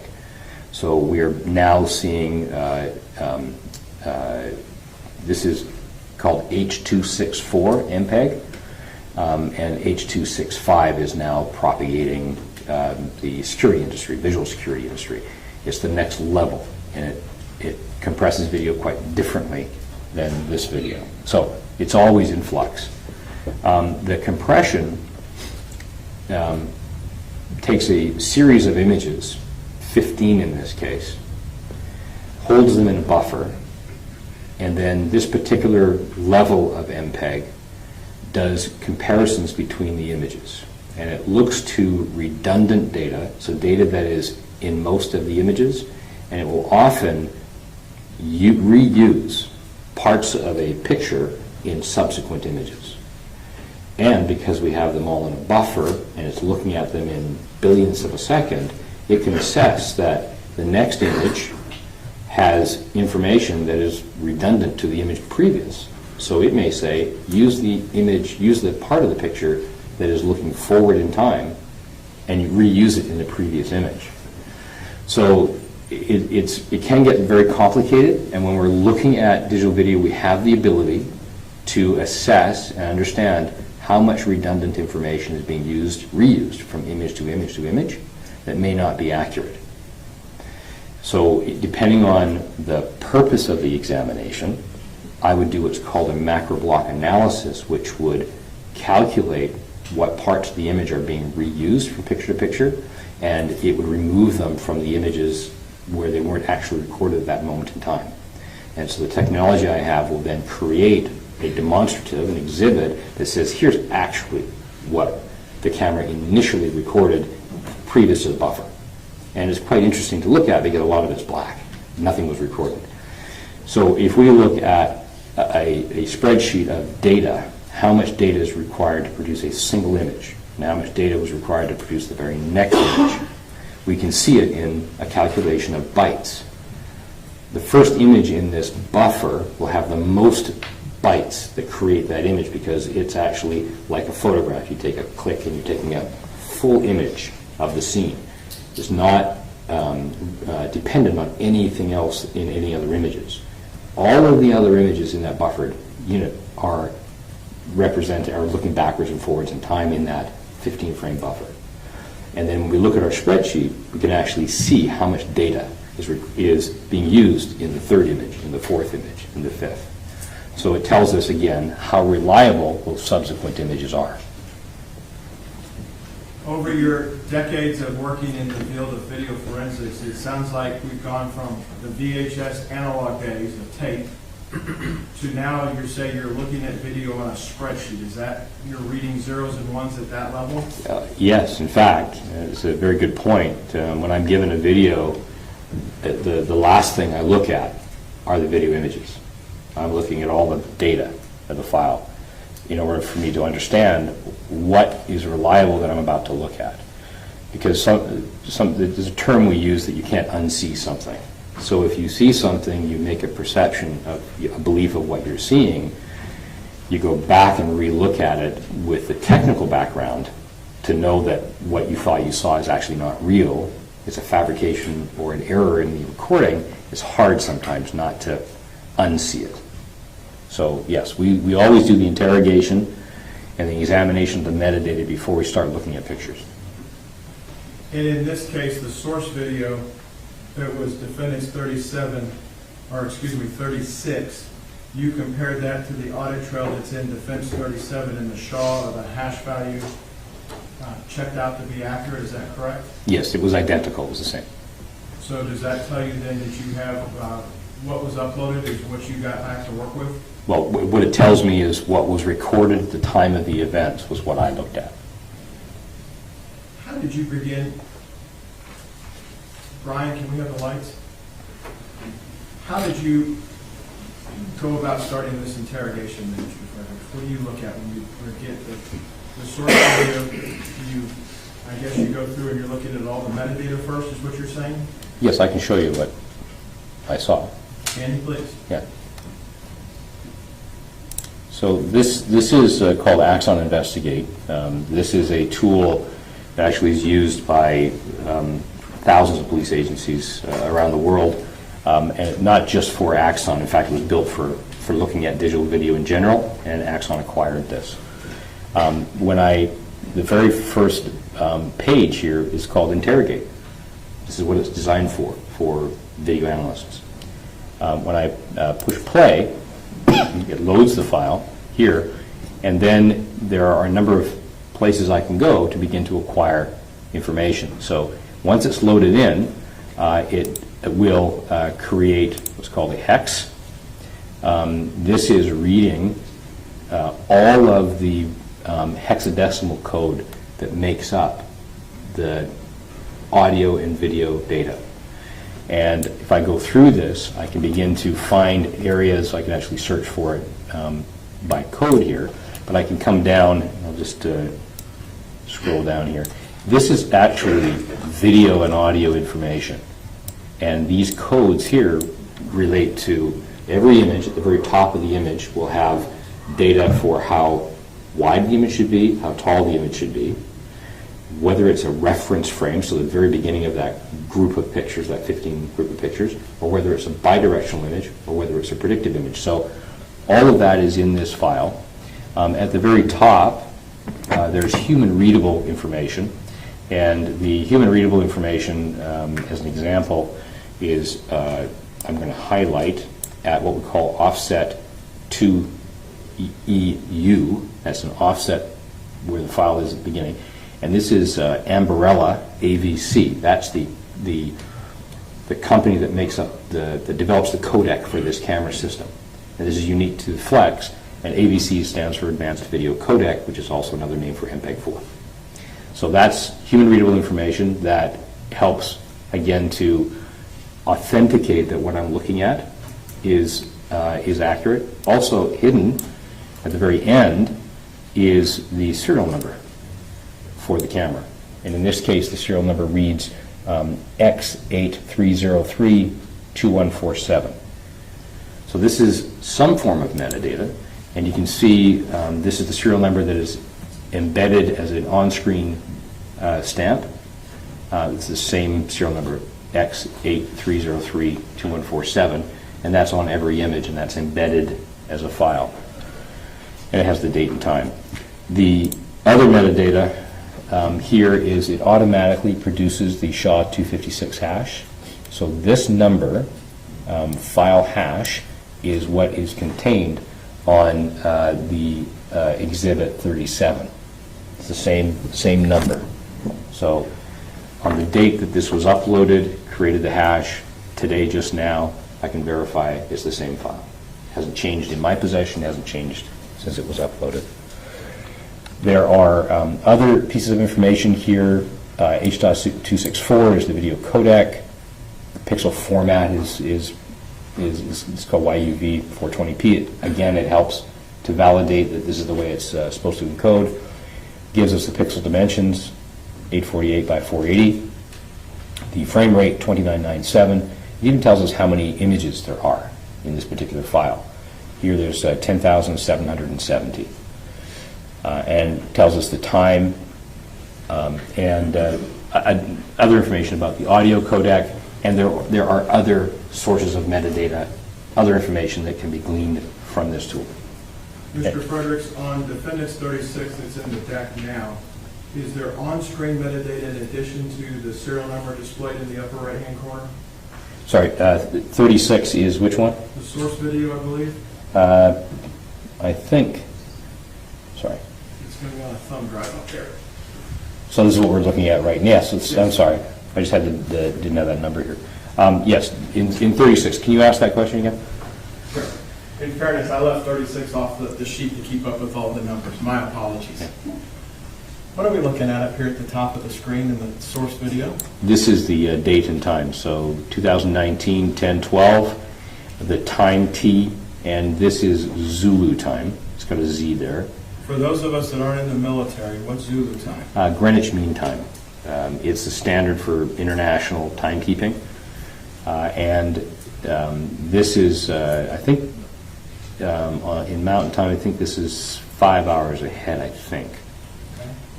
And you're from, your home office is in Spokane, Spokane, correct? Washington, which is 8 hours different than Greenwich Mean Time. And then we're in the central time zone here in Fort Worth. Yes. Okay. And I don't know if you do daylight savings time. We do. Okay. So let's get the cows in, right? Yes. Okay. So as part of this, that's where the time clock is, and that's why when the members of the jury have been watching this, it's not at 2:30 in the morning on this offense date. It's at the time for what it is in England at the time in Greenwich. Yes, and in the subsequent Axon technologies, upgraded camera systems, they finally changed this. So it's actually time of day, local time. They managed to make that correction. This did confuse a lot of people. As part of your interrogation of this exhibit, Defendants 36, once you have a video into your deck here, the Axon Investigates product, are you able to export or extract individual frames so you can do further analysis? Yes? And did you do that as part of this case? Yes. What's that process like? It's quite simple. I can find an area of interest. I hit an I key, it marks an in right there, and you can see there's a little hash there. I'd call it a hash. It's just a little marker, and I can go forward in the video, and then mark another mark out by hitting my O key, and there it is. That's the area of interest that I want to work on, and then I'm going to make a subclip of it, and I hit my S key, and I'm just going to call this area of interest. And I save that into the file list, and then I go to a workflow and I export all those images, and it does it very, very quickly. And this is non-destructive, so what it's doing is actually just reference points to the original. And so when I say export all those images, it actually goes back to the original, it goes into out points, exports a bitmap file, which is an uncompressed, raw image that's contained within that field of view, that time period. Can you then take those images into another piece of software to annotate your observations? Yes, And did you do that in this case? I did. May I approach the witness, Your Honor? Yes, sir.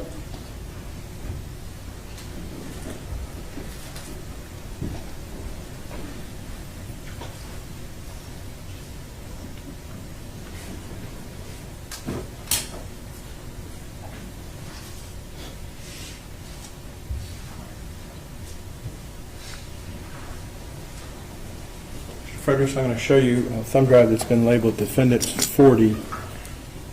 Do you recognize the contents or what would purported to be on Defendants 40? I do. And I'm showing you what's been marked as Defendants 41, a hard copy. Is this a hard copy 41 of what's on 40? Yes. And in addition, on 41, due to my printing limitations, I've handwritten numbers that you've talked about when you were showing your slides for others. You put a number in the corner on your exhibits. Is that safe to say? I did, yes. And I've handwritten where they may be cut off a little bit at the edge, so there's a number in blue ink above each left-hand side of the image. Is that correct? I see that, yes. Would this help you explain your interrogation of the video evidence that you looked at in Defendants 36, which is the video that's in the deck now, and how one can look at what took place in the backyard there at the residence? Yes. Now, at this time, the defense was tendered to the state, Defendants 40 and 41, offer them for all purposes. That's been previously provided, so I don't have an objection to it. Defense exhibits 40 and 41 are admitted.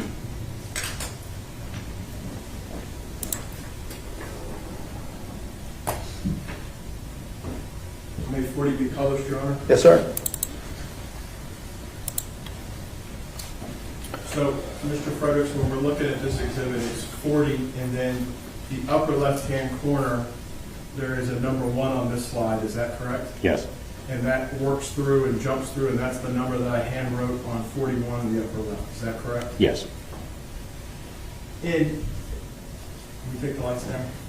Can I just point out that this graphic on the right-hand side is not part of the image, and I think maybe, I can't do it here, but if you have control of the TV, you might be able to get rid of these graphics that are part of the TV screen. I think we can proceed with them there. Okay. They have an on-screen display that we don't know how to turn off. Brandon. I understand. I apologize. Okay, so when we're looking at it here in 40 in slide 1, what observations are you making as a forensic video analysis expert on this type of image, or why is this one where you started? This preceded the events I was asked to examine specifically, just by a couple of images. It's before there's any obvious illumination, so there is some illumination in this area. We can see the light reflecting off of objects here in the image, but it's fairly dark, but there is illumination. This camera, given that it's low resolution, it's attempting to collect light, photon energy it's called, into the optical system of the camera. And because there's not a lot of light, we're getting what we refer to as just imaging noise, video noise. This is electronic interference. It's the system trying to hold and collect light, and it's got artifacts of poor colors, probably inaccurate colors, but there is light there. So this is just the camera trying to make sense of the illumination that's present. And that's the first image. When we deal with looking at images, are cameras, when they design cameras, if you know, based on your training, to try to mimic the human eye in some ways? Well, the first production of film and then video was to attempt to reproduce the human visual experience, both in motion, color, brightness. So that's the goal of the camera. And that continues to be the goal, to try to operate like a human eye would operate. Human eye is made up of rods and cones. Is that a fair understanding of how the human eye is made up in part? Well, the visual system, the system within our eyes that collects information about what we see and translates it into our brain is dependent on cones for color and rods for brightness. So that's what we have in our eyes. That information is translated to our brain, and that's why we're able to see stuff. If we, some of us have fewer cones, we don't all have the same number. People who have a reduction in the number of cones in their eyes generally can't see colors like the rest of us, and sometimes are referred to as colorblind, because they have a limited number of cones. As we age, the rods in our eyes become less sensitive, and that's why we don't see well in the dark when we're a little bit older, which I've been getting to experience, especially driving at night. So yes, the cameras have a CCD, charge-coupled device, that operates like rods and cones. It collects brightness and color information, and then the electronics convert it into a picture. The representation here in this exhibit, 40 slide 1, of the light out there and the electronic noise that's here, that's not what you would expect the person that was wearing this camera to have been able to see out there. They would never observe any of this. This is what the camera's capturing, this noise. The visual perspective of what the person wearing the camera would be quite different. Would you agree with that? My personal experience in operating cameras with this limitation is I would see more than that. So I would be able to perceive, my eyes would collect instantly more brightness. My brain would interpret that brightness. Dynamic range in my eyes would be able to differentiate edge pattern, the objects in the background, and the brightness and what that object is, and I'd be able to perceive that easier. So yes, a human would have a much greater ability to perceive in this environment objects and movement than the camera would. Can you step us through the next slides to provide what you found as you're interrogating this evidence? Yes, so as I go from slide 1 to slide 2, from the beginning of the capture of that image to this image, 33 and a third thousandths of a second has passed. So just to give you an idea of the time, passage of time. And if I go backwards, we can see the movement of that object go downward. And the next object, here we begin to see light at the top of the image. So this is where a flashlight is turned on. And if I go to slide 4, now we have this full illumination. Mr. Fredericks, on 40 between slide 3 and 4, is this camera of a type known as a progressive scan camera? It is, yes. Can you explain to members of the jury what a progressive scan camera is and how it functions? Well, when we looked at the exhibit, the specifications exhibit, so 42 here, and we looked at the low resolution, it describes it as 848 by 480, and it's 480p, and it says 480p on here. And that P stands for progressive. And what that's telling us is that the image is being created by scanning the image presented and the light presented to the CCD, the charge coupled device, scanning it from the very top pixel line down to the very bottom pixel line. The next image then re-scans from the top to the bottom, so there's that delay where the scanning occurs top to bottom.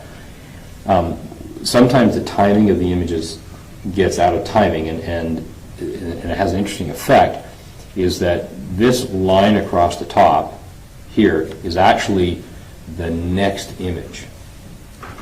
So because of the timing of when images are created, this scan line is actually from the next image. So it didn't even occur during when this picture occurred. And so when we go to the next image, the rest of that picture is there. And this is the flashlight beam. This brightness here we refer to as oversaturation. It's where the CCD, the light sensor, the voltage created from this brightness that comes in is too much for the sensor. So all the little pixel buckets in that charge coupled device are being overwhelmed and is bleeding light into neighboring buckets. So what's happening is the system is basically blind. And so its dynamic range will then notice this, and then in the background it will begin to reduce the sensing of the system, and then the light will become darker. Whereas our human eye, we'd be able to adjust to it like instantly, and we wouldn't see this big explosion of light. So I put a red arrow, that's my arrow. It helped me focus on which lights we're looking at, and I'll have 4 arrows eventually. And I found that it helped me track the movement and understand better what's happening in the image, and I felt that it probably would help the jury as well, so I left them on here. As he begins to tilt down with his left hand, we see the beam of light begin to tilt down, and it becomes smaller in size. This is as the camera is beginning to correct itself. Excuse me. At slide 15, we're seeing the window, and we can see the barrel distortion. This is the edge of the window is curved. That's the example of the barrel distortion. The window appears to be not within arm's reach, but I don't know if that's actually accurate. It could be closer than this. It certainly would be closer than what it perceives to be. And I've got the second arrow on slide 16 that shows another area of illumination. And what that is, that's actually the reflection in the glass of the flashlight in his hand. The other one, the bottom one, is the illumination of the light hitting the glass and bouncing back. So if you imagine if we had good resolution and good lighting in the area and the light was turned off, you'd be able to see the reflection of the officer in the window, likely. So that's what we're looking at. The upper one is the reflection of the actual bulb, and the bottom one is the illumination of that light on the window. And so 17, we see it a little bit better, partly because he is now tilting the light down, and so the reflection of the bulb is no longer directly into the facing the camera. So if it's not direct light on the camera, it's going to become even more diminished. And again, at 18, you can see the light tilt down and the reflection gets lower as well. To the point here now where it's tilted down far enough, the reflection is not obliterating the scene. The camera is kind of caught up to the dynamic range limitations, and now things are a little bit less bright. But we can see all these errors in the image. These are artifacts of compression. So this is what the low resolution digital video created because of the settings of the camera. And these are errors in the image. It's in dark. There's not a lot of detail. So this camera system in the encoding throws away anything that it initially sampled in the compression. It throws it away. And that's not recoverable. And this is sort of why we don't do enhancements with digital video. There's not much there. Again, on slide 20, the same thing's happening. We see a little bit of, if I go back between 19 and 20, you can see the movement of the reflection in the window of the flashlight, and you can see his hand, left hand, tilting down. So this is an example of motion blur. So what's happening here is I can say that the flashlight actually moved down in the image. So his left hand is coming down slightly. And then on slide 21, we have a secondary illumination, and this is the light called the rail light that's attached to the weapon, and this turns on at this time.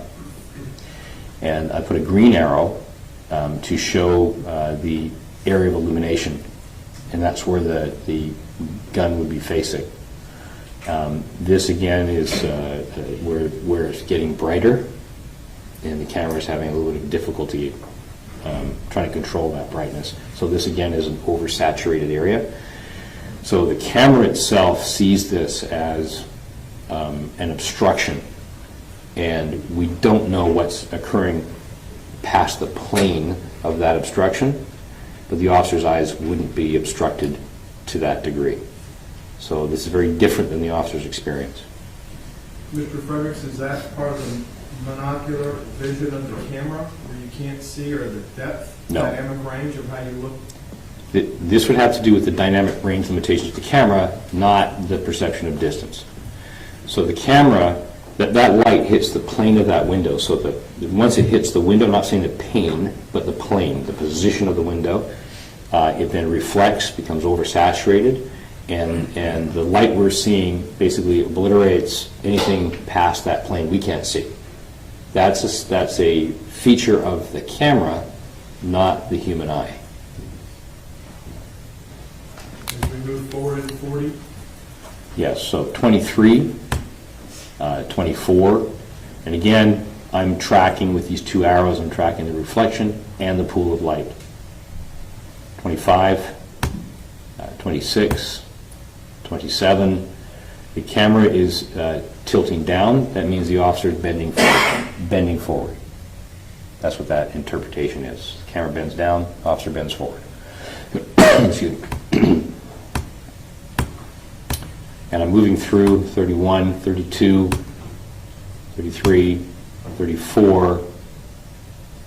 The window is relatively close now, much closer than we saw on the earlier image. He is closer slightly than it appears to be. I would suspect that he'd be very close to the window at this point. And I'm moving through the images. Again, at slide 40, we see the motion blur of these lights. They're all in the same direction, roughly the same distance. This means that the camera is what is moving quickly at this time. Notice again at 42, significant motion blur. It's upward and slightly moving to the left, so we can tell if I go backwards, we can see that the camera has moved upward, so that the officer's shoulder is just coming up. Again, all this compression here, there's nothing recorded here. We don't have the edge of the window recorded. There's nothing back here. This is all of any detail that might have been there. The compression of the camera system has thrown it away, and it's no longer recoverable. 45, extreme motion blur. That's movement by the camera, or pardon me, by the objects he's holding, so by the lights. Because we can see that we have some definition on the corner of the window here. So this motion blur is the lights are moving.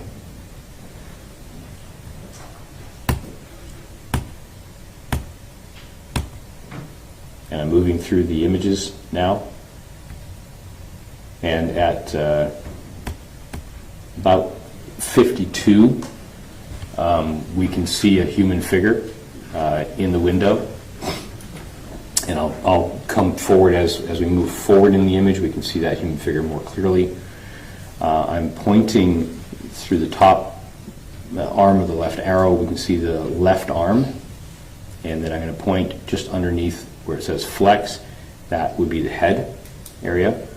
And as I'll move forward from 52 to 53, we can now see this is a shirt with a crew cut, or crew neck, left arm. And I'll move forward here. Again, it comes more clearly. Now we can see a chin here and the crew neck. Again, left arm comes down, and we can see the left arm, the elbow and the left arm comes down underneath the second line.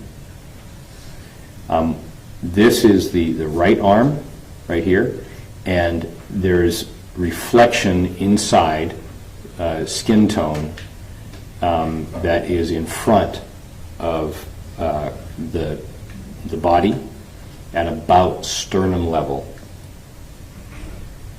And as I go forward, here we can see the right arm and the extension of that arm just above the pane of the cross of the pane of the window. And again, at 56, we can see the left arm. And then at 57, we begin to get some motion blur. And I'll just go back for a moment. At about 49, I had gone past this. There's the skin color that we see in front of, like very close to the glass. And there's a dark object here. I'm going to go forward. So at the end of the right arm, there's a dark object. I'm going to go backwards and forwards right here. So this would be the dark object. This is sort of a hand, the extension of the right arm, and that dark object is again visible, and I'm pointing to it over those 4 images. And here at 52, that's where I started to show that figure. And then at 55 is about the last time that I can see the hand outstretched and the dark object in the hand. And I can't identify what that object is. You able to discern, though, that the object, this dark object in the right arm, is forward of the body, closer to the glass than the torso itself? Yes, so the shirt is visible, the crew neck is visible, the shoulders are visible. We have skin tone illuminated by the flashlight once we're close to the window. And the arm, the skin tone is in front of the shirt. So it's illuminated, and the dark object is at the extension of that hand. And then as I go forward from 58, We have motion blur, and again, this is the officer moving quickly to the right, and then we see that movement. It goes up, so the officer is going down, the shoulder's going down, and he's moving to the right. Excuse me. And then 62, we have some motion blur here, can no longer see at this point into the window. And between 63 and 64, the shot is fired. So, as I mentioned earlier when we talked about the images being 29.97 frames per second, every 33 1/3 milliseconds a new image is created, it takes about approximately with these cameras, about 8 milliseconds to collect the light, create a picture. So if you take 33 minus 8, you have about 25 milliseconds until the next picture is created. The camera's blind, but the audio is always recording. That's why we say the audio is the record of time. So the camera is capturing an image, and then sometime later, it captures another image. And then sometimes later, it captures another image. But we know the timing between those is about 25 milliseconds. Somewhere in that 25 millisecond was when the shot was fired. So we don't get the exact moment of the shot, we get recoil. And we get some flash. And what we're seeing here, these little sharp, bright striations I'm looking at, this is motion blur of likely the glass breaking and shards coming out of the window. And we can see that in these next few images, quite a bit of the motion blur of the reflection. And this is between shards coming out of the window and the crack in the window that we're seeing. Mr. Fredericks, you've worked a number of homicide cases in your career, in your evaluation of video, correct? Yes. If the medical examiner said that Ms. Jefferson, in the area of that crew neck you were talking about, had glass stippling, are you seeing items shatter here consistent with what could be coming into the window toward her at that point? Yes. And what slides are those in Defendant's 40? Starting at slide 64.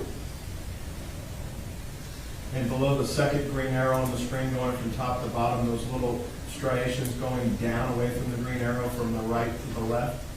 Yes. It's motion blur of something that's highly reflective. I know that there was a shot fired through glass. That's the most likely explanation for what that is. Though the camera itself on the video side is having issues in coming out of focus there with motion blur, the audio is staying consistent throughout this time period. Is that my understanding of how this evidence works? Yes. Okay, Coach Littenshaw? Yes, sir.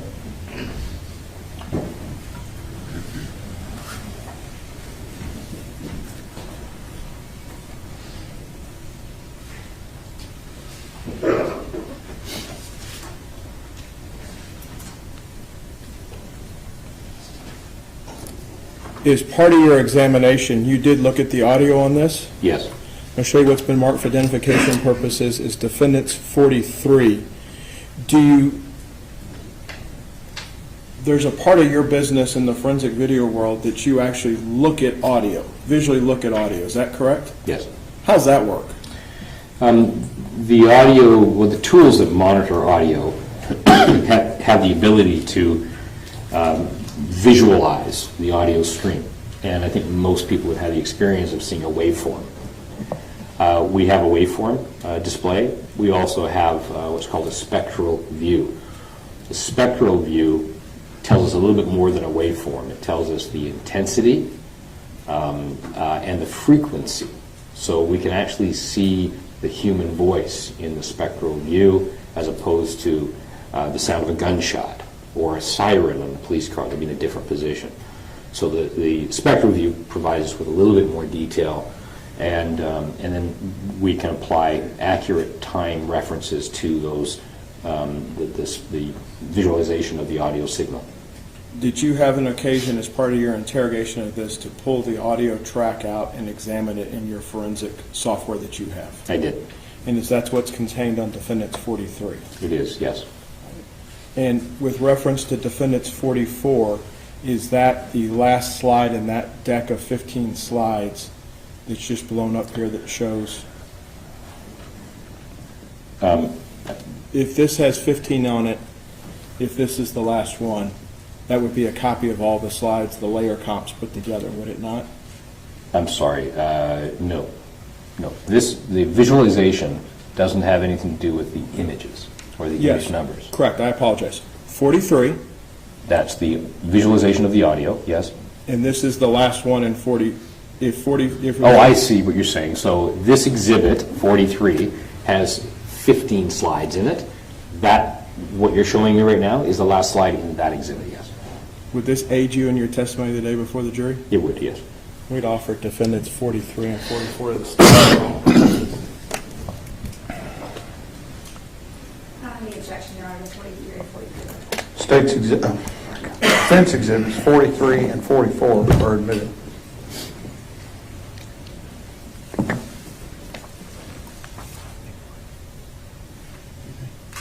Mr. Fredericks, I'm also showing you what's been marked for identification purposes is defendants 46. Do you recognize the image in defendants 46? Yes. As part of the materials that we gave you to interrogate, we gave you some of the interior photos so you could see the interior part of the room, so you know what you're looking at from the outside once you actually get past the point of you can't unsee something. Yes, this was an image that I was provided that I didn't do any interrogation on, I just looked at it. Okay. Yes. And when we're trying to go back through what you have on the screen here now in defendants 40, the blinds that are depicted in defendants 46, will this be able to aid you in explaining to the members of the jury how the camera can't see past certain parts of the window plane as you're looking at it? We may know what's inside, but we just can't see it. Yes. We'd offer defendants 46, Your Honor.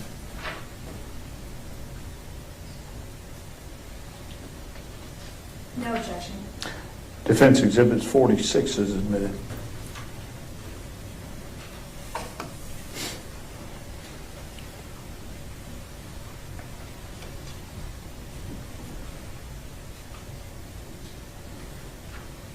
Before we actually get to the audio, Mr. Frederick, since we have 46 now, which is the picture of the blinds, do you have the blinds in your deck on your system, that one image? Yes. Can you pull that up for the members of the jury?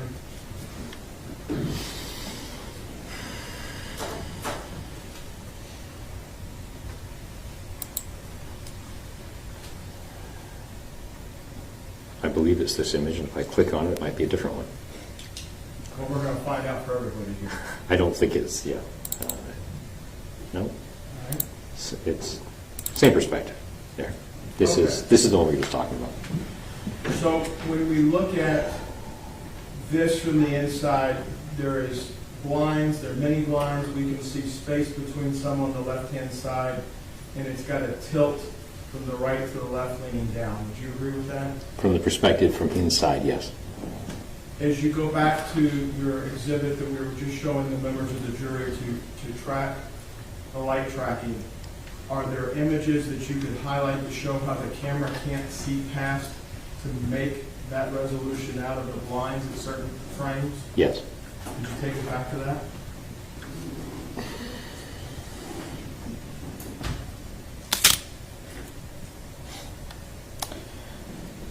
I'm back at 64. I'll just go back a little bit. So at 35,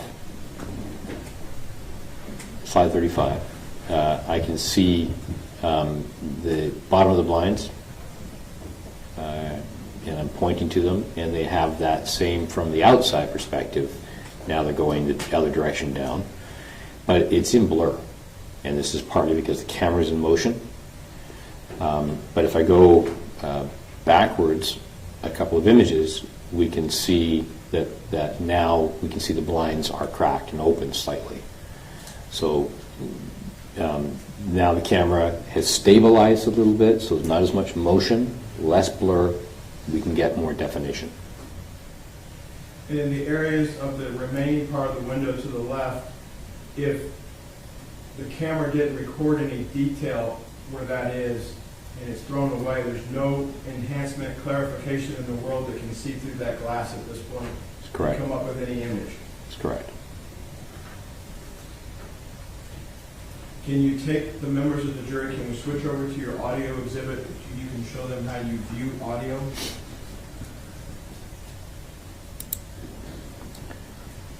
This is 43. Yes, sir.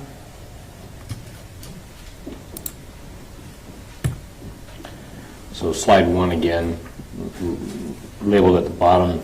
This is audio from the Axon Flex 2 video on that particular date and time. So this is the name of the file that I was provided. It's the name of the file in the audit trail as well, ending in MP4. And the time reference is when the camera started to record at 00 to 1 minute and 17 seconds. And that's the period of time that I've examined the audio for. Okay. Can you step us through this deck of slides, sir? Yes. This is the audio spectral view, and we see at the very left-hand side there is 8 seconds from the beginning of the video before the audio starts, and it's called it's supposed to be a pre-event, but when the camera starts up from being turned on rather than being activated, at this point we have just over 7 3/4 seconds where there's no audio recorded. So once the camera starts to record, then it starts to record the audio. That's why we have a little bit of black at the beginning. So the audio starts at about 7 3/4 seconds. And it starts with a series of beeps, and that's designed to let the officer know that the audio is activated. And it's an audible sound that, for the purpose of knowing the officer that it's now encoding video.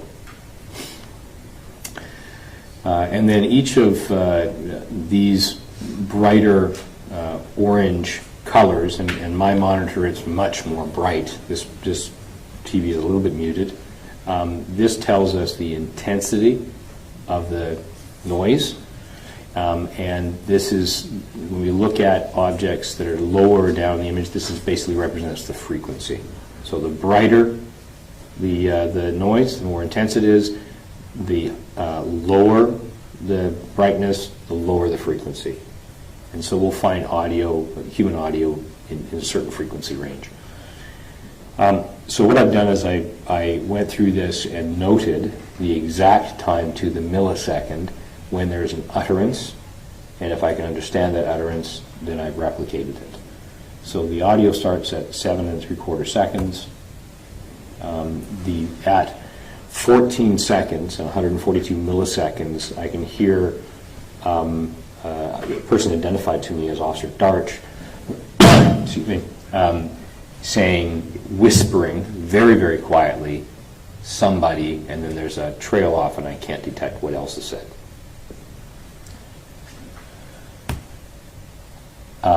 And then 3 seconds later, a response from Dean that says, yeah, it's an acknowledgement of what was said.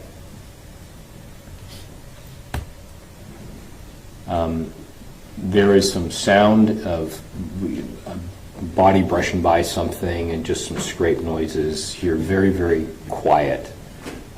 Then at 36 seconds, there is some unintelligible whispering, and that's from Darch. And then a response a second and a half later that is, yeah. So what we're hearing is what's recorded to Officer Dean's camera, and his partner, Darch, is behind him. So the camera is facing, on his shoulder, facing in a particular direction. The microphone is not an omnidirectional microphone, it's a directional microphone, so it may not pick up what's behind him.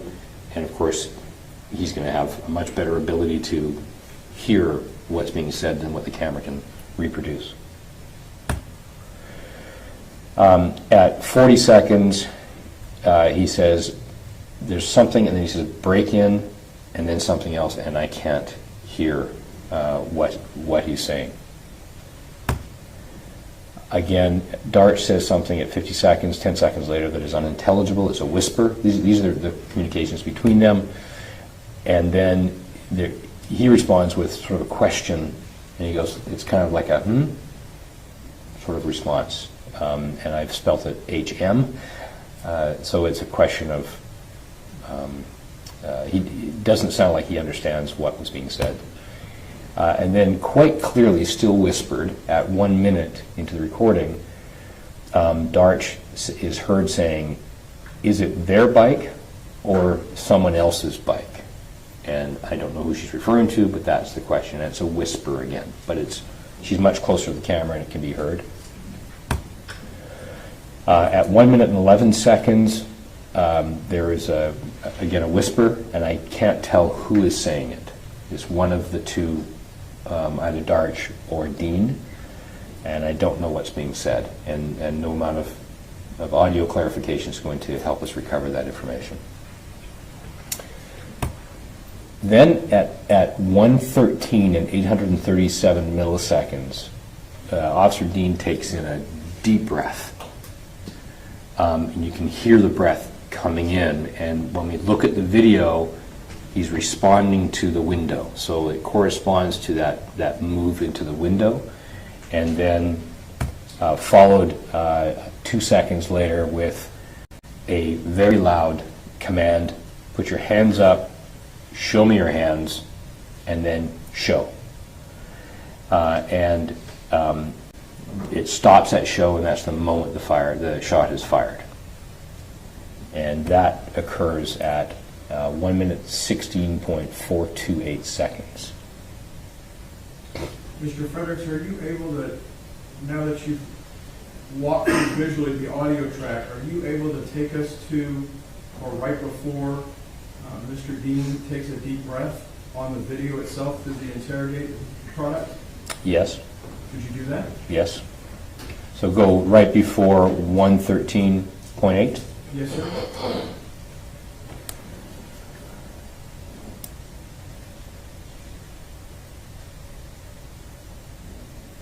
So I'm at 111.5. So that's 2 seconds before that. I guess we'll find out for everybody if we turn the audio on when we're setting up at the break here. Can you play from there? Yes, there is audio. So now I'm at almost 113. And I'll just turn it up a little bit on my end as well.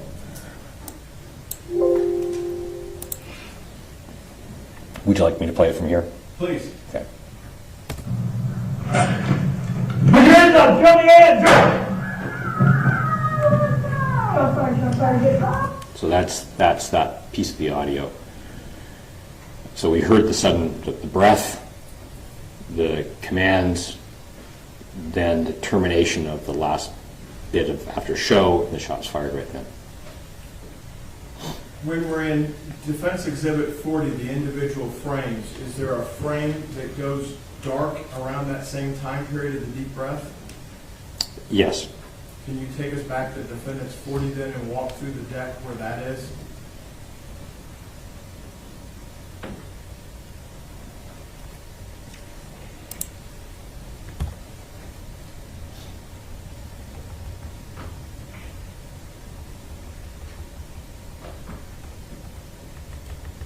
Sorry, let's go back for a second.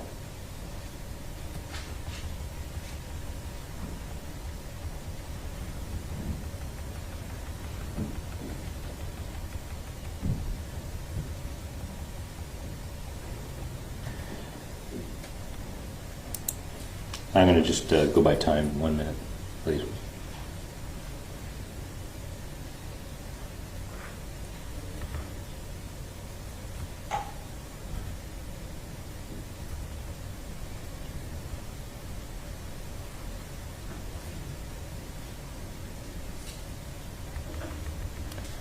So we're referring to this moment at 32:56, that's the seconds, and I'm going to go back to the deck now.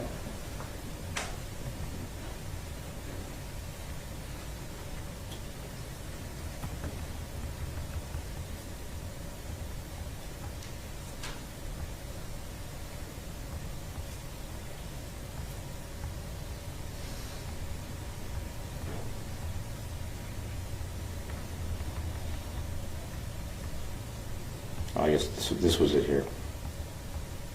So, give me one moment to orient myself.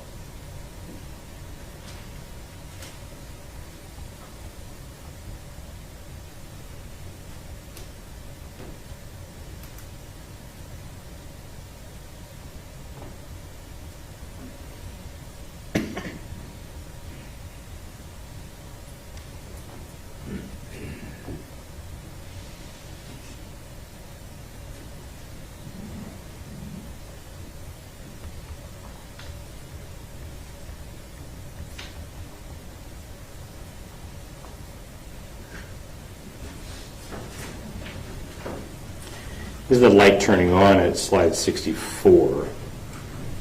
Do you ever see back at the beginning of this deck in maybe the single digits, a completely black slide?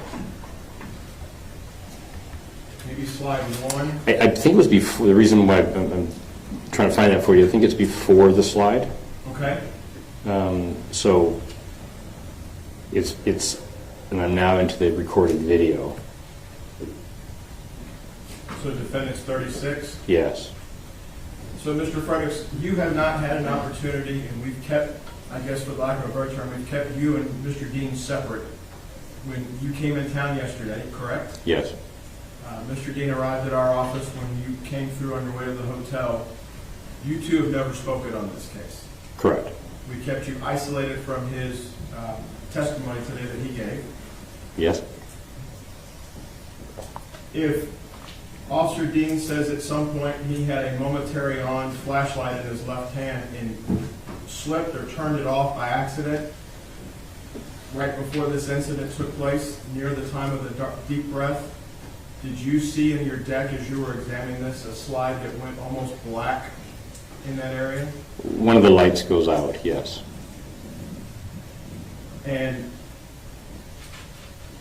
seeing an object in the silhouette or the individual's hands inside the residence when you're in your defendant's 40 in the slides around 50 to 56. You and Mr. Dean never spoke about how he observed or if he did observe a weapon in the individual's hands, did they? I've never spoken to Mr. Dean, and I've never heard him talk. You've never read any police reports or anything else like that? No. Can the human eye perceive out there, given that lighting conditions based on your training experience, would you expect the human eye to be able to perceive more things than what this camera captured that night? In general terms, the human eye can see quite a bit more than this camera, but I can't say what Mr. Dean could have perceived. I couldn't know. But in general, the human eye can see more than this camera. This camera is not designed to see as well as the human eye.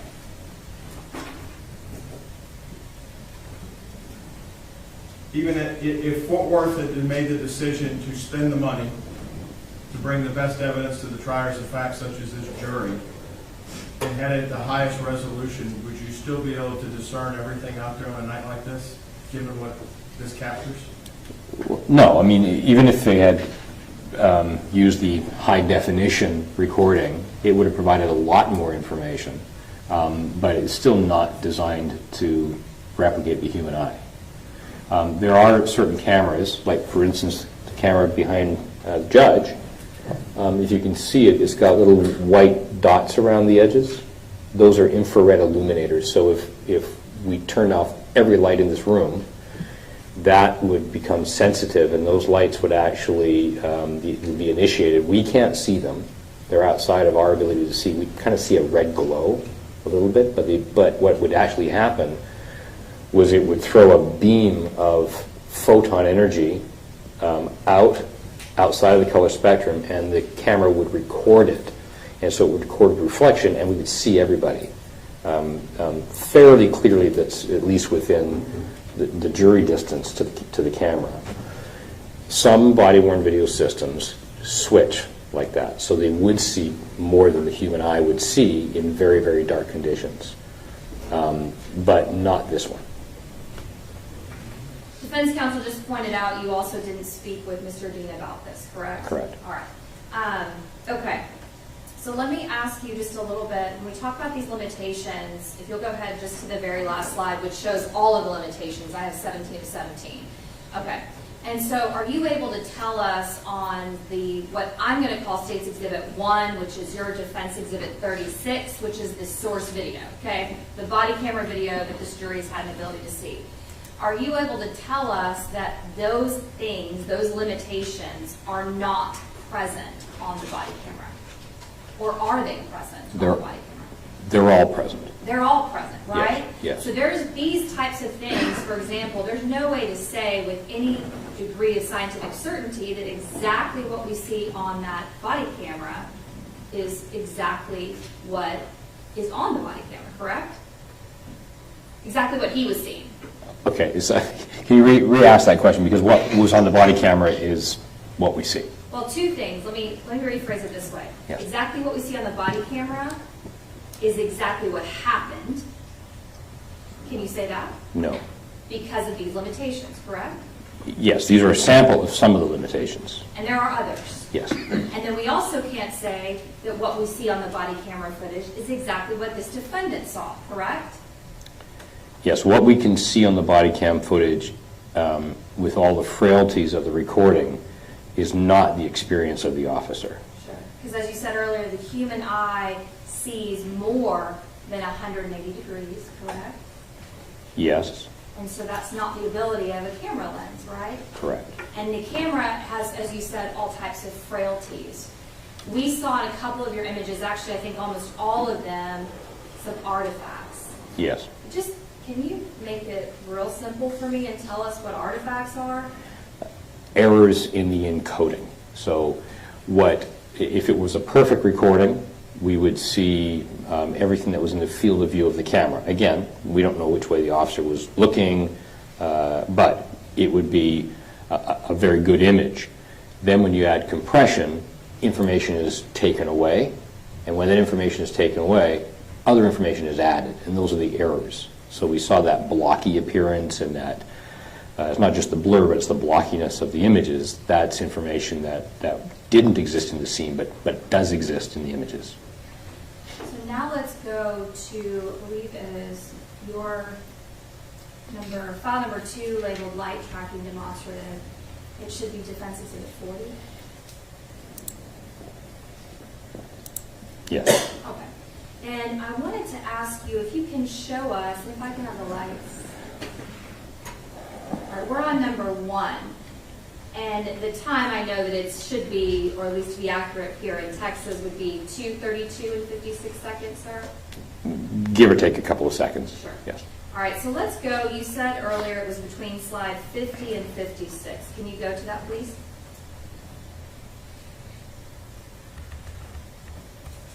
All right, so in 50, can you tell me when you start to see Atatiana Jefferson? And I know you may not know that to be her name, but when you start to see a figure. There is a reflection, I'm pointing right at 50, where I'm pointing to right now, which is sort of between the two red arrowed lights.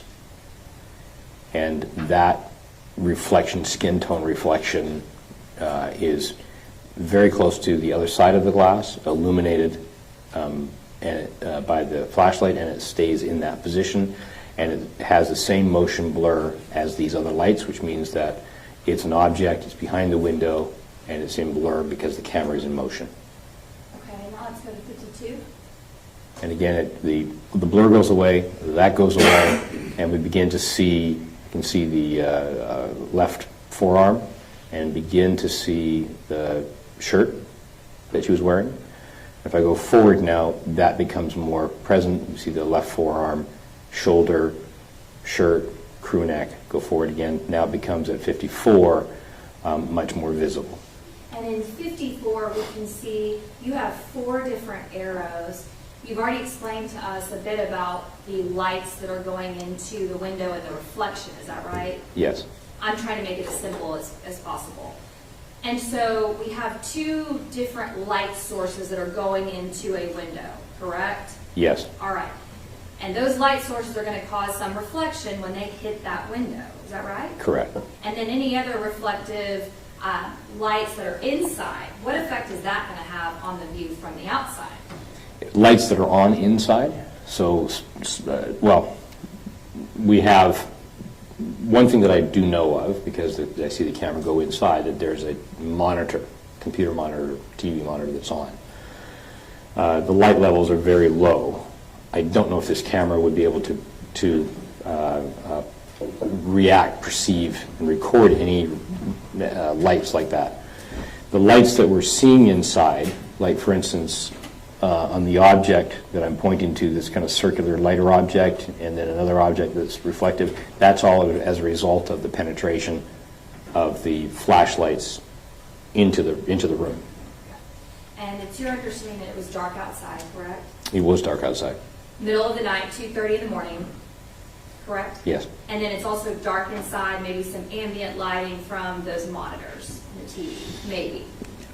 Not enough for the camera to pick it up, but yes, I am aware that there was a TV on. And you would agree with me that when you shine a flashlight, let's just talk about the purpose of a flashlight for law enforcement. When they have those handheld flashlights, that button on the end, they flash that into certain suspects or people of interest or defendants, whatever you want to call them, but folks they come in contact with to disarm them at times, correct? Flash it in their eyes. I think that if you're in darkness and a light is flashed into your eyes, you'll see it.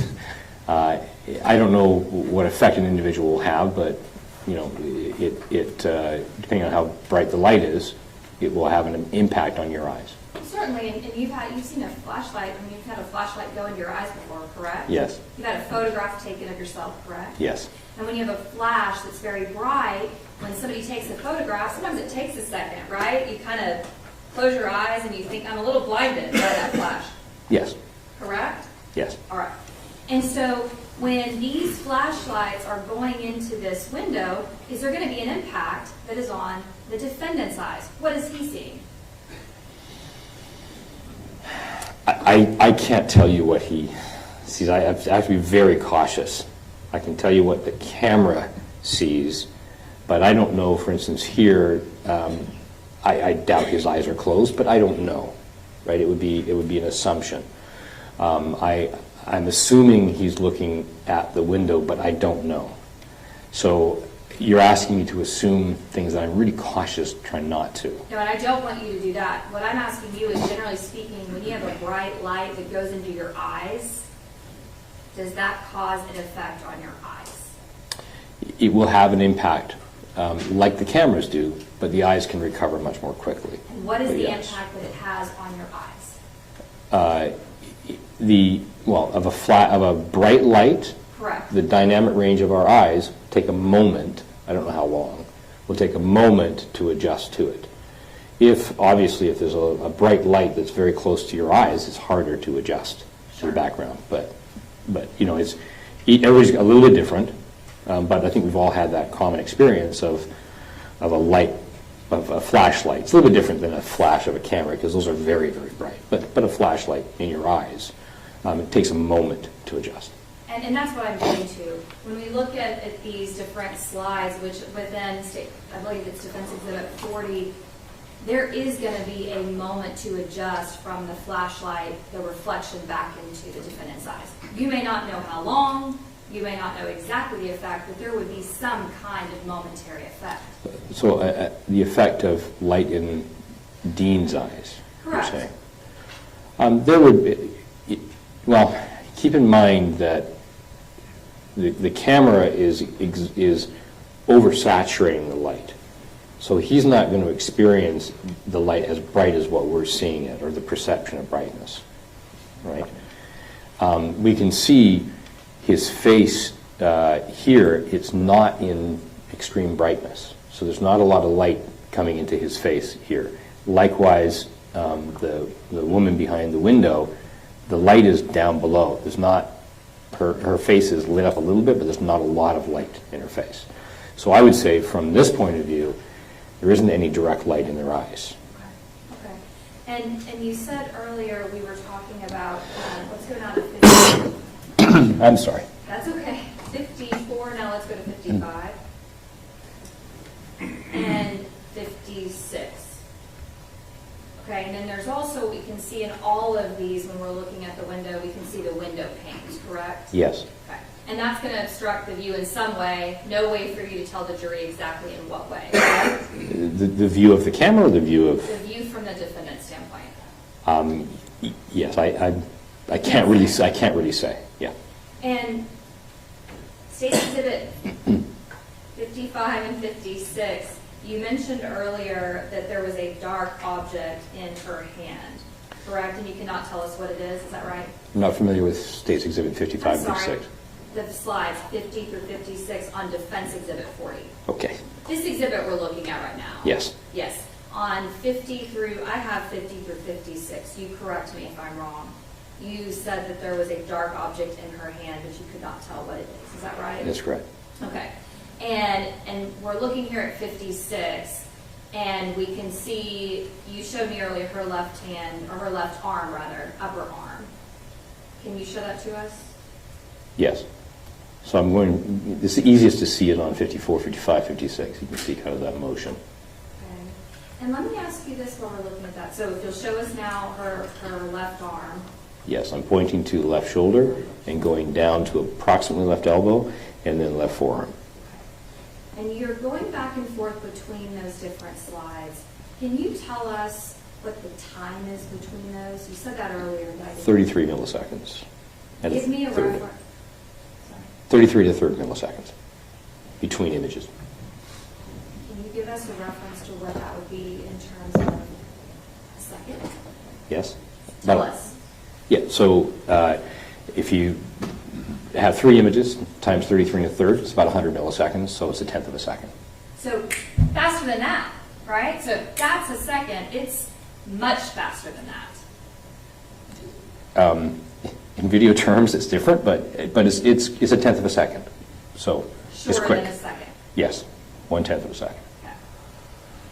And so when you're breaking it down through these 1,000th of a second, am I saying that right?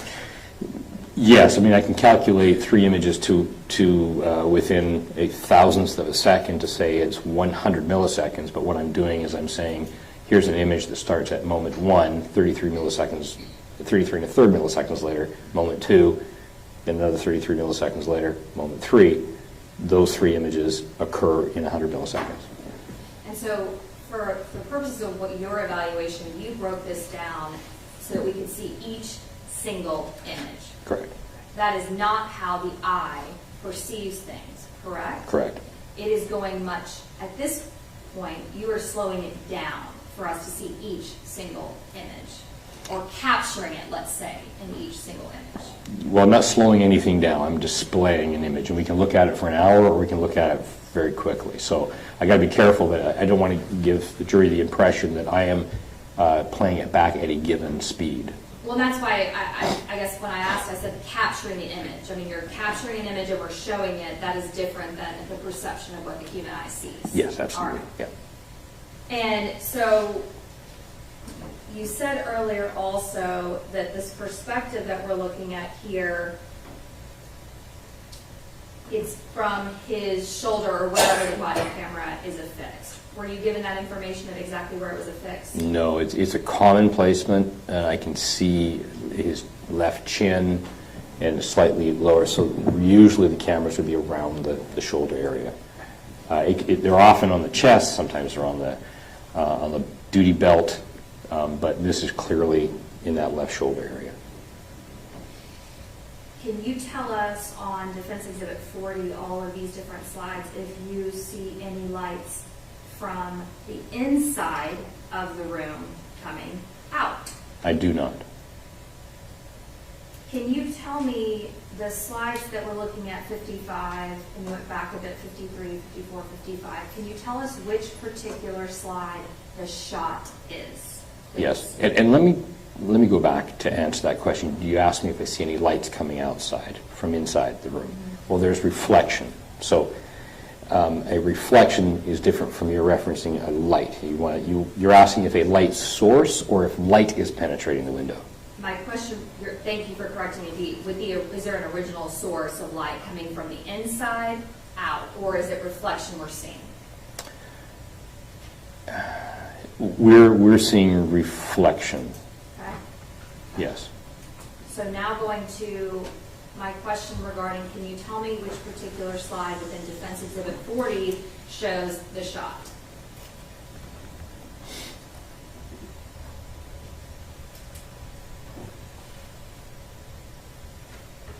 So it would be between 63 and 64, the shot would be fired. And is that what we're seeing? You've got 63 and then 64. Yes, this is 63, then 64, and you can see the light rail on the rail of the weapon as a weapon's responding to being fired. That's the recoil. Can you tell in looking at these slides, maybe 60, 61, 62, leading up to 63? Tell me what we're seeing on 60, 61. What is that? What's what? What is 60 that we're seeing? We have the two different. Why does it look like that? I described this earlier as the blur. What are we looking at here? Wait, let me go. I'll go back, and then I'll come forward to help Okay. orient myself. Sure. Yeah. So what we're seeing from 56, 57 is that the camera is panning to the right, which means that his shoulder is moving in that direction. And then it's picking up speed. We can see that motion blur up on top. That's actually, pardon me, this is the motion blur of the flashlight there, and a little bit of blur from the camera movement. Can you tell me you're kind of going back to Yes. 57, 58, 59, all the way up to the shot. Are you able to tell me where Atatiana's hands are in those slides, sir? Let me go back. Starting at 50, I can see the hand close to the window. That's the right hand. There's, yes? Can I ask a question about that? How are you able to see that that is a hand close to the window versus it's in view and the other hand is not? Because of the illumination. So we see the right arm, left arm, and right arm. They're a little bit further back from the window. They're a little bit darker skin tone reflection off of the light. But the hand, which is at the extension of the arm, which is at about sternum level, is illuminated more directly by the flashlight. And how So it's can- closer. Okay, and how can you tell that in 51, where is the other arm? Are we able to see it in 51? No, but again, I'm not making these observations in isolation of a single image. Sure.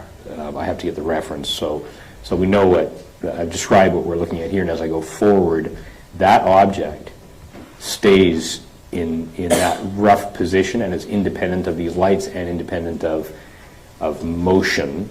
So it's not moving. And when the camera is moving and everything's in blur, then it's in blur. These flashlights are moving, and their motion blur is different. So in other words, the hand is staying relatively at that position. And as I go forward now, we can see it. This is the reflection of the flashlight off the hand. And now we can see at 55, we can see the left arm. And although there's illumination there and the neck area and the right shoulder, it's brighter, and it's closer to the window, and it's in between the window and the sternum, so the hand's not down by the side. The hand is there. There's no other objects. Excuse me. There's nothing in between this part of the window and her body. As I move forward here, at about 57, we start to get too much blur for me to say anything. I can see the right arm still, but I can't say anything about the hand. And let me ask you, actually, may I approach the board? Yes. And so you said you can't say anything about the hand. We were talking earlier, Judge, I don't want to block you. You're okay. I'm sorry. You're okay. Can you see me? I can, okay, thank you. Or see what I'm pointing. So Yeah. you were talking earlier about the flesh color of the arm that we see, the left arm. And then you said now that we get to 59, if you'll back it up just a few.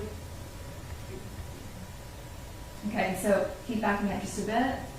Okay, so show me here where we see 54, 55, the hand. Okay, if I go back and forth between 54 and 55, this is the hand I'm pointing to right here. Okay, and now keep going forward. And now where'd it go?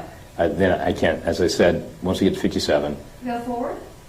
Just 58. one? Just one? Yeah. And so do we see that there is appear to be a flesh colored tone object there? Yeah, outside the area of illumination and the reflection back to the camera. So this is all oversaturated. We're not going to be able to see past the plane of the window at that oversaturation point. So outside of the oversaturation, we're seeing some skin tone of the right arm, upper arm area. All right, and keep going. We can actually, on 57, 58, excuse me, we can actually see the flesh up here as well. Is that right? That's right, yes. Okay. So that would be probably where her, at least her upper torso face would have been. Well, I can see the crew neck of the, and I'm describing it as a crew neck because it looks like it's circular here. All right. Okay, and so which slide did you say now for us again is the shot, the actual shot, 60? Between 63 and 64, in that area. May I have just one more here? Yes, ma'am.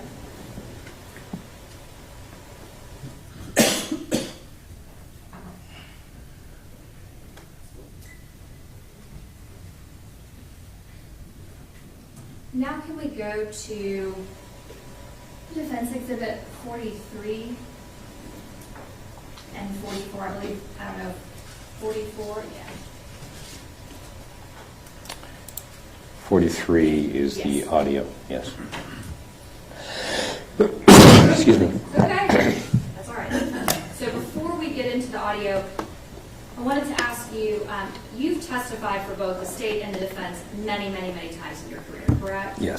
And had we reached out and called you before defense did, then you would be sitting up here for us, just like you are for them. Is that Yes, right? and my evidence will be the same. Sure. Yes. And it's not going to change because you are just giving the evidence and you're just testifying to what you've done as far as your analysis, correct? That's right. And as part of your work in this case for the defense, you get paid as part of how you make a living, correct? Yes. All right. So I want to ask you a little bit about this audio. So if you'll go to the next slide. All right. So if you'll go through to the very end of your audio. Okay, so now my question is, if you said there's a deep breath and it's one, I'm going to ask you to do some math, okay? Yes. So between the time of the very first, the beginning of the command, so put your hands up, show me your hands, show. Now you've got 01:15.893.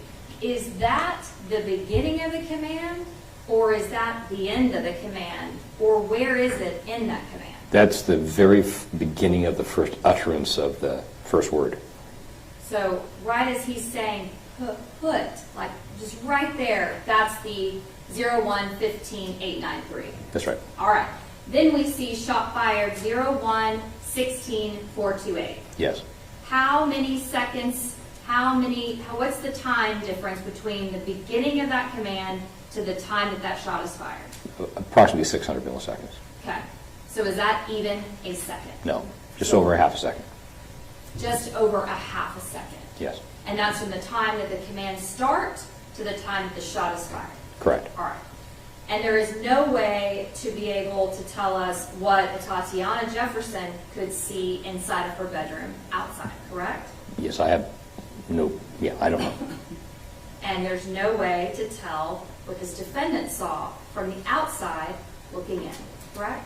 I do not know what the officer saw, yes. Can I pass the witness, Your Honor? Redirect.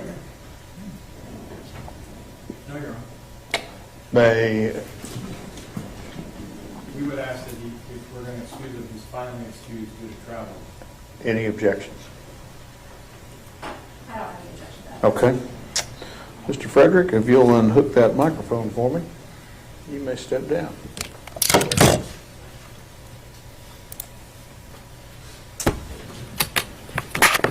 All right, we're going to recess for the day. All right, be back in the morning. Remember admonitions. See you tomorrow.